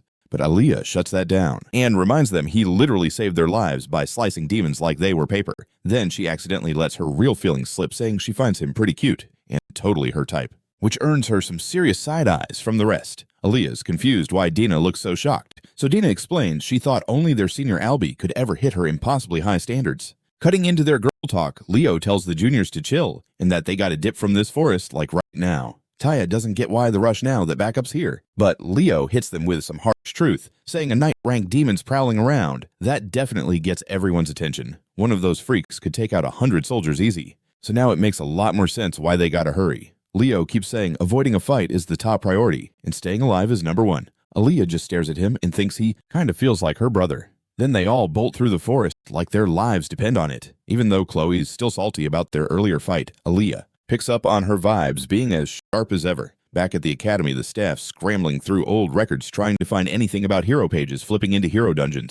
The headmaster tells Professor Albie it's a good thing no outsiders have crashed the party yet, and the blonde dude confirms only 2 living beings are inside. The headmaster figures night must have set in by now since 3 hours have passed, and he asks Ali when he took Chibar down last time. Ali says he finished that trash demon around midnight. Just then, Elena rolls into the room hyped about a lead on who sold the demonic creature summoning gadget to Loy. Before she can even finish her thought, the headmaster's attention snaps to a brutal surge of magic about to blow up in the room. He sees Ali losing it and rushes to chill him out, but Ali yanks his arm away, saying he needs to step out for some fresh air. Elena quickly figures out he's really fueled by rage. His hate for demons goes deeper than Sasuke's grudge against Itachi. No shocker since he lost his sister that day, and there wasn't even a trace of her left. The headmaster tells Elena to keep going with her update, and she says the black market seller who sold the goods had been causing trouble in the city for a minute and was a favorite with the freshmen. Hearing that the headmaster suspects Tartarus snuck in a spy, but Elena clears things up and says the guy wasn't directly connected. Looks like Tartarus was using him to smuggle stuff through backdoor channels. Rubbing his epic beard, the old dude wonders what on earth they were after until it hits him as he spots Khloe's name on the buyer list right next to an entry for some black book. Without even hesitating, he tells Elena to call Professor Len immediately. After she splits his old battle instincts, which come from years of dancing with death, kick in, screaming that something really bad is heading their way. Meanwhile, back in the hero dungeon, Leo and the crew stop at the base of a massive tower. Inside the hero dungeon, our dude keeps slashing monsters left and right to clear the way, but it's starting to wear him down since he's been on Super Sense mode for way too long. On top of that, Aaliyah's team and even Khloe are barely hanging on, so he calls for a quick breather. Taya and Bella gawk at him like he's an alien, wondering how this guy looks all fresh like he just walked out of a spa instead of a bloody mess. During their break, Khloe's quietly reading a book on Chibar when Aaliyah strolls up and nonchalantly drops the question about her relationship with Leo before outright asking if she's crushing on him. Khloe looks like she might throw up at the thought, but Aaliyah grins and points out that her disgusted vibe seems just a little too dramatic to be all innocent. Khloe sighs and glances at the supposed genius girl from 30 years ago who looks just like any high schooler in her class. She flips the question right back and asks if Aaliyah's the one catching feelings instead, and without skipping a beat, Aaliyah says he makes her heart go doki-doi. That response instantly annoys Khloe because not only is this girl a total legend from back then, but she apparently fell for him at first sight, too, proving just how ridiculously awesome Leo is. Still, Aaliyah admits she's not sure if it's romantic or just that weird flutter she gets when her brother struggles and finally pulls something off. Khloe asks if she's talking about Alzeron, and Aaliyah nods, explaining her brother lives for wild challenges, the kind no sane person would ever try, like mining bedrock in vanilla Minecraft. That little nugget only makes Khloe even more convinced Leo's practically a carbon copy of that guy. Out of nowhere, she ends up spilling all her tea to Aaliyah about how she used to be tight with Leo until jealousy ruined everything. To her surprise, Aaliyah says they're surprisingly similar. The genius girl reveals she's always been low-key jealous of her own genius bro since he acts like a clown. but somehow stumbles into groundbreaking discoveries. She admits her own unique magic is really just a rework of a system her brother created, because she kinda sucks at coming up with original stuff. Then she shocks Khloe by laughing about how she flunked the entrance exam twice, which only deepened her complex and made her think less of him. Eventually, those toxic feelings morphed into full-on admiration, and Khloe realizes that's the exact same thing happening to her. Before she can even process that, Leo suddenly stands up and warns everyone to brace themselves since their exit route just got blocked. The panicking students grab their weapons, but our dude reminds them they're all future. Heroes and worries ain't in the syllabus, but Aaliyah's squad starts sweating bullets when a huge demonic dude pops up, saying he's found the seed of a big-time hero. He zaps a crazy blast of destructive magic straight at Leo. Leo dodges and remembers this guy was supposed to squash potential heroes before they even had a chance to shine. But now he's calling him great, and that doesn't sit right with our dude. Still, he yells for Khloe, who's already got a magic circle prepped, and she conjures a giant iceberg to block Chube's attack. Meanwhile, Leo's charging up his sword with magic, sneaks behind the night demon and delivers a solid slash to the vile monster's thick neck built like a race car. The girls hold their breath, thinking it's over, but their hope dies fast when Chube's gross flesh starts healing itself like it's made of some cursed jelly. Seeing that, Leo shouts for everyone to bounce back as the demon activates his cursed magic that cancels out all attacks, like a black hole, known as Void. Tayao and Aaliyah start freaking out, wondering how anyone's supposed to win against something that broken, but Leo keeps his cool. He knows Void ain't absolute, and there's gotta be a limit to the user. Chube mocks Leo, laughing at the thought that remnants of a hero think they got a shot, but Leo fires back, saying, if Chube's so tough, why is he losing sleep over a little sprout? He calls for everyone to launch a team attack. And while they all hustle, it's Aaliyah's unique magic that really nails him as she showers him with a bunch of stars. Chube starts to think his boss, Lady Salatna, was right to tell him to take out the hero seeds before they become too dangerous. Surrounded now, he suddenly lifts his weapon, forcing Leo to back off. The moment our dude sees what's coming, he yells for everyone to hit the deck. Sadly, one of the spikes slices through Belak's side, so Leo grabs him and falls back behind an ice wall Khloe quickly raises. He checks on everyone and tells them he can stop the bleeding with his aura, then turns to Khloe and tells her to set up a finishing strike. With that, he dashes off to give her the time she needs to prep an attack strong enough to break through Void's limits. Khloe opens the dark book she's been clutching this whole time. As she flips through the pages, she realizes it's got the perfect spell to roast that ugly demon alive and erase him for good. The freshmen watch in total shock as Leo zips around Chube, using after images to whack him from every angle at a speed no one can keep up with. The demon swings at one image only to miss and get smacked from the other side. Seeing all this chaos, Taya wonders if he'll ever nail a move that cool. Dana doesn't even try to be nice and shoots him down. Meanwhile, Aaliyah stands frozen, both impressed and confused, because the magic Leo's using is clearly star magic, meaning he's not your average dude and definitely hiding his real identity. Before that bomb can land, Khloe grabs everyone's attention with a sudden lift into the air, summoning a dark magic circle. With a wild grin that seriously raises questions about who the real demon is, she claims she's about to erase this monster from existence. Aaliyah freaks out and yells at Leo to get out of the blast zone because there's no way anything nice is coming from Khloe's hands. Khloe throws in a quick warning that she's not responsible for any property damage before firing a blazing death ray straight at Chube, which sets off alarms in Leo's head. Since this should be an ice girl, not a fire starter, watching Chube get totally wrecked, Khloe cackles like she's gone mad and brags about her eternal flames, telling Chube to go burn where he belongs. As the fire engulfs him, the flames turn into black fire, like it's Amaterasu, sending alarm bells ringing in Leo's mind. He yells at her to shut it down before things go haywire. But she flat out refuses, insisting that trash like Chube doesn't deserve mercy and needs to suffer proper, seeing she's totally on a villain arc now. Leo rushes in and swats the cursed book out of her hand like it's some dirty magazine his mom found under the bed. Soon enough, Khloe finally comes back to reality. So Leo calmly asks her to be real if she really created that endless flame magic, or if she just borrowed it from somewhere. She admits she's no genius and confesses the spell was straight out of that book, confirming just like he thought that it's a knockoff of the flame of Arabos. Chube starts regenerating from the flames, so Leo quickly tells Khloe that the spell she used is black magic and the book is actually a disguised sorcery machine. The news makes her feel sick over what she's done. With a sad look, she mumbles that she's way too corrupted now to be called a hero.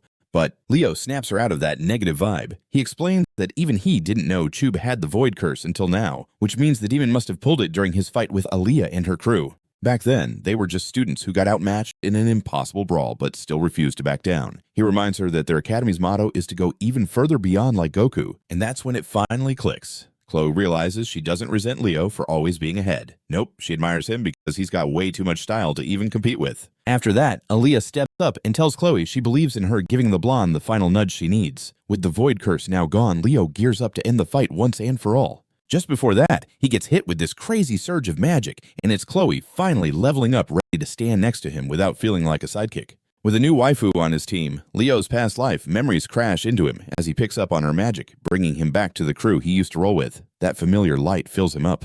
Out of nowhere, Chibaran lunges in and slams Leo with a finisher move. Leo blocks the first hit, but the demon sneaks in another shot that breaks his defense and sends him flying into a tree. As he struggles to get up, Chum strolls over and says it's time for the so-called hero to take another nap. But just then, a snowflake floats down in front of Leo, and the whole forest starts to freeze. His fear melts away as he stands back up and fires back, saying demons like Chibaran have never taken him down, and they ain't starting now. The demon's staring at him, totally lost about what kind of high-quality copium he's on, clueless that Khloe's right behind him, about to unleash a crazy spell. She silently thanks Leo for helping her break through and unleashes her original magic, a spell called Ice World that sweeps through the battlefield in a wave of epic power. With a flick of her staff, the ground below her freezes over in ice so thick it could cover 3 seas. Khloe floats up in the air, summoning massive crystal lances to wipe out anything unlucky enough to be standing below. But Chub doesn't even budge, staying frozen like a cursed popsicle that forgot how to chill. Leo strolls up to the ice-covered demon, and the second he touches it, its soul fades into a pure black smoke. Right after he finds the black magic book, pumps fire magic into his sword and drives it straight through, causing a wild explosion that turns it to ash. System notifications start pouring in, congratulating him for saving the rookie mid-crisis and taking out Chub. But what really catches his eye is how Khloe totally stole the show by dropping a new magic type out of nowhere. Turns out it's field magic, which he wouldn't dare think about copying unless he totally flipped his instincts. To his surprise, Khloe says she's ready to come clean and wants to risk it all, even if it means getting kicked out. He quickly reassures her that someone as awesome as her isn't getting kicked over one mistake,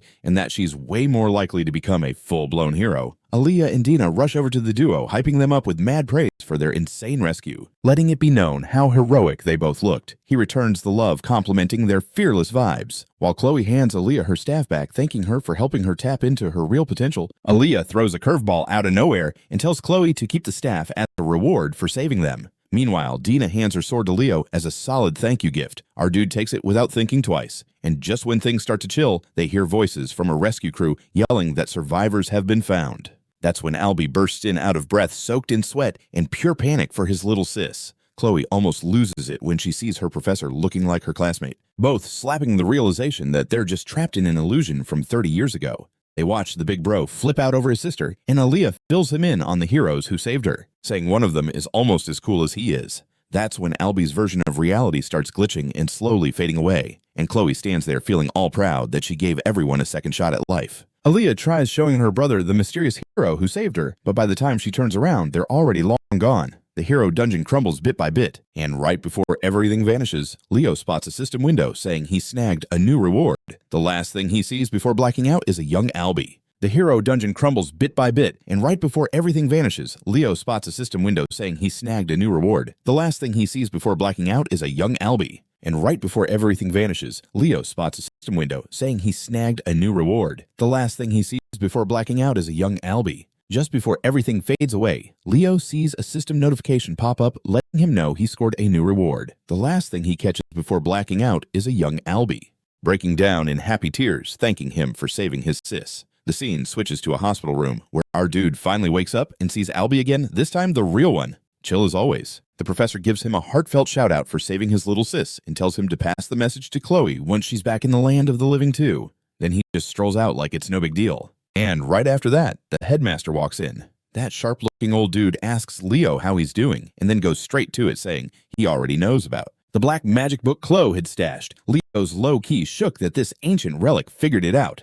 Then the dude spills that he's got proof from the spot where Senlu copped the summoning catalyst, and where Khloe ended up snagging it later. The headmaster admits he was totally shocked to find out a sorcery machine slipped into the academy without anyone noticing. These cursed gadgets are made from parts of Arabos that were only supposed to be used by demons, and if anyone else gets their hands on them, their mind starts to rot like they're watching Coco Melon on repeat. Leo decides to lay it all out and gives him a full scoop on what went down, which makes the Grandmaster start questioning whether the Black Book itself kicked off the whole mess. Leo's on board, saying everything snapped back to normal the moment he smashed it. Out of nowhere, Khloe suddenly sits up in bed, totally thrown off by the headmaster being there. He tells her to chill and then calls for Elena. His super efficient secretary walks in with this big long object wrapped in a cloth, which turns out to be the sword and crystal Dana had dropped off earlier, along with Aaliyah's staff. Khloe's eyes go wide as she watches Aaliyah's staff just pop into reality, and the headmaster gives Leo a side eye, asking how the heck he managed to score a reward that shouldn't even be possible. Our guy figures out from Khloe's reaction that he's the only one who got a reward and remembers how this is just like what happened during the entrance exam.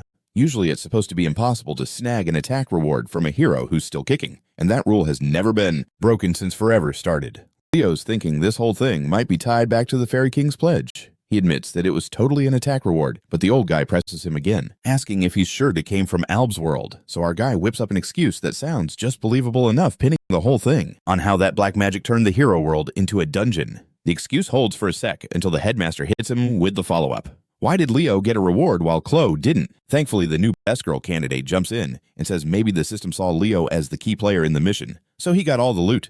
The headmaster is cool with this logic for now and announces he's starting a quiet investigation behind the scenes. He tells them they can keep the rewards for now, but those are going back to the rightful fams once the investigation wraps up, all to keep the sorcery machine under wraps. Khloe looks puzzled and stunned, at the same time asking why he's got her back, to which the headmaster flashes a grin with his legendary mustache and says that not every threat comes from outside the academy. After dropping that subtle bomb, he tells them to catch some proper Z's and takes his leave for now. As soon as he's out, Khloe's whole vibe shifts, like she's about to start twirling her fingers like she's going to write Leo a love note in cursive. She almost spills her feelings to Leo right then, but Anime Jesus swoops in with 3 girls crashing into the room, looking extra worried about him. To make things wilder, the old geezer slides back in because he forgot to mention there's a celebration party for the cadets tomorrow, and they better come, dressed to impress. To celebrate everyone surviving the midterms, the academy decides to throw a bash for the students. The announcer looks like he's living his best life as he hypes up the crowd and wonders if it'll be more pretty girls or charming guys this time. What shows up instead are the NPCs from Class 5, who start acting like royalty as soon as they step in, acting like midterms were a total walk in the park. As the crowd builds up, more peeps roll in to chow down, and just like that, the gossip's flaring up from every corner.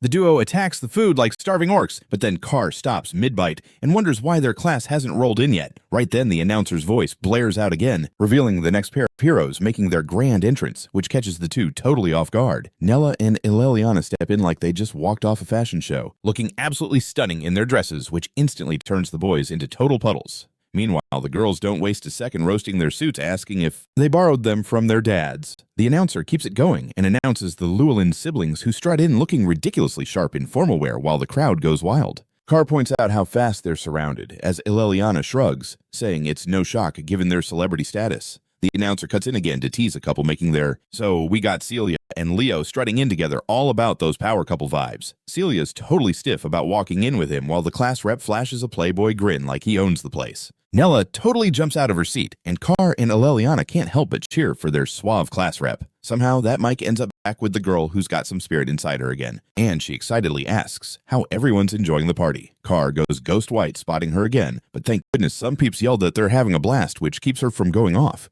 She surprisingly stays chill and says that's awesome to hear, but then drops a major bombshell. She's about to spill the midterm exam results like right now. The energy in the hall crashes instantly, and Carr mutters that dinner's officially wrecked. She says she kinda saw that reaction coming and explains the faculty's plan to only drop the top 3 students from each major tonight, while everyone else gets their results through homeroom tomorrow. Students seem relieved and cheer a bit when she adds that the profs from each major are the ones doing the announcements. Ain struts up to the stage next, and Allelliana whispers that he looks especially dapper tonight. The sword.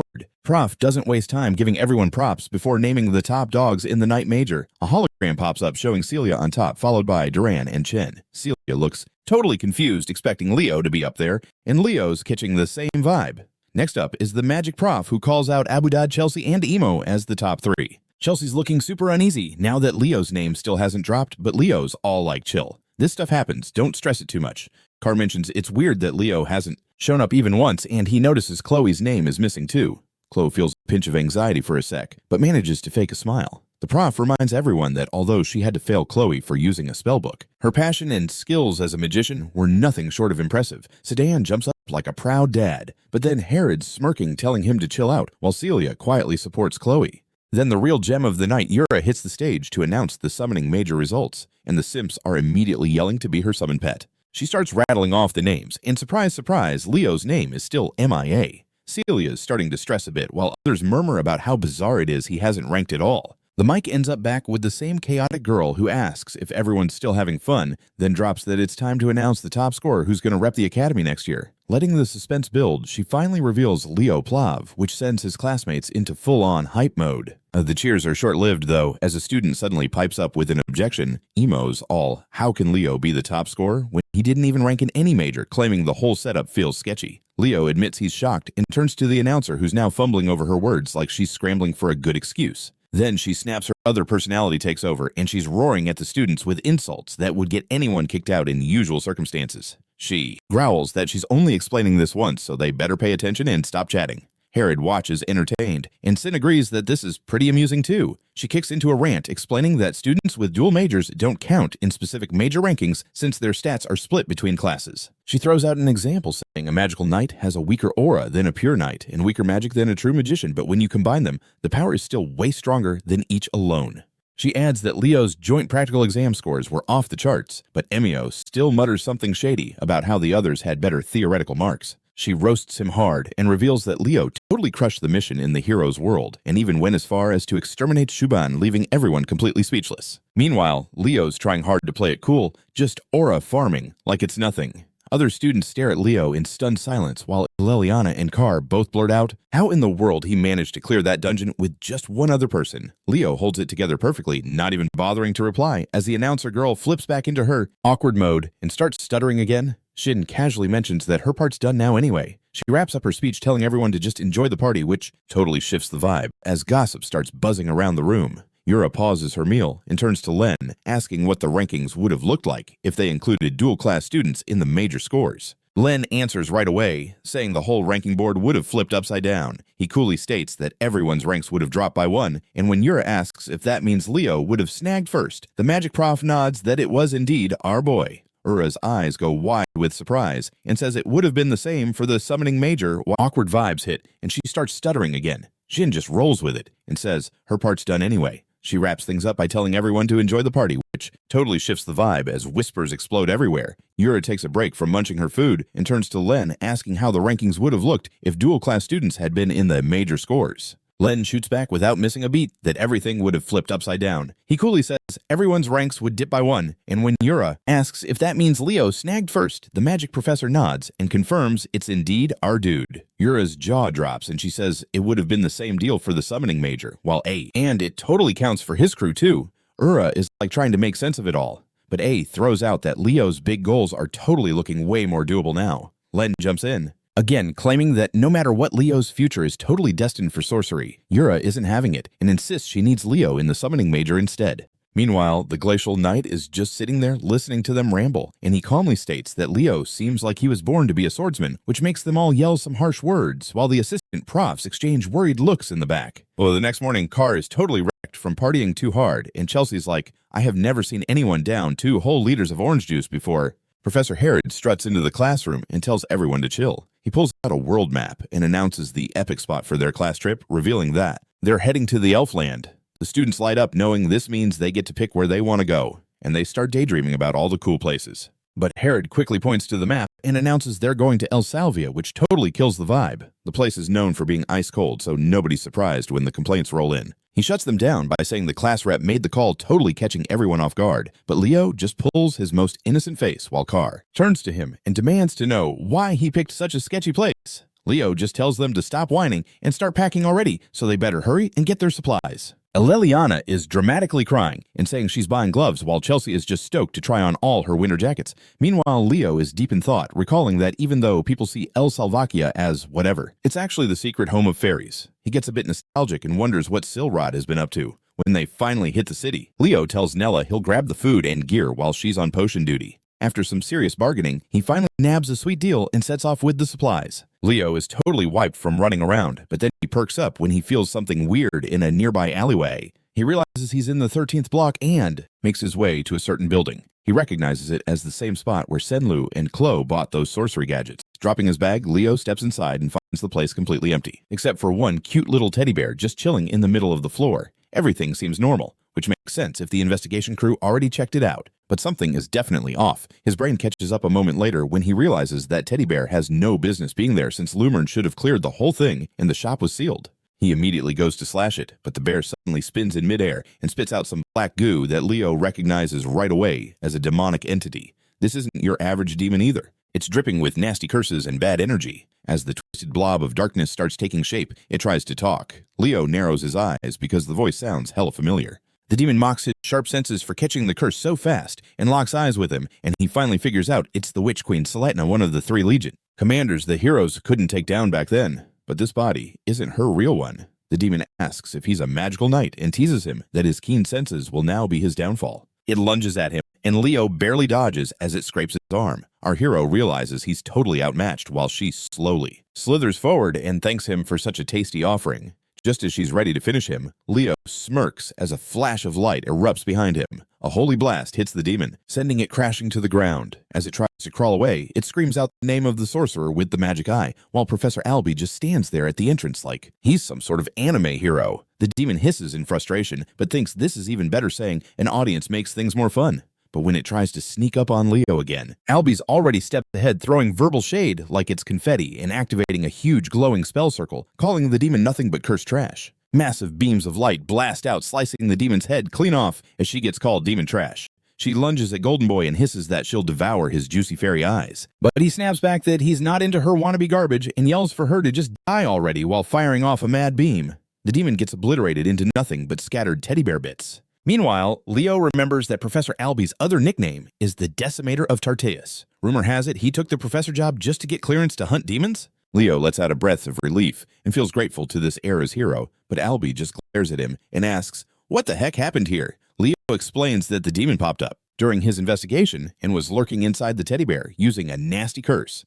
Albie grabs the teddy's head and says the investigation squad is definitely taking the blame for this mess. He spins around and says he's going to let the solo investigation slide this time, but tells Leo to hit a backup next time if he needs it since he still owes him for what he did. That totally takes Leo by surprise. He grabs his bag and thinks about how House Ziran is one of the 3 big families, so he might just hit up Albie to get into that forbidden library. On his way back, he finally spots Nella, who's super hyped to see him, but freaks out when she sees he's hurt. She rushes over and starts casting healing magic, asking what went down. But Leo is lost in his head, thinking this mess pretty much confirms Salathna is behind the demonic beast and that cursed spellbook, but he's still stuck on what their endgame is. A week flies by and the students gather in front of this massive portal as Leo checks off the essentials with his crew. Celia rolls up and asks why his group's headed to Salvakia, and he tells her it's just a summer getaway to beat the heat. She grins and says she hates the cold, then tells him to have a blast before bouncing with her class. He waves her off and turns back to his squad, saying it's time to roll out. Chelsea looks pumped while Carr groans about hating the cold too.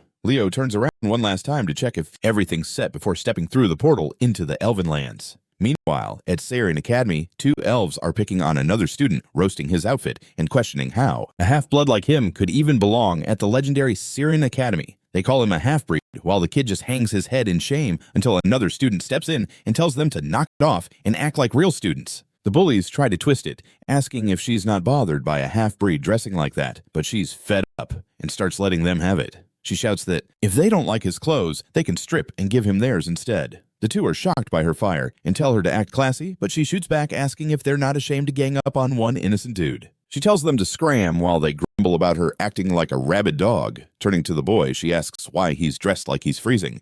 He says someone jacked his clothes and introduces himself as Luca Anaris. Run instantly flares up at the bullies while Luca keeps trying to hand her back the scarf, feeling a bit shy, but she brushes it off, telling him not to stress. He notices she's super stoked, and she admits her contractor finally hatched. Luca lights up and gives her a congrats. She flashes a grin before bouncing. Run bolts straight to her dad's office, who quickly tells her not to call him that on campus. Her dad's sweating a little as he confirms that Fernia's kid has hatched, and she lights up like a kid on their birthday. But then he drops the bomb that there's a problem, and a contract's already been made, which totally drains the energy from her face. He says he's on it, but she slams her hand on the desk and demands to know who the heck stole her contractor. Meanwhile, Class 5 reaches the academy safe and sound, and everyone immediately starts whining about freezing to death, but Leo tells them to tough it out.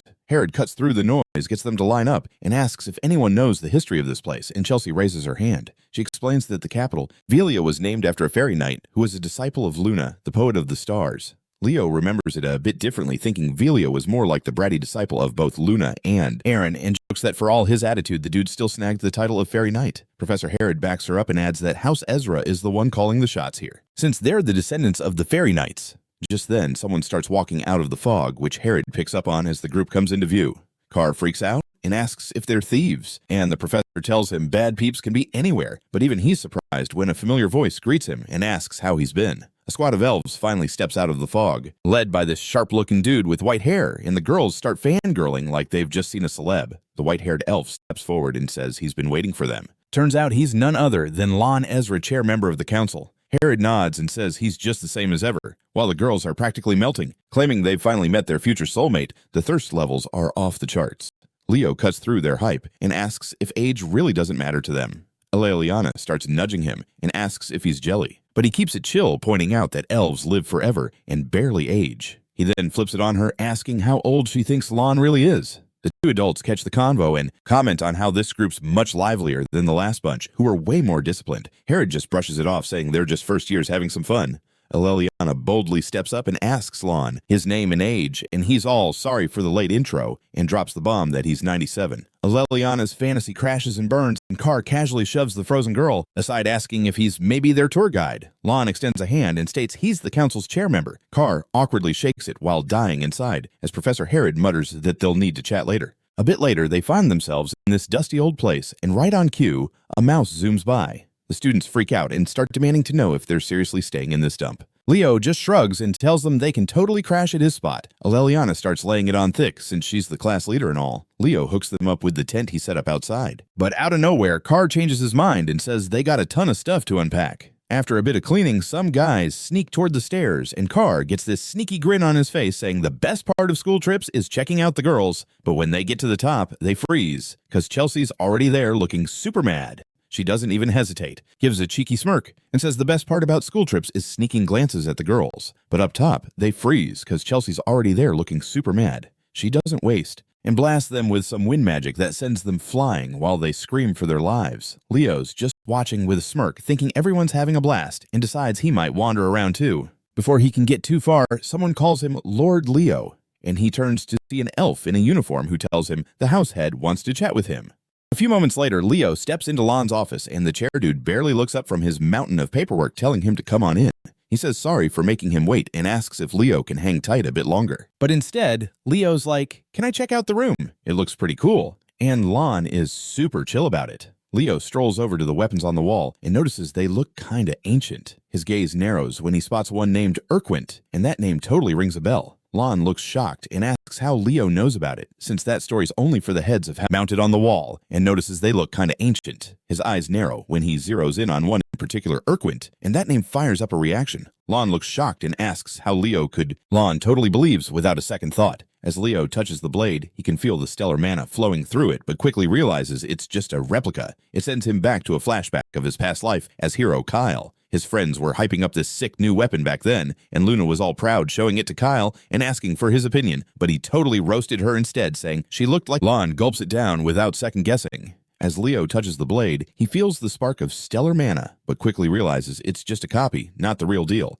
His mind drifts into a flashback from back in the day as hero Kyle. His mates were hyping up this new weapon, and Luna showed it off to Kyle, all proud, but he ended up roasting her instead, saying she looked like a goblin thief, which totally set her off. The actual Urquint used to belong to Luna, but was later passed down to her apprentice Berkia, but it vanished before the Tarteus expedition. Lon creeps up behind him and explains that Urquint was snagged by his ancestor, who took over Berkia's hero world. But the deal is, weapons from hero worlds can only be used by their original conqueror. That hits Leo like a ton of bricks. No wonder it felt like an empty shell, and Lon motions for him to sit. He says Herod told him Leo's an all-class student in the first-year rep, which Leo backs up. Lon then drops a weird request, saying he wants Leo to chat with his granddaughter. She's a top-notch student at Lumina Academy, but since starting school, she's totally lost her spark. Lon figures someone like Leo being from a different race might shake her up a bit. Leo heads up to her room, wondering if it's cool for Lon to have given him the key, but he still knocks and walks in only to be hit with the biggest mess he's ever seen. He coughs and jokes that the room's super dusty. Then he starts spotting posters and figures that show she's a mega fan of the great heroes. He's okay for Lon to toss him the key, but he still knocks and walks in, only to find what he calls the messiest mess of all time.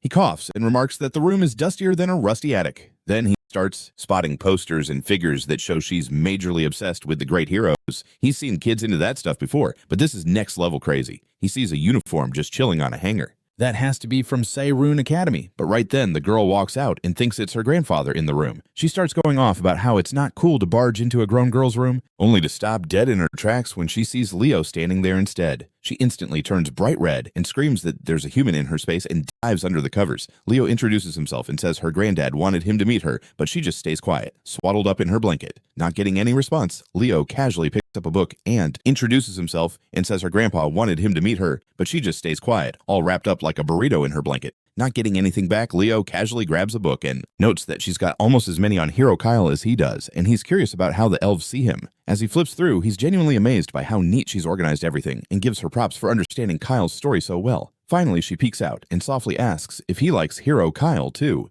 She brings up the Battle of Darnos, the notes, and props her for knowing so much about Kyle's legendary moves.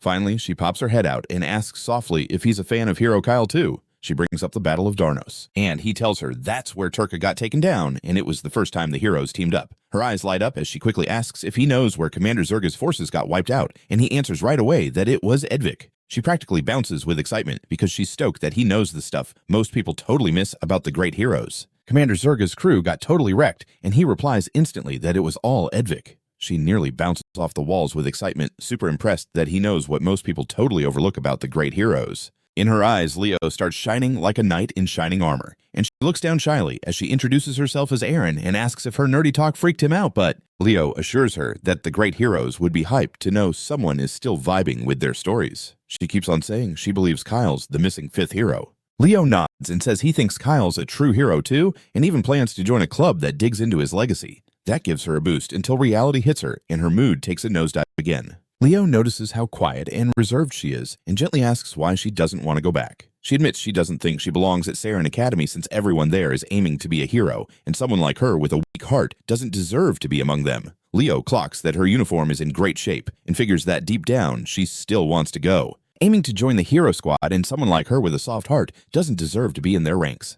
Leo notices that her uniform is spick and span and figures she secretly wants to make it too. He tells her he's not the only human around, and that his classmates would totally be down to meet her and hear what she's got to say. She's shocked, but he adds that there are other schools training heroes from all sorts of races too. He grins and tells her if she's curious, she should totally come check it out for herself. Then he heads out, and the second he steps outside, Lon pops up like a puppy with starry eyes, totally catching Leo off guard. But Lon leans in all hyped up and whispers if he was actually talking to Aaron this whole time.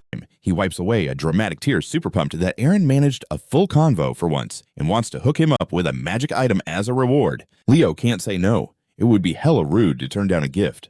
Lon drags him to the treasury and tells him to pick anything he wants. Nothing really stands out at first, but then Leo spots something kind of weird. He picks it up, and Lon casually mentions it's just a jewel with fairy power, but honestly, he thinks it's more of a decoration. Leo's like, it's cool, I want this one, and Lon's all happy and agrees. But our boy realizes that he's pretty sure the fairy inside isn't just a statue, it's alive. Later, Class 5 is chilling in the hall as Professor Herod goes over their new schedule. Starting tomorrow, they're waking up at 6 in the morning for personal training, then hitting mission practice in the afternoon. Allelliana tries to complain, saying they already train like non-stop back at school, but Herod shuts her down, insisting this trip isn't a vacation. It's all about sharpening their weak spots. Then he casually drops the news that this whole schedule was cooked up by their class rep. Instantly, everyone turns to Leo with looks of betrayal on their faces. But Leo just grins and says, this place is perfect for combat training. Allelliana starts gaslighting herself into thinking he must have good intentions. Herod wraps up the meeting, telling them to enjoy this last day because it'll be their last free time for a while. Later that night, Leo's in his room checking out the jewel and figures out it's packed with the Fairy King's magic. No wonder Lon thought it was just decoration. After all, the Fairy King's contractor disappeared after the Age of Calamity, so nobody's used that magic in forever. But Leo knows this is Silrod's power for sure. He channels his magic into the jewel, making it glow. It's finally time to activate the Fairy King's pledge he got earlier. With that, the jewel starts to crack open. A tiny voice stirs, asking if Dad finally broke the seal. But when the fairy sees Leo, he gets all confused and demands to know why some random human is just standing there, to which Leo's like, "Who even are you?" The fairy gets all offended and declares he's Kirin, the firstborn of the fairy king Silrod. He starts ranting like he's royalty, but Leo just calmly gets his fingers ready and tightens up as Kirin smugly says his name. Leo flicks him on the forehead. Kirin freezes, trying to process this human's audacity, but Leo's expression shifts and he says even Silrod treated him with respect,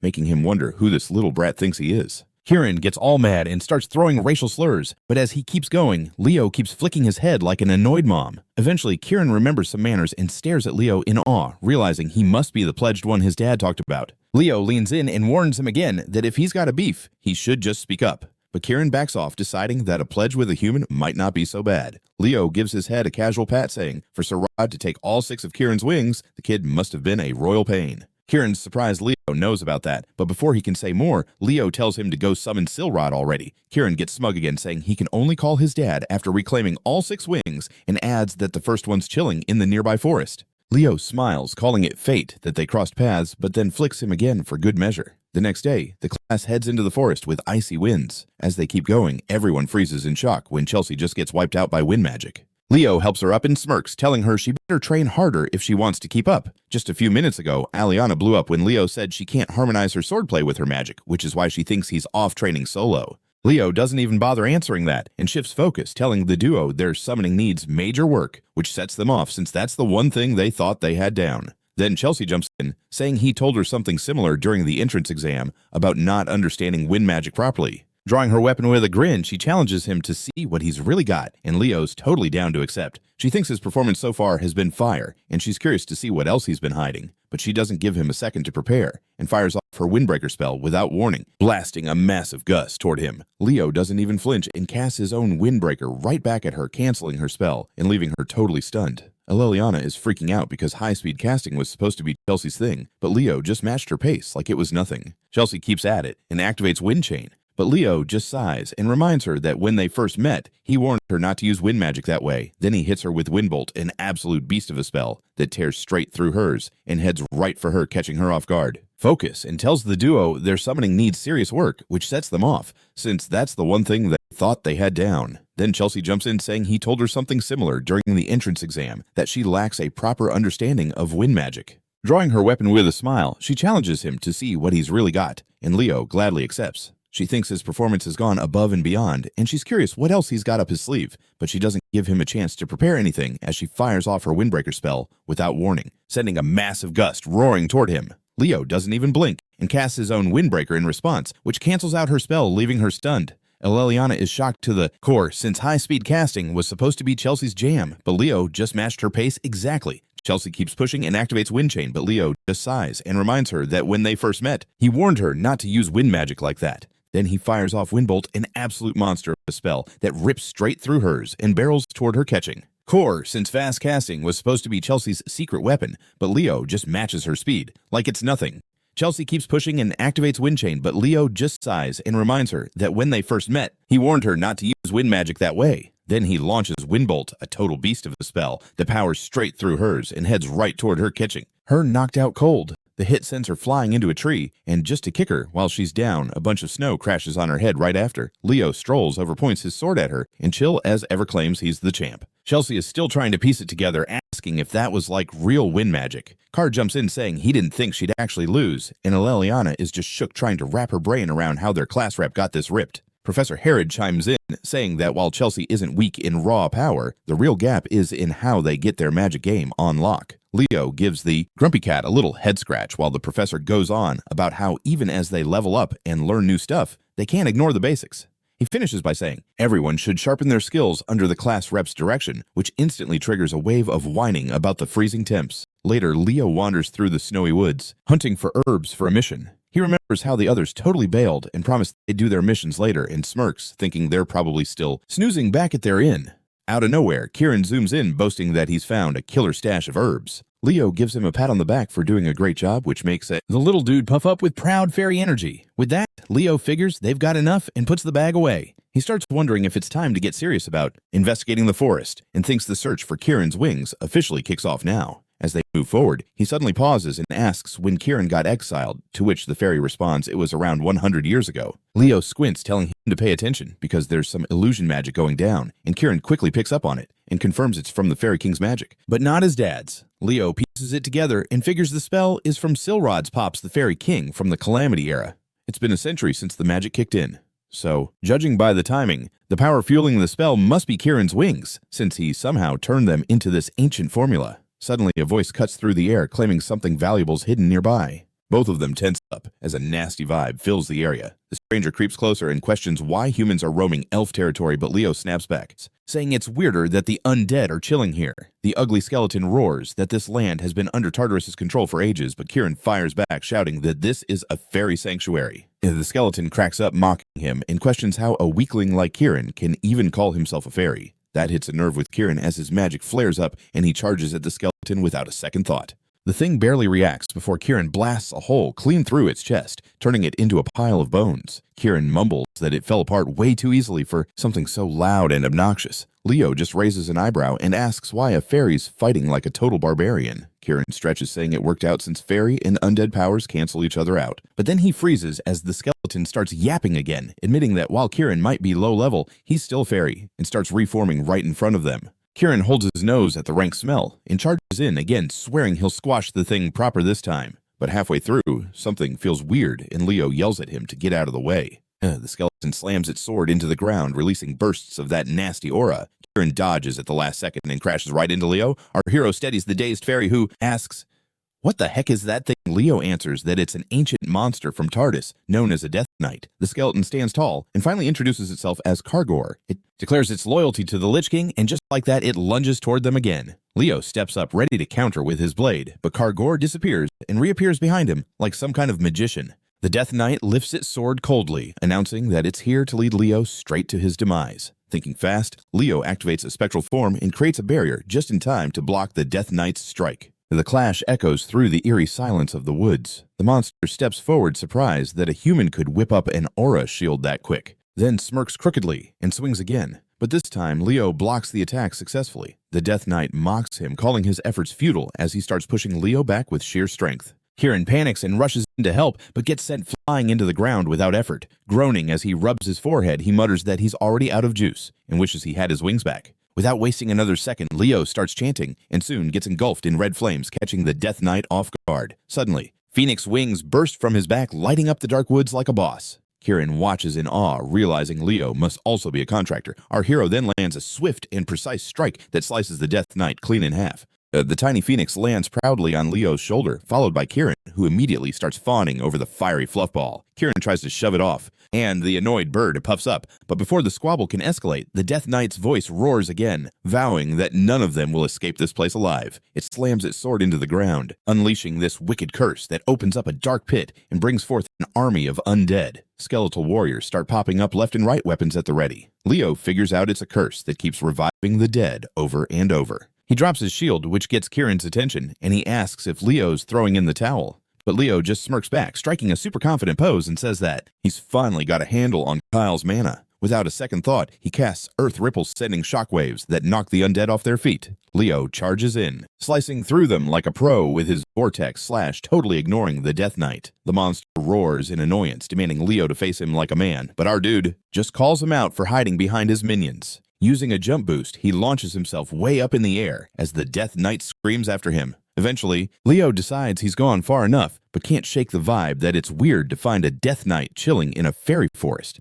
As he's trying to piece it together, a skeleton stumbles out from the trees. He readies his blade, thinking it's just a lone wolf, but before he can even make a move, the thing gets torn to shreds. An elf pops up, raising his sword at Leo, and demands to know if Leo summoned it. Leo calmly responds that he's just a student from Learn and has nothing to do with it. He spots the elf's Sin uniform and recognizes him, but the elf ain't buying it and lashes out. Leo sidesteps like it's nothing and knocks him down with the base of his sword. A voice cuts in, asking him to chill as a red-haired elf steps forward, apologizing for her friend's behavior. She introduces herself as Runia and hooks Leo up with some reassurance that not all Saren students are trash bags like that guy. He accepts the apology and asks why she's there, to which she says she's on field training, while Leo explains that his class is on a school trip. He excuses himself to fill in his professor about the incident, and Runia sees him off, though he pauses for a sec, trying to remember why her name rings a bell. Meanwhile, she's already yelling at one of her students for messing up and calls her an idiot sandwich. Back at the academy, Lon looks kind of sus about the whole Death Knight thing and points out that sure monsters are showing up, but it hasn't escalated to this level. Professor Herod backs Leo up, saying he wouldn't lie about something this wild. Just then, someone calls them out, claiming that misunderstandings come from ignorance. A dark-haired elf strolls out and rolls his eyes at the idea that a first-year met a Death Knight. He introduces himself as Professor Herdium, and Lon gestures for him to take the floor. Herdium suggests Leo probably mistook a skeleton knight for a Death Knight, since the real deal would have offed him on the spot. He questions if Herod really believes Leo's story, but Herod stands firm, saying he does, because Leo is the all-class rep. That surprises Herdium, who starts thinking that Leo might be worth watching if he can actually change how Saren students see things. He then asks Leo if he's got magic skills and pitches a joint class between Lumern and Sin. Soon after, all the students are partying like crazy, while Carr wonders how epic this shindig is. But Chelsea? That throws Herdium for a loop, who now kinda thinks Leo might be worth keeping an eye on if he really can shake up how Saren students perceive things. He then asks Leo if he's got any skills. Chimes in, saying it makes sense since the Emperor is hosting it. Allelliana and Nella are buzzing with excitement at the thought of experiencing Shran's teaching firsthand, but Leo's still feeling a bit sus, and thinks Herdium is the type who only believes what he sees.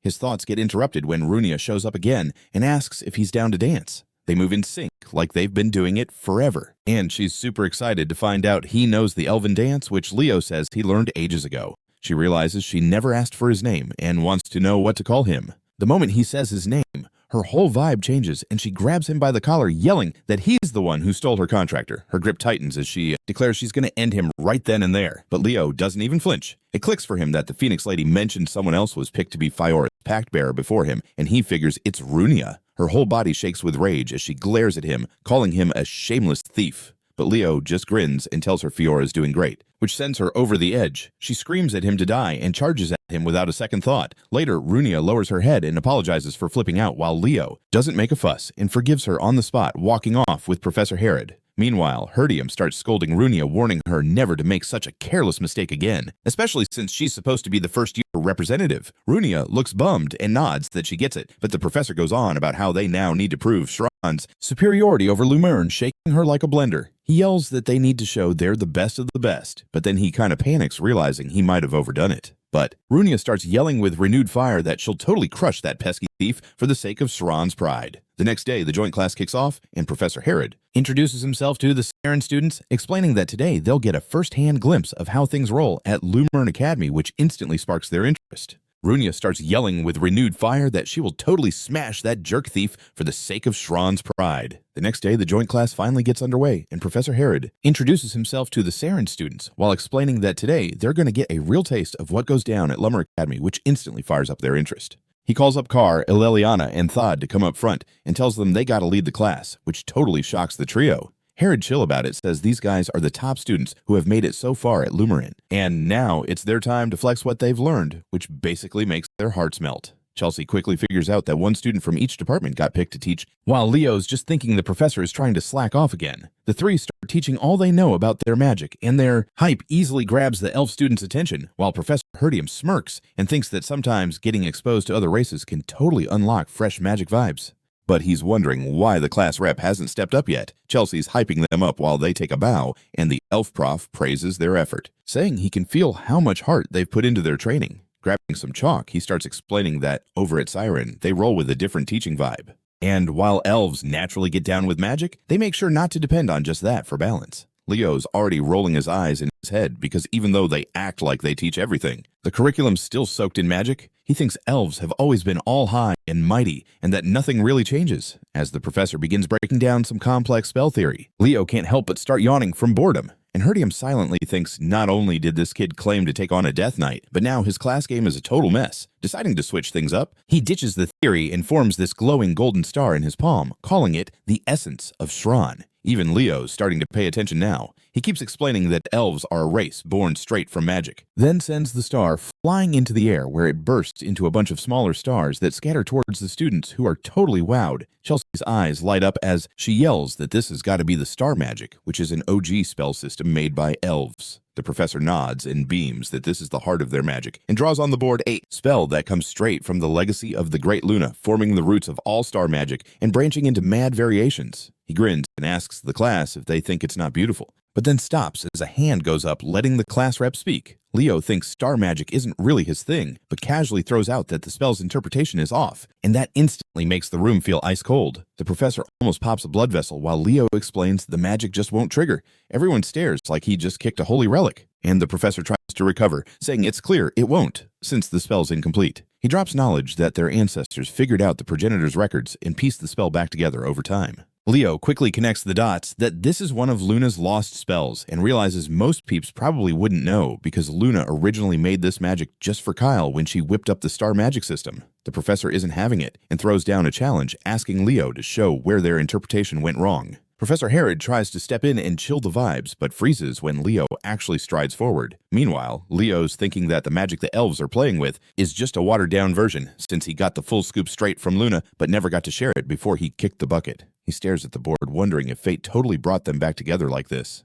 Herod starts sweating big time since he knows how crucial star magic is to the elves, and messing with the progenitor's legacy could turn into a total disaster. But Leo just rolls with it and starts rewriting the formula using his own magic, while the elf students are whispered in confusion since none of them have seen anything like this. After a few moments, Leo announces it's ready, and the newly minted formula starts glowing hard. The professor's eyes start getting misty as he stares at the magical pattern, softly asking what spell this is and if Leo has ever used it before. Suddenly, Leo gets pulled into a flashback standing on a cliff's edge where Luna calls out to him proudly saying she's nailed the magic. She smiles warmly and tells Kyle she's about to teach him this spell, which is supposed to make flowers bloom while he's holding a golden glowing flower. Leo repeats the magic Luna once taught and unleashes this wave of glowing flowers all over the lecture hall, instantly lighting up the room as the students get even more hyped. Allelliana turns to Nella, wondering if the class rep just pulled off something epic, and Nella nods without saying a word. What's got Roya even more shook is the professor's jaw-dropped reaction, and she starts to wonder if Leo really just cracked the founder's legacy right in front of everyone. The professor drops to his knees in disbelief, holding a golden flower, muttering that he can't believe the magic they've all been using is just a flower blooming spell. Leo calmly gives him the lowdown and says it's not that simple. He breaks down how flowers almost disappeared during the calamity, and suggests they probably meant something major to the founder of the nebula. Back in the day, as Kyle, he remembered telling Luna that this kind of magic wouldn't help them ace battles, but she said probably had some deep meaning for the nebula's founder. Back in the day, as Kyle, he remembered telling Luna that this kind of useless magic wouldn't save their skins in a fight, but she told him that those flowers were totally gorgeous, and that one day, she wanted to see a world going off with blooms everywhere. The professor agrees, saying the founder probably tucked away some deep truth in that spell.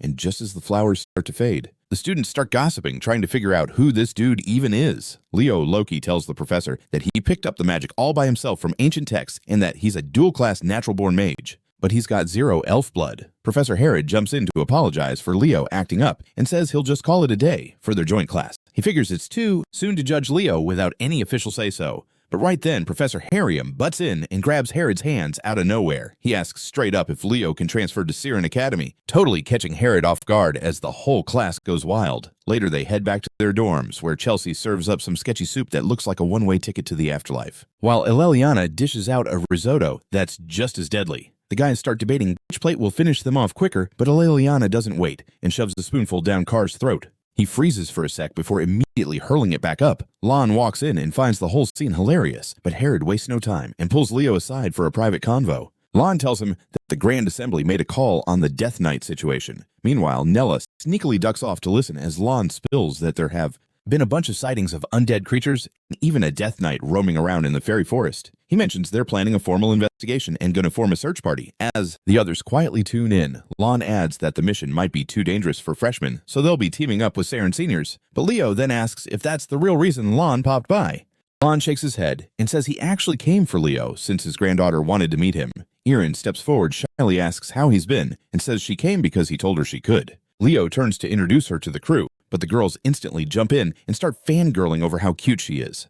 Erin gets hella flustered and bolts upstairs while apologizing to everyone. The girls wonder if they messed up somehow, and Lon tells Leo he's counting on him. Without saying a word, Leo heads upstairs and finds Iron curled up silently on the balcony. He drapes his jacket around her, which takes her by surprise, and she quickly tries to hand it back, but he tells her it's cool. He asks why she bailed on Sin, and she says she thought she just wasn't cut out to be a hero, which Leo was already kind of tired of hearing. She goes on to explain that when she was struggling, she met this awesome person who shone like the sun, and she says with admiration that it was Runa who seemed super heroic in every way. From that point, she started watching her from the shadows and figured Runia was everything she wasn't, so she decided to follow in her tracks. She even hit the top of the class, but something must have gone wrong during the duel test, because after that, Runia started to throw shade at her. Leo thinks it's a bit weird since Runia doesn't give off those vibes, so he decides to ask her about it later. He thinks Iron kinda reminds him of Varia and asks if she knows her story. She lights up right away since it's her ancestor's legend. So Leo tells her that Verkia followed the path of the great hero mentors,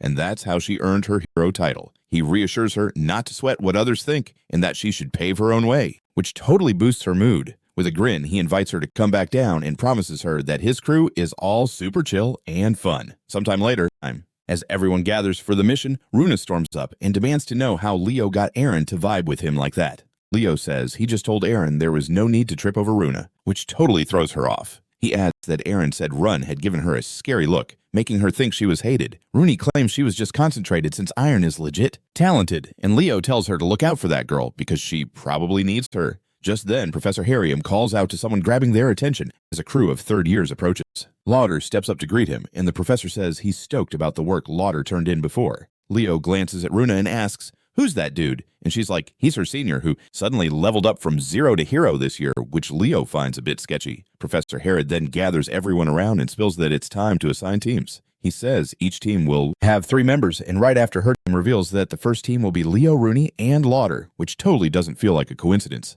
Rooney starts whining. The second, they leave complaining about the professor's suggestion to use this as a chance to grow closer. Leo throws in a little jab about the thief comment, which instantly sets her off again as she snaps that she still hasn't acknowledged him, but he just tunes her out like he's listening to white noise. Instead, she looks around and wonders where Lauder bounced to since they're supposed to be sticking together. And Leo remembers Lauder saying he'd go solo, guessing he must have something else cooking. Placing his hand on the ground, Leo suddenly feels like something's off. And Runa comments that for all the ground they've covered, they haven't spotted a single undead yet. But Leo's caught up in something else as he notices the ground around them isn't seem any different from before, and remembers the chat he had with Kieran. There's a curse of the dead hanging over this land, but only someone like him who made it through the age of disaster can feel it. The Death King Hela was Arabos' ride-or-die follower and the head honcho of Tartarus. Leo doubts he rolled out personally and thinks he instead sent Kargor, the Death Knight, as his messenger. Standing up, Leo figures that beyond this point lies something the Fairy Lord is trying to keep under wraps. Roa looks at him confused and asks if he sensed something. But before he can say a word, they hear footsteps as someone approaches. Leo instinctively points his sword forward, only to be met by Lauder, who casually asks how the investigation's going. He checks if they've run into any undead, which they deny, and then asks if Leo was the one who first dropped the news about a Death Knight. Leo confirms and shakes his hand, but he notices something off about the black ring Lauder's got on. Lauder then hints that Leo might have jumped the gun and suggests he got a little too excited as a first year. He asks if they know that high-level undead like Death Knights can't stay summoned without some necromancer feeding them mana, which is why demonic summoners usually roll with them. Run realizes if that's the case, there must be a demon lurking somewhere in the forest. But Lauder fires back that this is the capital of El Salia, and reminds her that as a Shran student, she should know about the star magic surrounding Berkia. Roya nods, but Leo jumps in with a firm voice and says, there's no rule that dude says you gotta be a demon to be a necromancer, but nah, other races like elves can totally rock dark magic too. Lauder just laughs it off and claims elves are too snooty to go that low. He drops the mic on that convo and tells everyone to wrap up the investigation, but Leo can totally see he's looking for something else. Even Rooney starts catching the vibe that something's off with him. Later that night, the squad gets together to spill the tea on what they found, and seriously, not one of them saw even a single undead, much less a Death Knight. Chelsea's hella suspicious about the whole thing vanishing right when they started poking around. Carr tries to dip out early, acting all tired and saying he's hitting the hay, but Chelsea ain't having it and yanks him back. Meanwhile, some dude who definitely has shady plans just leaps out of his dorm window and lands all quiet-like. Leo sneaks over to the academy dorms and slips into Lauder's room like a total pro. He already knew Lauder would pull a fast one, but inside, he spots a whack map with the entrance to Fairyland clearly marked.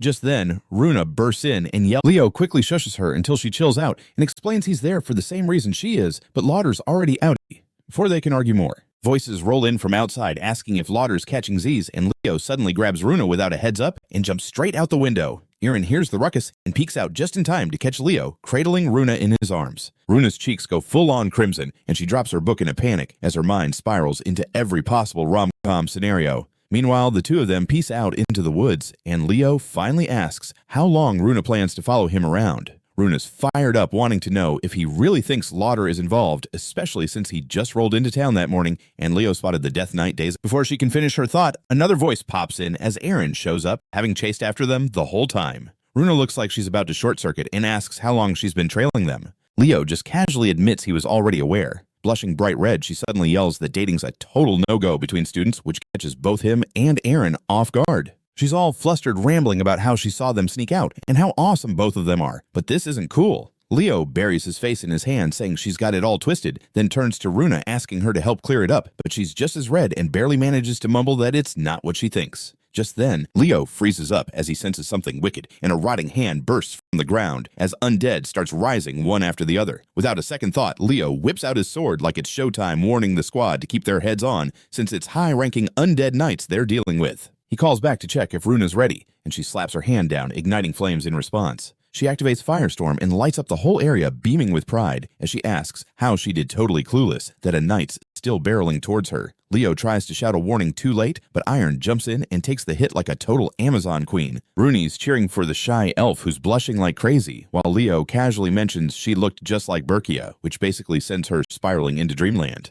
But then the shy elf switches gears and asks what the three of them are even doing out here, all alone. Roya finally starts talking straight, explaining they were sneaking into the third-year dorm to dig up some info. Then hits up Runa, asking her to clear the air, but Runa's face is totally beet red, and she can barely mumble that it's not what she's thinking. Just then, Leo locks up as he feels some serious danger, and then boom!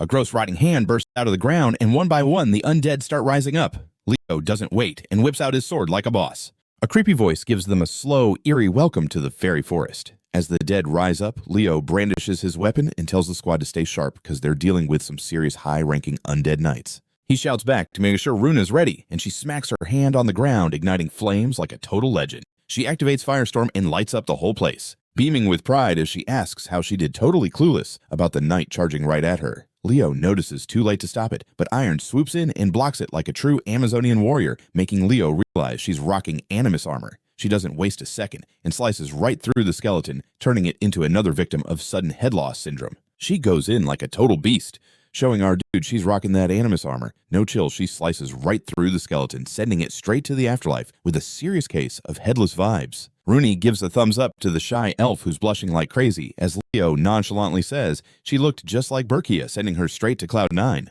But then the shy elf does a total switch and asks what they were even doing all alone out here. Roya finally starts spilling the tea and explains they were sneaking into the third-year dorm to sniff around for something. She's getting all flustered again and drops the bomb that any kind of love drama is just gonna mess up her study vibes, making Leo have a total bro moment. Iron's not letting that slide though, and says Miss Rooney is always gonna be the top student because she's destined to be a hero. That hits Rooney right in the feels, realizing Iron's always seen her that way. Her brain goes back to their duel, where Aaron just barely blocked her attack with some mana shield. Rooney was smirking because she figured out that only Aaron is tough enough to be her rival, so she decided to unleash her full power while channeling this mega fire spell. But Rooney's mad face freaks Iron out, and she drops her guard. By then, it's way too late since the fire spell blasts off, and boom, it smacks into her like an explosion. And now she finally gets what Aaron's expression was all about. She lets out a deep sigh, realizing it was her fault that Iron stopped showing up, and tells her that she wants her back in school because she's her friend. The shy elf looks kind of unsure, but Runa hits her with some full-on confidence, saying they're totally friends,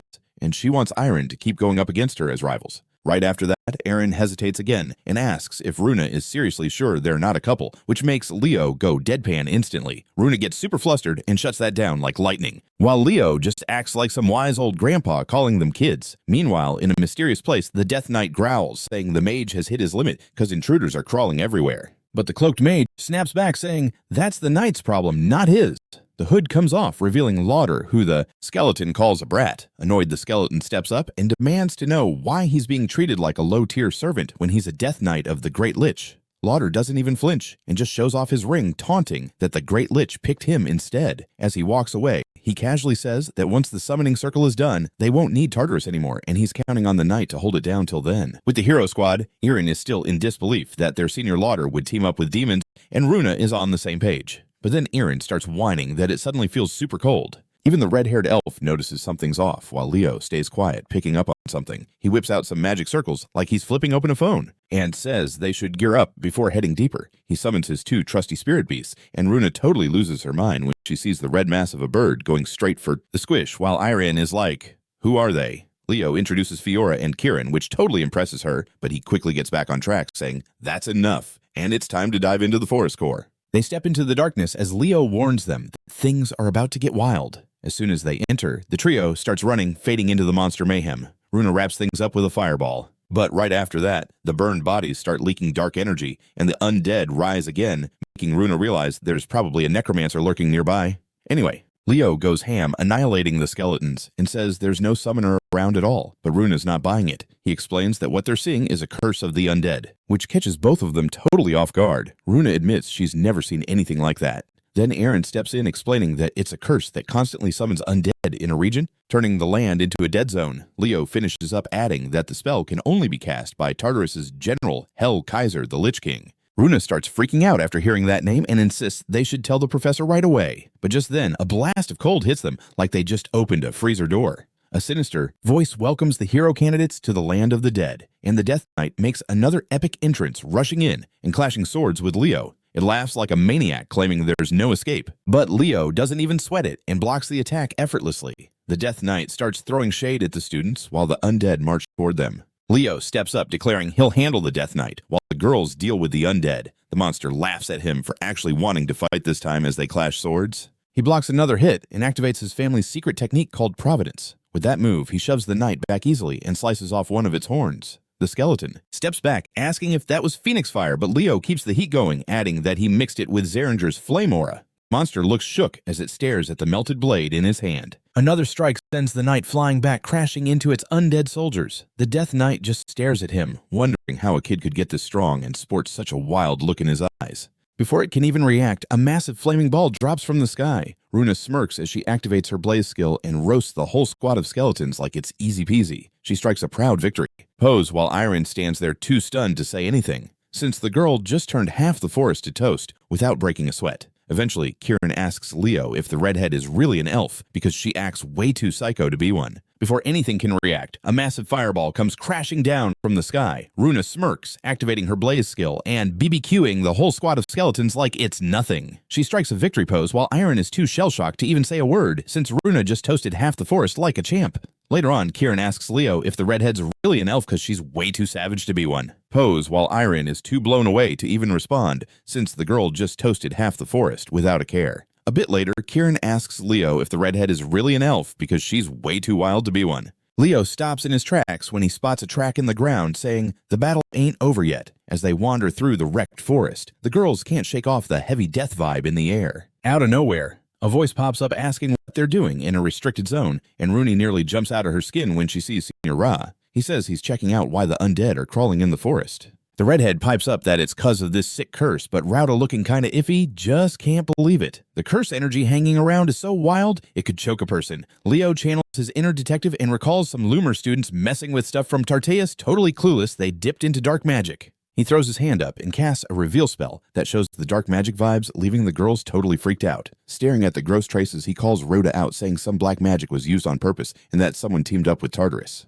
The senior clenches his fist, muttering how annoying Leo is. Then he drops a bombshell that Lady Luna's hero record fragment is buried nearby, shocking them all over again. Rauda mocks the council, saying they don't even know it exists, and that it's his right to take back the artifact. Aaron yells that it's disrespectful to the great hero, plus Ra probably wants to keep it for himself anyway. Run gets hyped up, telling Leo they should totally kick this guy's butt and drag him to the teachers. He pulls out his weapon and warns the duo that from here on out, it's do or die. Ra suddenly shoots off a killer lightning spell, catching everyone off guard. Leo jumps into action and copies the spell, neutralizing the attack. He tells the girls to gear up, because this is what a real throwdown with evil is all about. Ra laughs, impressed that a human can work elven magic, and asks who he actually is. Deep down, he feels his confidence crack a bit, since the kid not only countered him, but totally saw through his plans. He realizes that if the girls join the fight, it's gonna get chaotic. So he lifts a finger and releases a dark aura around him. Leo notices something off and yells at the girls to duck. As the senior drops another earth-shattering spell,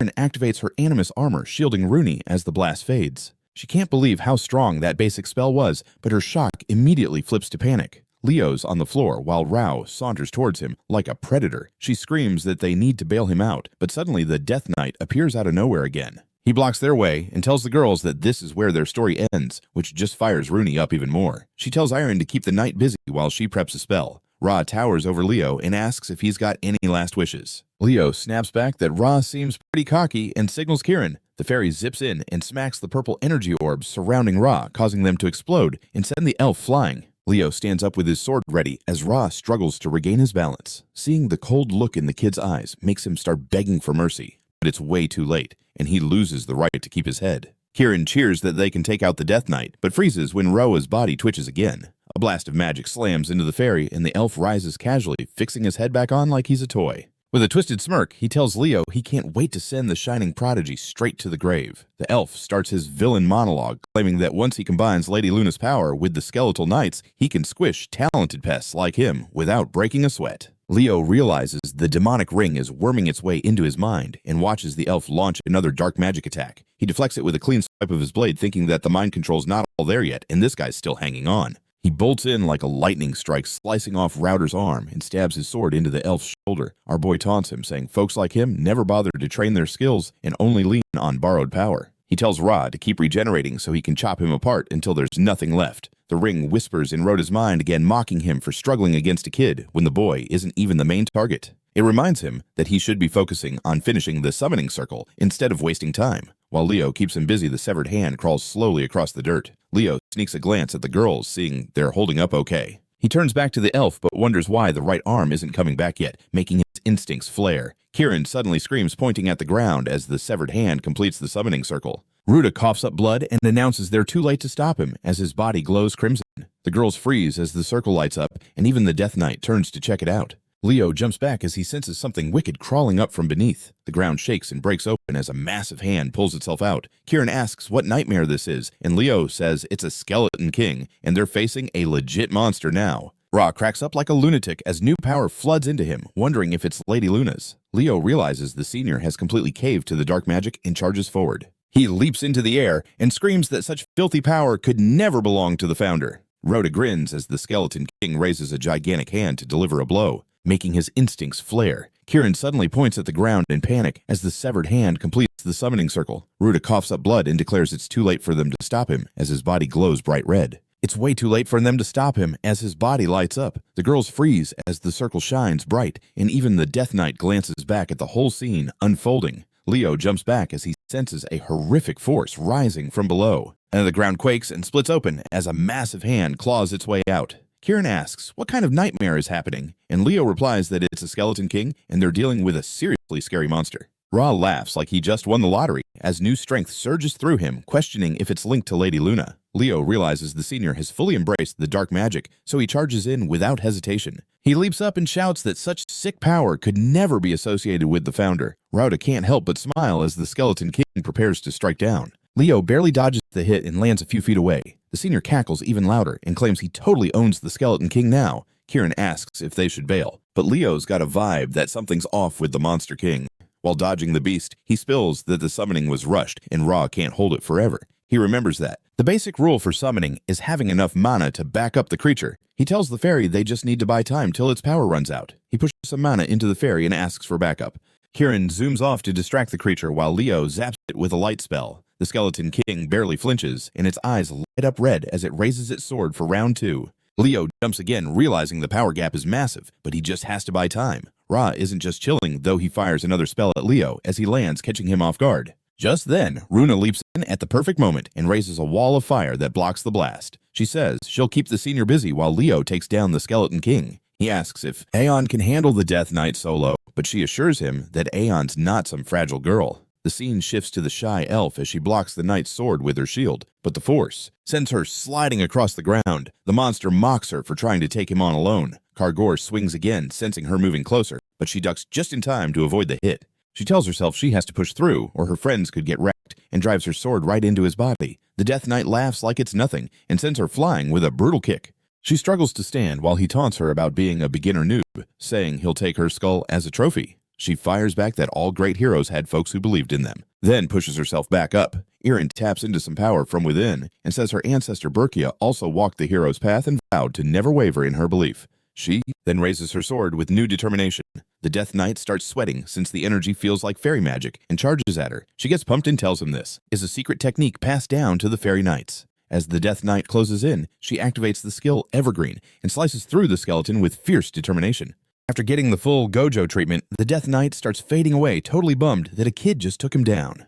Iron tries to stay upright, telling herself she has to help the others, but her vision blurs and she drops to the ground. Meanwhile, Ra asks Runia if she's ready for some more. He blasts a lightning dragon spell set on, finishing her right then and there. Run summons her fire turtle at the last second, using its shell to deflect the spell. The senior's eyes widen as the lightning shoots back and drills into him. Runa laughs and asks if he thought she'd just stand there. She fires another blazing strike that wraps him in flames. Rada drops to the ground smelling like burnt meat. While the redhead turns away, her face drops in shock as he suddenly unleashes an attack that sends needles through her. Leo calls out her name, breaking his focus, allowing the Skeleton King to move in. The monster slaps him so hard that he flies away in a blast. Far from the fight, Leo drags himself out of a cracked tree trunk and clutches his arm while Kieran circles him, freaking out. The fairy asks if he's okay and points to the injury. Leo tells him to chill. He's still breathing, then starts trudging back. He freezes mid-step as the Skeleton King drops a curse skill that makes the whole field swirl. To fight back, Leo summons Fiora and tells her to make some noise.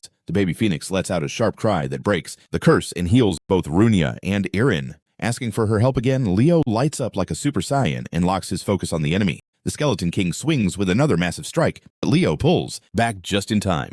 Watching him fight, Runa realizes the boy has no fear of death and moves like a true hero. She remembers the flame turtle and gives it a shout out for doing great. She then fires another burning attack that grabs onto Ra's hand. He mocks her again, saying her flames are as useless as she is. She reminds him that her family has always been connected to the Phoenix and her ancestors swore to turn Tartaros to ashes along with every demon inside. Ra tells her to quit the nonsense, but then he senses something's off. The flame on his hand refuses to die, putting him on edge. Run keeps going, saying as long as she's alive, the oath lives with her. She throws it in his face that his left eye is demonic, so those flames won't quit until he's a charred brisket. She closes the gap and tightens her grip on his arm, making the flames climb even higher. She reveals that the technique also burns the user. Ra calls her nuts, but she's already made up her mind to take him down with her. Out of nowhere, the flames vanish without a warning, making him chill for a sec. He tells her he'll return the favor, but his ring goes haywire. A vortex opens and starts dragging him in while he screams at it to stop. The ring devours him whole, and he vanishes from sight, leaving Runia collapsing in shock. She wonders why the Skeleton King is still hanging around, even though its summoner is MIA. The ring then starts glowing with a different vibe, and Leo tenses up as he senses a familiar, terrifying presence. The Demon King orders the Skeleton King's still on the grind, raising his sword like he means business. Leo's totally bracing himself, thinking that vibes are totally like Hell Kaiser, who's now rocking that ring. He figures that the Demon King's aiming to smash the barrier, keeping this zone safe. Leo takes off running, shouting at Kieran to cover his back. The Skeleton King brings that blade down hard, and Leo hops in to block it with everything he's got. But OMG, he knows he's slipping fast as the barrier starts cracking behind him. The monster then launches him like a rag doll, sending him crashing through the crumbling shield. Kieran screaming his name as Leo flies across the battlefield, smashing into a building far away while the barrier finally splinters. After a bit, Leo's eyes slowly pop open and his two familiars rush over, but they're just tiny orbs now. He looks at his hands and realizes he's totally out of spiritual energy. Pulling himself up, he starts scoping out the wrecked landscape and feels his heart sink. Fairyland has totally been wrecked. Just then, something shiny catches his eye. He turns to see a knife chilling on a slab. His eyes go wide as he recognizes the blade. A memory from his past life hits him, dragging him back to when he gave that dagger to Berkia. She instantly fired back, asking if he was ditching it. Total meltdown mode. She threw a fit, saying it looked like trash, while he roasted her, saying that thing had got him through a ton of battles. His old squad yelled for him right then, and he knew it was time to bounce. Berkia looked so crushed, but he just patted her head and said he had to go. He walked into the portal, while she kept her eyes glued on him. Snapping back to reality, our hero snatches up the dagger and calls Berkia a little gremlin. He remembers her saying she never wanted the dumb weapon. Then it suddenly glows super bright, catching him off guard. An insane amount of mana bursts from the dagger, responding to its real owner, Leo. He feels the power surge through him. Now he's thinking about what spell to drop on the Skeleton King. He then launches a fire spell that smacks the monster in the face and realizes the girls are still in the fight. Run and An can barely hang on as the creatures focused on them. Erin's eyes widen when she feels this huge wave of magic from somewhere behind them. A bright golden light blasts out of a nearby building and they brace themselves for impact. Rooney pipes up saying if the dude really made a pact with the Phoenix, he should be able to pull off something epic, changing into a Tamu version of Alien X. Leo claims that the spell's still nowhere near the original, but it'll do the trick. He figures the girls will dig it and literally make stars rain from above. The duo is totally stunned, while Erin turns into a walking encyclopedia, explaining that she read about this in the ancient texts. This is Finale, the most powerful spell ever recorded.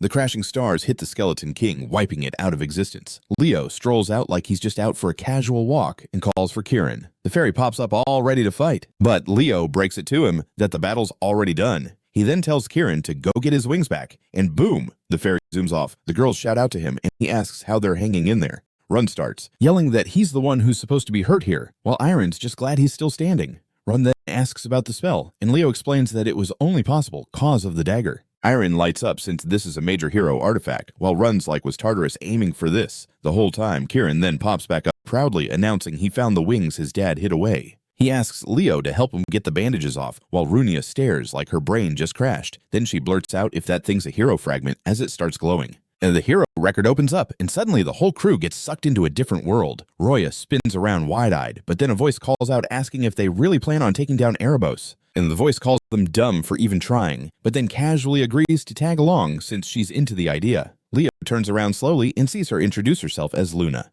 the one who lights up the night sky with stars. Only then does Leo finally realize that this hero fragment belonged to him back when he was Kyle. Meanwhile, the two teachers rush over, totally worried about the students.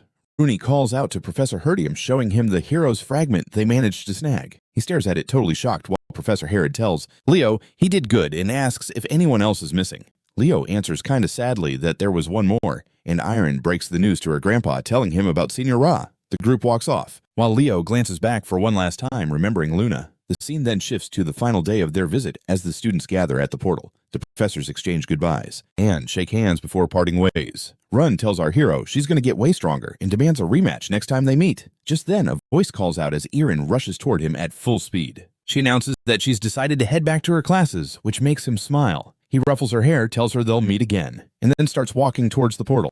Back at Lumina Academy, Kieran's more hyped than ever now that he's finally got his wings back. He uses the baby phoenix as a moving target and zips after her, but she dodges every single time. She throws him a killer side-eye like totally ready to throw down again. He's all pumped like he's about to launch an attack, and she gives him a sassy glare saying she's about to unleash some real fairy magic on him. Out of nowhere, Leo snatches the fairy right out of the air and warns him he'll snag his wings again if he doesn't chill. Suddenly a voice calls out and Fiora starts to change. She morphs into this young girl and introduces herself. Our dude figures out it's totally Kieran's magic at play. He crouches down and says there's no need for all the formalities. Meanwhile, the fairy tries to charge at her again, which just makes her even more annoyed. She grabs him tight in her fist and tells Leo she wants to show her mom this new look. Leo's like, sure thing, and opens up a portal telling her to take the fairy with her. Kieran is throwing a fit, but it's no use, and the two disappear into the portal. Our guy finally flops onto his bed, feeling like he can finally breathe easy. He had to hand over the dagger and hero fragment to Siren Academy. First, it was the Monster Queen at Lummer, then the Hell Kaiser at Siren.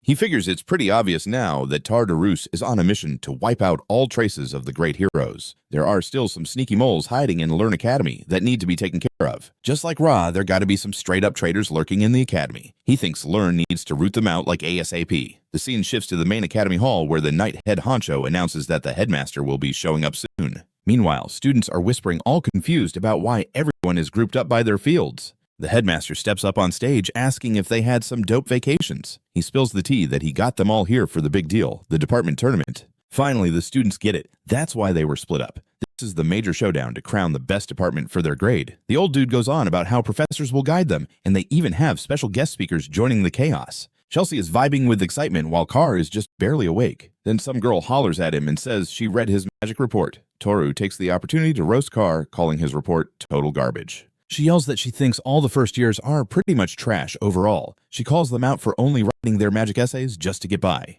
Emo then pops in, asking if she read his report too nervously, wondering what she thought. She recalls it was 17 pages and says it was still basic stuff. She goes off on a long rant, but the students zone out immediately, totally lost. She's cut short when Senior Lee struts in flexing his muscles like a boss. He hypes it up saying, Knights tackle problems with their brawn, and that training is the way to win. The students can't get out of there fast enough rushing away from the lecture. Another senior named Ulta pops up and asks the crowd what the most essential thing for a summoner is. The students throw guesses around, but they all bomb hard. Ulta finally drops the bomb that the key to being a summoner is love, earning a collective facepalm from everyone in the room. The principal keeps going, explaining that these top-notch students from Lumen are going to help everyone out for the upcoming event. Suddenly, the old dude freezes and asks why Leo is just chilling there all alone. Everyone turns their heads super confused about what's going on.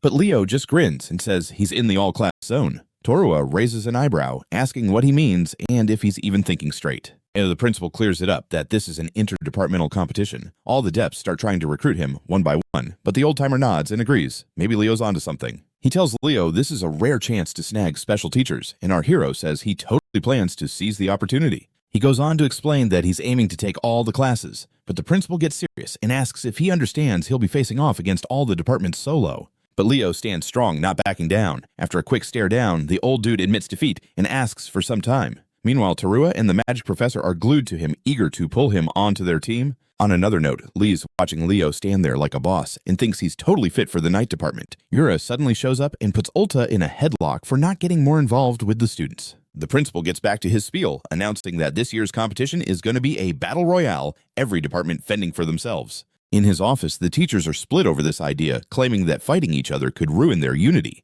The principal fires back that battling together actually strengthens their bonds instead. Professor Len keeps pushing back, arguing that they've never done anything like this before. The principal quickly reminds them they have a one-of-a-kind student this year. Everyone was surprised he's an all-class student at first, and the teachers thought he'd hit his limit soon. But against all odds, Leo keeps claiming the top spot. He then drops a bombshell that the Academy's board has taken a personal interest in him, leaving the teachers even more shocked. The night professor asks if the board really expects Leo's name to go down in history as an all-class student. Yura's looking kind of freaked out, thinking about the board members realizing they're the ones backing our dude. Professor Len is totally hyped for his student, since it means the next generation could snag that all-class status. And the principal jumps in and points out that Leo's going to have to pick a department eventually. Next, we cut to the training ground where everyone's freezing and whining about the cold. Professor A calls them to focus up and explains he built that ice wall to teach aura skills. He calls Celia up, and she's all surprised. He dares her to see if her flame aura can bust through the ice wall, which gets her all fired up. She gets her groove on and lets loose her fire skill, dropping a massive attack that blows up big time. Meanwhile, Leo's striking a JoJo pose in the back, but to Celia's shock, the ice doesn't even budge. Professor A spills the tea that he's going to teach the aura technique called Hero's Breath. He strolls up to the ice wall, saying it was inspired by beast people and tweaked for us humans. Celia's totally taken aback when the ice professor suddenly unleashes a flame aura and fires off an even crazier attack. The students are sweating bullets as the ice explodes, wondering if that special breathing is what made his aura so lit. One student shouts in disbelief that the professor's an ice user, but the blonde one explains that the dude must have conquered dungeons and then picked up some new power. The professor says Duran's on point. He explains that even though it's the opposite of his natural skill, it's stronger than Celia's since it boosts his aura. Then he drops the bomb that the training session is officially on, while Leo's just standing there like, what? He quickly realizes it was Arian's technique the whole time. A bit later, everyone's grinding hard on the technique. The professor is grinning, thinking the students are really leveling up. Allelliana collapses after the session. Chen hands her a tissue, and she lights up, saying she really is a decent person. They spot Leo, who's deep in thought, and wonder why he's struggling. The professor's smirking, thinking it's rare to see Leo like this since he hasn't shown the skill yet. He figures it's the perfect chance for him to focus more on his late-night study vibes. Just then, A's eyes pop wide open as he realizes something about Leo's breathing. He walks over and asks the dude who taught him that technique. The professor spills that Hero's Breath originally came from a beastkin who studied at Asnia Academy. He modified it for humans, but Leo's breathing style is totally beast-like. Our hero nods, confirming it. Professor A then asks if Leo can move the point in his body where his aura pops off and charge mana from there. Taking the professor's advice, Leo lights up his aura in a dope flame that shoots up high. Duran's head is blown back by the power of that move, and the other students start gossiping about what just went down. The teacher smiles, giving him props, saying he's a one-of-a-kind. Leo just beams back and thanks the professor for the kind words. The scene then shifts to the hallway where Khloe's juggling a mountain of books. Struggling with the weight, Leo rolls up and says, "Those look super heavy," then offers to walk with her since they both gotta hit up the magic class presentation. She turns bright red for no reason, wondering why she can't even look at him, even though he's not doing anything crazy. Just then, Tua pops up and starts roasting the poor girl. Khloe is shocked that the senior even knows her, but Tua explains she read and loved her paper on Northern Magic. Then she straight up asks Leo when he's joining their department. He shoots back that forcing him to choose is totally against the rules and thinks she's being way too pushy. The squad heads towards the clearing when Tua suddenly freaks out. A second later, she bolts ahead, demanding to know what Professor Alby's doing here. He drops that he's been hired as a special lecturer starting today, and that just shocks her even more. She starts throwing the fit about how he never agreed to give their batch a special lecture. Meanwhile, the students behind are enjoying the show, while Leo watches her meltdown, thinking that any student would want to take the professor's classes since he works with fairy magic. Professor Len finally rolls in and tells the class that the Golden Professor will be running the lesson. He spots a strange-looking first year lurking and ends up dragging Tua away like a naughty kid to get her ready for tournament stuff. The professor kicks off the class and introduces himself with his famed nickname, the Evil Eye Magician. Many also call him the TARDIS Destroyer, given how many demons he sent to the afterlife. He then asks the students what they think is the main deal in a magic battle. Amo confidently throws down that it's all about mana quantity, but gets shut down right away. Chelsea suggests speed of chanting, but her answer flops too. Carr guesses it must be the type of spells, but that gets tossed aside as well. Leo raises his hand and the professor calls on him. Leo replies that mobility is the real MVP, and the Golden Professor gives a quick nod of agreement. Still salty, Tua mutters that she totally knew that already, while Professor Len tells her to keep enchanting. Emo's not having it. Then notices a strange-looking first year lurking around and ends up dragging Tua away like a misbehaving child so she can prepare tournament materials. The professor starts the class and introduces himself with his well-known nickname, the Evil Eye Magician. Many also call him the TARDIS Destroyer, considering the number of demons he has blasted into the afterlife. He then asks the students what they think is the most important element in a magic battle.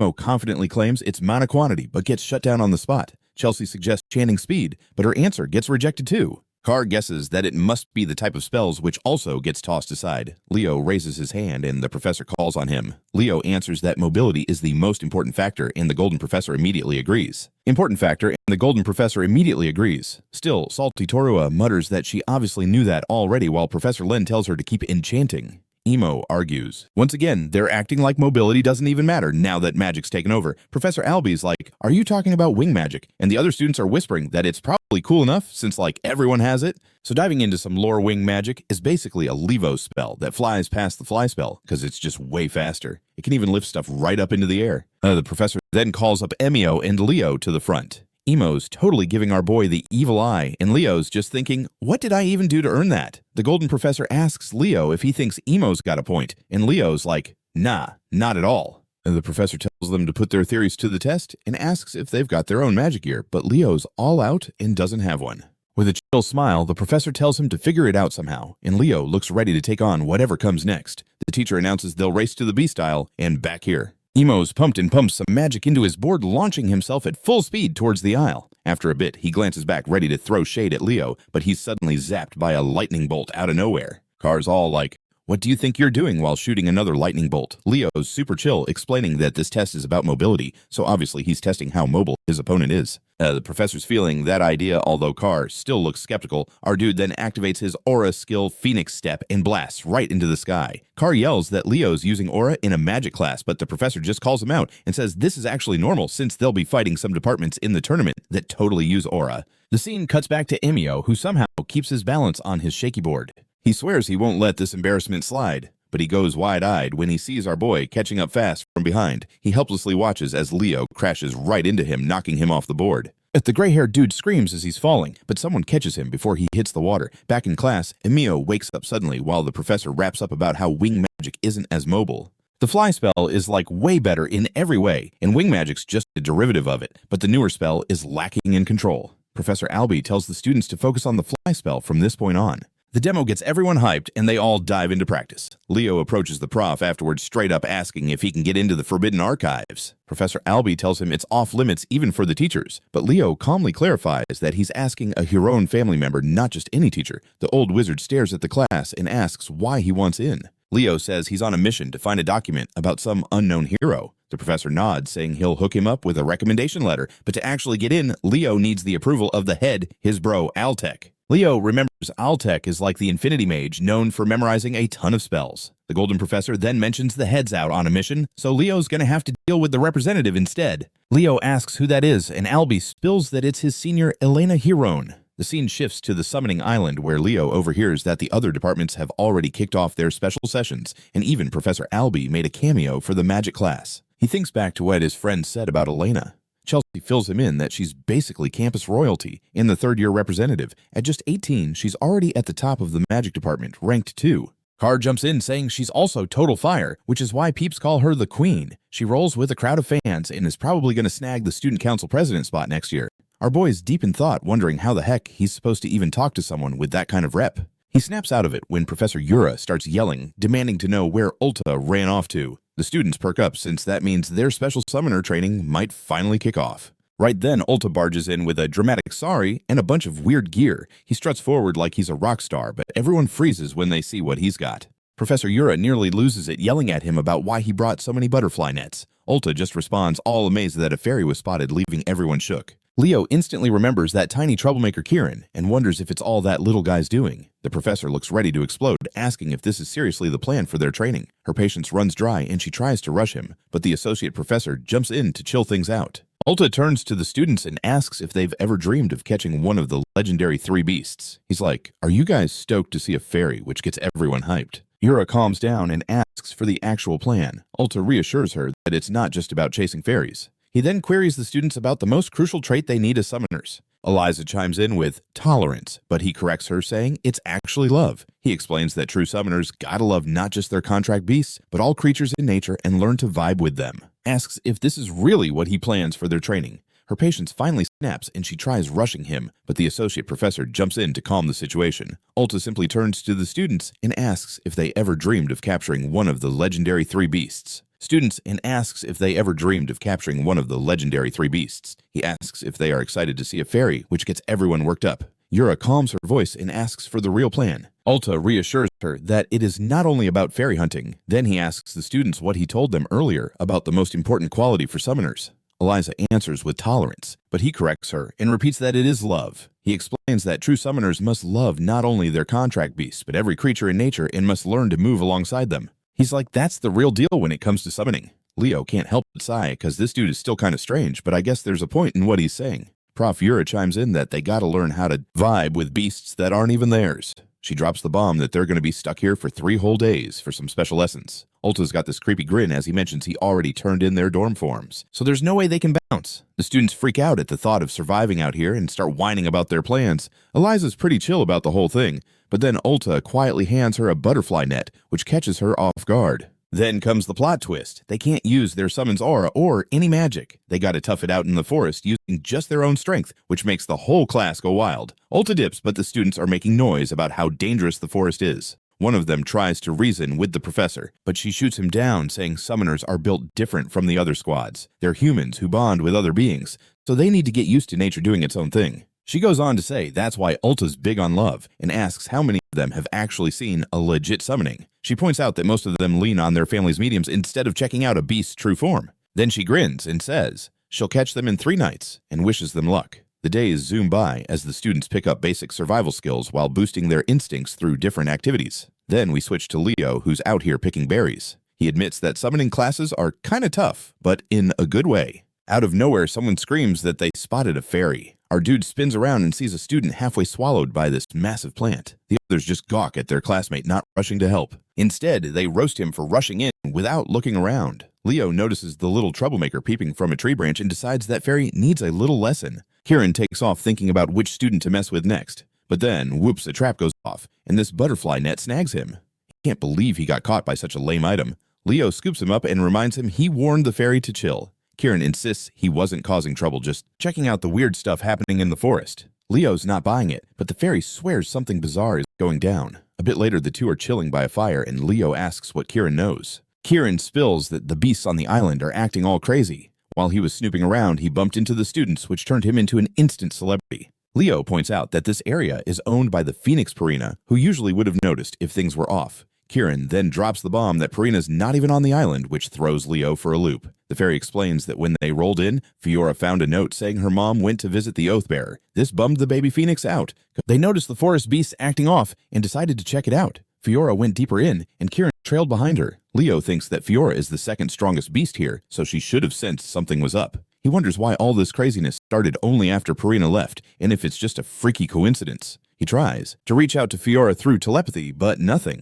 He figures she must be distracted and then grabs the fairy. Leo plops him on his shoulder and says they're going to track down the girl. He tells Kieran he felt some bizarre energy on the island's west side, but the fairy keeps whining about being sucked into this mess. The scene shifts to a sparkling lake in the chill forest. A soft voice floats as Fiora crouches by the water stars in her eyes, admiring this funky stone she's got. She whispers that it's so beautiful. The baby pops the stone in her mouth and chews away happily. She suddenly snaps to attention when someone asks what she's up to. She tries to play it cool, but Leo looks down at her and questions if she's been munching on magic stones since she got here. He remembers that magic stones form easy in places rich with spirit beasts, and younglings scarf them down to grow and level up. Fiora tries to explain that eating a ton helps her grow faster, but Kieran reminds her she's already a top-tier spirit beast. Leo tells her the stones are tasty, but driving off the other beasts is just not cool. She flings another excuse saying she plans to share some, but Kieran calls her out again, and the two dive into their usual bickering. Leo breaks it up and pivots the conversation to the weird stuff happening in the forest. She shares that she felt some strange energy deeper in the woods. Before she can finish, they freeze as an eerie energy fills the air. Our dude instantly recognizes it as the same energy from that beast summoner earlier. Sensing trouble, he whips out his weapon and gets his familiars ready. Suddenly, he shouts for them to dodge as this huge monster mouth comes crashing down on them. Leo manages to evade it and glares at the attacker. The beast summoner makes a comeback now with new tentacles sprouting out. The dude starts going off about how he was wondering why the magic stones had been vanishing,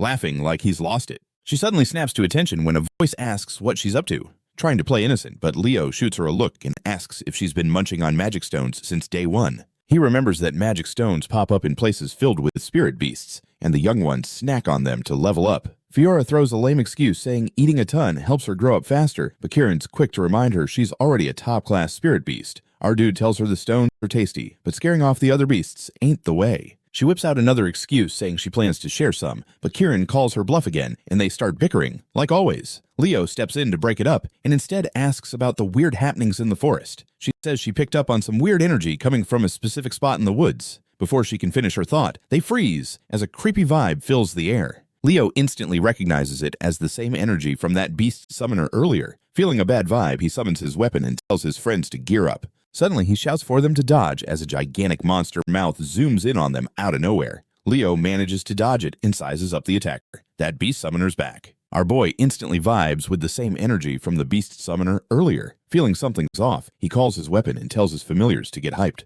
Out of nowhere, he yells for them to dodge as this giant monster mouth zooms in on them. Our boy manages to dodge it and glares at the attacker. The beast summoner shows up again, but this time rocking some new tentacles. The dude starts going off about how he was tripping on why the magic stones were disappearing, laughing like he's lost it. He then tells our dude that fate must have totally set them up for this round. Leo flashes a grin and says this rivalry goes way back to their past lives as he gets his weapon ready. The evil summoner shoots a tentacle at him, wanting to wrap this up quick, but Leo ducks just in time. The tentacle snags the tree behind him and lifts it as the summoner shouts that this is where it all ends. Another tentacle shoots up from the ground and grabs his foot, locking him down. He realizes the enemy must have sneaky tentacles underground. Totally caught him off guard since he didn't sense a thing. The summoner then hurls the tree at him at full speed. Leo shuts his eyes for a sec and lets out a huge scream, unleashing his phoenix aura in a blazing shockwave. The blast chops off one of the tentacles, but it grows back in no time. He turns to the summoner and hits him with a question. He asks if the tentacles at his feet belong to a gorgon and if this is a chimera mix. The evil summoner smirks and asks Leo who he thinks he is for figuring that out so fast. Our dude smirks back and claims he's just a first-tier hero candidate. He then tells Fiora to charge. She bolts at the summoner full speed, and the hit creates a huge explosion. Kieran gives mad props to the baby phoenix for her attack power, but Leo warns them that the fight's just getting started. The beast summoner throws a fit because his beast got wrecked, but then decides he'll get revenge. He dips his hand in the water and summons a giant death slime like he's a Pokemon trainer or something. Kieran complains about the nasty sewer smell coming from it, while our dude summons a windshield. He finds it super exciting since this is one of the toughest slime monsters out there. The evil summoner smirks and says that this battle is as good as wrapped up now. Suddenly, a voice yells out and demands to know what that evil dude is doing with his junior. A bolt of lightning comes crashing down from the sky and zaps the summoner, who screeches like a little girl. Ulta swoops in on his badass Pegasus while the enemy smells like burnt meat now. The thug can't believe his beast armor got wrecked so easily. He then admits it's to be expected from the strongest summoner in the game. Kieran focuses on the winged horse instead, asking what it's saying. Our hero explains that it's a Pegasus, a mythical beast like them. Ulta throws shade at the monsters, calling them as ugly as ever, and tells his Pegasus it's time to clean house. The summoner gets that he needs time to heal and orders the death slime to attack right away.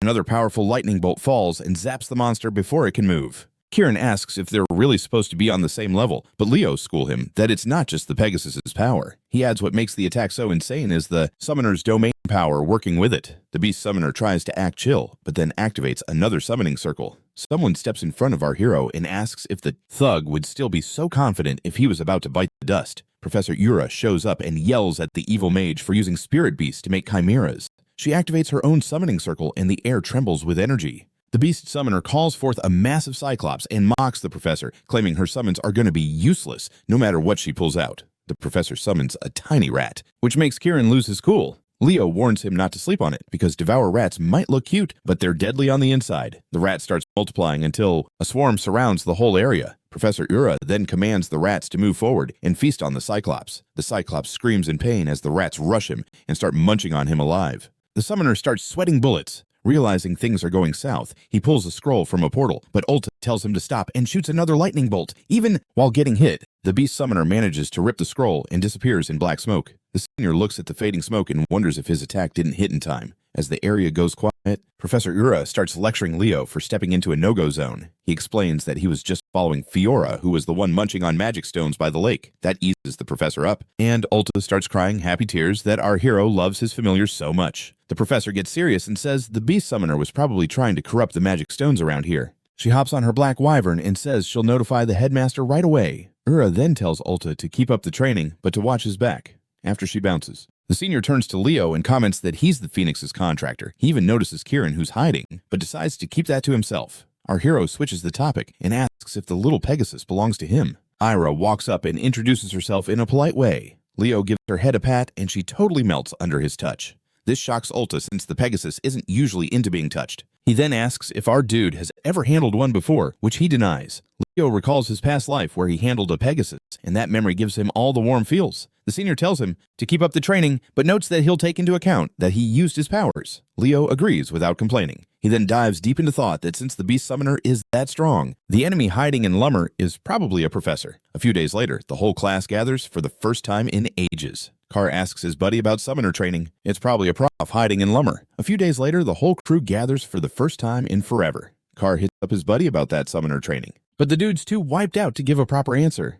Allelliana is like, where'd the class president go? But Carr's got her back, reminding her that all the reps got called in separately. Meanwhile, Leo strolls into a big tent and reads all over him when he walks in. Luce, the second-year rep, is totally crushing on him, while Hark, the fourth-year dude, is snoozing like there's no tomorrow in his seat. Leo's scoping out the scene for someone when a hand brushes his cheek and calls him cute. He recognizes the voice. It's that girl who asked if he's the superstar first-year rep. He realizes it's Elena, the girl who can get into the archives, and she comes right out and asks if he wants to be her boyfriend.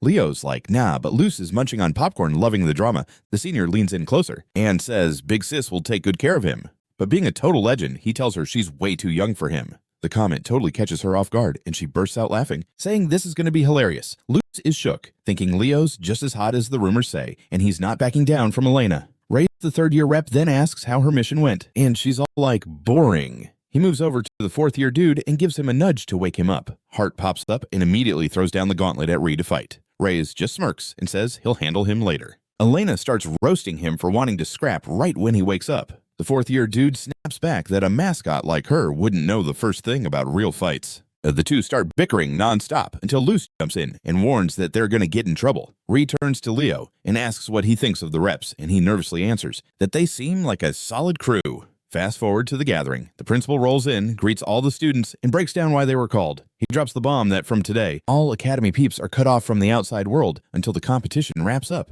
They're going under full lockdown without any heads up. Leo's feeling the pressure. Realizing the principal's probably trying to catch the traitor, the scene then shifts to a classroom where Allelliana and Chelsea are whining about being cut off from the city. Suddenly, a student yells that the Battle Royale spot has been decided. It's a no-go zone called Negron. Carr checks a book and reads that it's a city in the southeast that got wrecked by a stampede from the Hero Dungeon. Even though they conquered the dungeon, the place got cursed, and no one can live there anymore. Nella's got that worried vibe about going there, but Chelsea assures her. Leo studies the pics and realizes this place looks familiar. He starts sweating a bit as he remembers this is where he teamed up with Lyssus to take down a Legion commander for the first time. Heading over to the library, Leo's digging through docs like he's on a mission. He discovers there are 5 lakes in the restricted zone and begins to wonder which one is Erdia. He's on the hunt for the lost Oathkeeper of Lyssus, the spirit of radiance luminous. The scene jumps to the day of the tournament. The announcer kicks off his dramatic spiel about the first years while parents in the stands are stressing about their kids. Meanwhile, the principal and Yura are looking down at the whole setup, talking about how sketchy it was to invite such a huge crowd. The professor's wondering if the lockdown should have lasted longer, but the principal tells her their defense squad is back. Purina's showing off her flames in the background, while Ura's fangirling over the Phoenix, dying to chat with her. Just then, Sedan steps up on stage and says the students are putting everything on the line until one of them comes out on top, and the whole students' department will claim the victory. He then throws out that each student gets a bracelet tracking their body. If it detects a student's about to bite the dust, it'll teleport them to safety, like immediately. Xian drops a huge bomb that this tournament is also their final exam, which completely shocks everyone. He explains that surviving the longest isn't enough, because if they hide the whole time, their grades will tank. Everything they do will be recorded from start to finish by these bracelets. The professor adds that a fighter who gets eliminated early can still score higher than someone who just camps out during the match. He then wishes them all good luck. Leo smirks, thinking if someone's taking one for the squad, that student's score is basically toast. The announcer shouts that the department tournament kicks off now as a golden light swirls around every student. Carr opens his eyes, realizes they've just been thrown out of the Fortnite battle bus, and they're now free-falling. Students freak out as they plummet, but Leo remains chill. He scans the area and spots curses all over the land, activating and spreading by themselves. Leo figures out the only clear spot is right at the center of the map. He thinks everyone will hightail it to that safe zone, making it perfect for him to slip away and hunt for the lake. Students start getting used to the fall and unleash their powers. Suddenly, Prince Duran and Eliza lock eyes and start sizing each other up. They decide to brawl right there, but then out of nowhere, the prof keeps going, saying that someone who gets knocked out early can still score more points than a loser who's just camping the whole time. Then he wishes them all good vibes. Leo chuckles, thinking that if someone has to take the hit for the crew, that student's exam score is basically done for. The announcer kicks things off by saying the department tournament is a go as a golden light wraps around every student. Carr opens his eyes and realizes they just got dropped from the Fortnite battle bus and are now plummeting. Students freak out as gravity takes over, but our dude stays chill. He checks the area and spots curses all over the land lighting up and spreading on their own. Leo figures out that the only clear spot, free of curses, is right in the center of the map. He knows everyone's going to be rushing to that safe zone, making it the perfect chance for him to sneak out and hunt for the lake. Students start getting used to the fall and activating their powers. Out of nowhere, Prince Duran and Eliza face off and start sizing each other up. They decide to throw down right then and there, but then to the fall and begins powering up. Suddenly, Prince Duran and Eliza lock eyes and start sizing each other up. They decide to throw down right there, but then out of nowhere, Leo zooms by with that Phoenix vibe, totally ruining their chill moment, and you can see they're annoyed. They shout his name together, but dude's already way too far to catch it. He lands next to a broken down building, and suddenly remembers that Lucina's sealed luminous thingy is around here somewhere. Then out of nowhere, this bad vibe hits him, but he shakes it off. Just as he thinks his squad's gonna have a tough time with it, Chen drops down next to him, telling him the ruins are the other way. She knows, but she's got some beef with him. She gets into position, calling for a one-on-one. Leo can't help but roast her for throwing that curveball out of nowhere. Chen's like since day one she's been dying to see how their skills stack up, and then she charges at him. She whips out her water martial arts move, but Leo barely flinches. She gives him props for using his fire aura to block her water attack like a champ. Then she gets serious, and Leo feels she's rocking a top-tier water spirit. Chen goes in for another attack, but he conjures a fireball, creating a gnarly wall of flames that wipes out her strike. But then it hits him. That was just a decoy. Sensing her behind him, he blocks her cleanly when she tries to sneak up. Chen slides back, all shocked that he read her like a book. She knows she blew her chance to surprise him, but she's not backing down. Leo throws down some wisdom, saying water shapes itself into anything, marching at her with his fire sword. He calls her out for being too stiff. Chen's sweating. She knows a hit from him would be game over. She summons a water shield, but her eyes go wide in shock when he pops up next to her with a fireball, telling her again that her movement's whack. When the smoke clears, his sword's at her throat, and he smirks that he's won. She concedes, saying he fights like a pro, but he tells her to scram. She's taken aback, wondering why he's not just finishing her off, but he shrugs, saying it's his call. As he walks away, he tells her to handle the two powerhouses coming at them. Chen hesitates, then it clicks. Those two beasts from earlier are charging at them full speed. Duran and Eliza rush by, arguing like little kids about who gets to battle Leo. They're acting like they've lost their marbles. As they close in, Chen watches them like they're crazy and wonders what they're even doing here when the ruins are totally the other way. The prince figures she must have caught an L and asks where the class rep dipped to. Chen lays it out, but she's like she's hurt, so they should head to the hub. Duran gets hyped over that, but she quickly cuts in, reminding him they're on the same team, so no point in denying her request. That shuts him up real quick. Chen then turns to Eliza, asking if she can get a piggyback ride, but the white-haired girl is like, nah, our departments are totally different. Chen fakes being all hurt and brings up all the times she helped Eliza cram for those finals. That hits a chord, and Eliza says she pays her back for every favor, but she really can't right now. Chen pulls the puppy dog eyes like it's her last card, and that seals the deal, making them finally agree. Eliza warns her that the truce only lasts until they hit the central ruins, while Duran just stands there, looking awkward. Glancing back, the water girl hopes Leo finds what he's after and wraps this up quick. The scene shifts to a red-haired NPC Jaredon from the summoning squad. He's sprinting like he's on fire, trying to reach the castle in the middle. The dude mutters to himself about finally escaping the curse, but then a giant fireball crashes in front of him, making him stop dead. A voice tells him to chill with the confidence. Celia's standing tall, summoning another fireball, having taken over the north gate without a second thought. Students in the area scatter like crazy, trying to bolt to a different gate, but they face the same fate, with Khloe holding down the west gate, icy magic at the ready. Jaredon gulps, thinking only the south and east gates are left to escape. He remembers that Eliza is off chasing Leo, and hopes Walden is at least keeping one gate locked down. Just as they're about to move again, a massive shadow stretches across the skyline. One student freaks out and shouts that it's a black wyvern, but Jaran quickly corrects him, saying it's the cursed variant from that summoning test. Everyone goes into a total panic, wondering what in the world that beast is doing here. Meanwhile, Xaringer is scanning the battlefield, noticing Celia's holding her ground, but finding it odd that Leo still hasn't made his way into the ruins. Looking at Chelsea, her uncle gives her props, saying she's finally leveled up into a legit mage from their house. They share a moment chatting about how cute the younger students are, but Zeiss suddenly shifts his focus as he senses something's off. A gigantic monster pops up in the battlefield out of nowhere. The teachers bolt into the control room, demanding to know what's going down. The mage in charge yells that they've lost contact with the other control room. Herod tells Sun they've got to evacuate every single student like now. The white-haired professor pours magic into the crystal, but nada happens. He announces it's not working, but Herod doesn't let up and rushes to the headmaster, urging him to keep trying. The scene jumps to a group of students locked in a brawl. An NPC wipes the sweat off his face, commenting that the other departments are definitely built differently as he tries to catch his breath. Walden's chilling on a wrecked rooftop, deciding he's got to wrap things up before the beast rolls in. Suddenly, that cursed black wyvern swoops down and freaks everyone out. Someone screams to take cover as the creature unleashes a huge energy blast.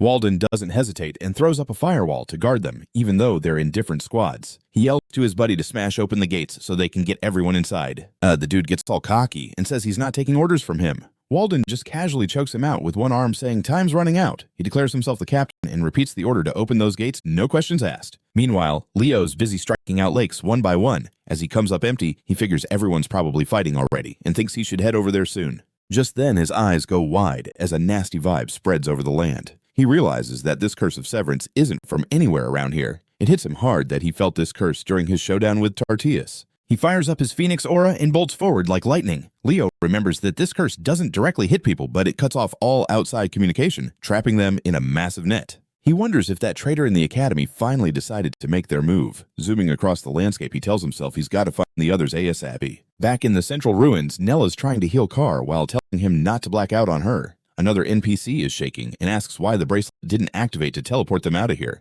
Meanwhile, Chelsea wouldn't back down and throws down against the miner at the east gate all on her own. Out of nowhere, the monster swings its axe down at her and totally catches her off guard. Someone blasts the miner back before it can hit her again. Her bro Abad shows up and reminds her she can use multiple spells at once, telling her to lock it in and focus. Chelsea's struggling to stand and trying to figure out what's going on, but a roar shakes the ground and cuts her off. Her brother locks in and says the department competition is canceled for now. He goes on that they all need to team up if they want to deal with these monsters. He figures the brainy students will head toward the inner castle and says their job is to hold down the fort. Castle and says that their job is to prepare to hold down the fort.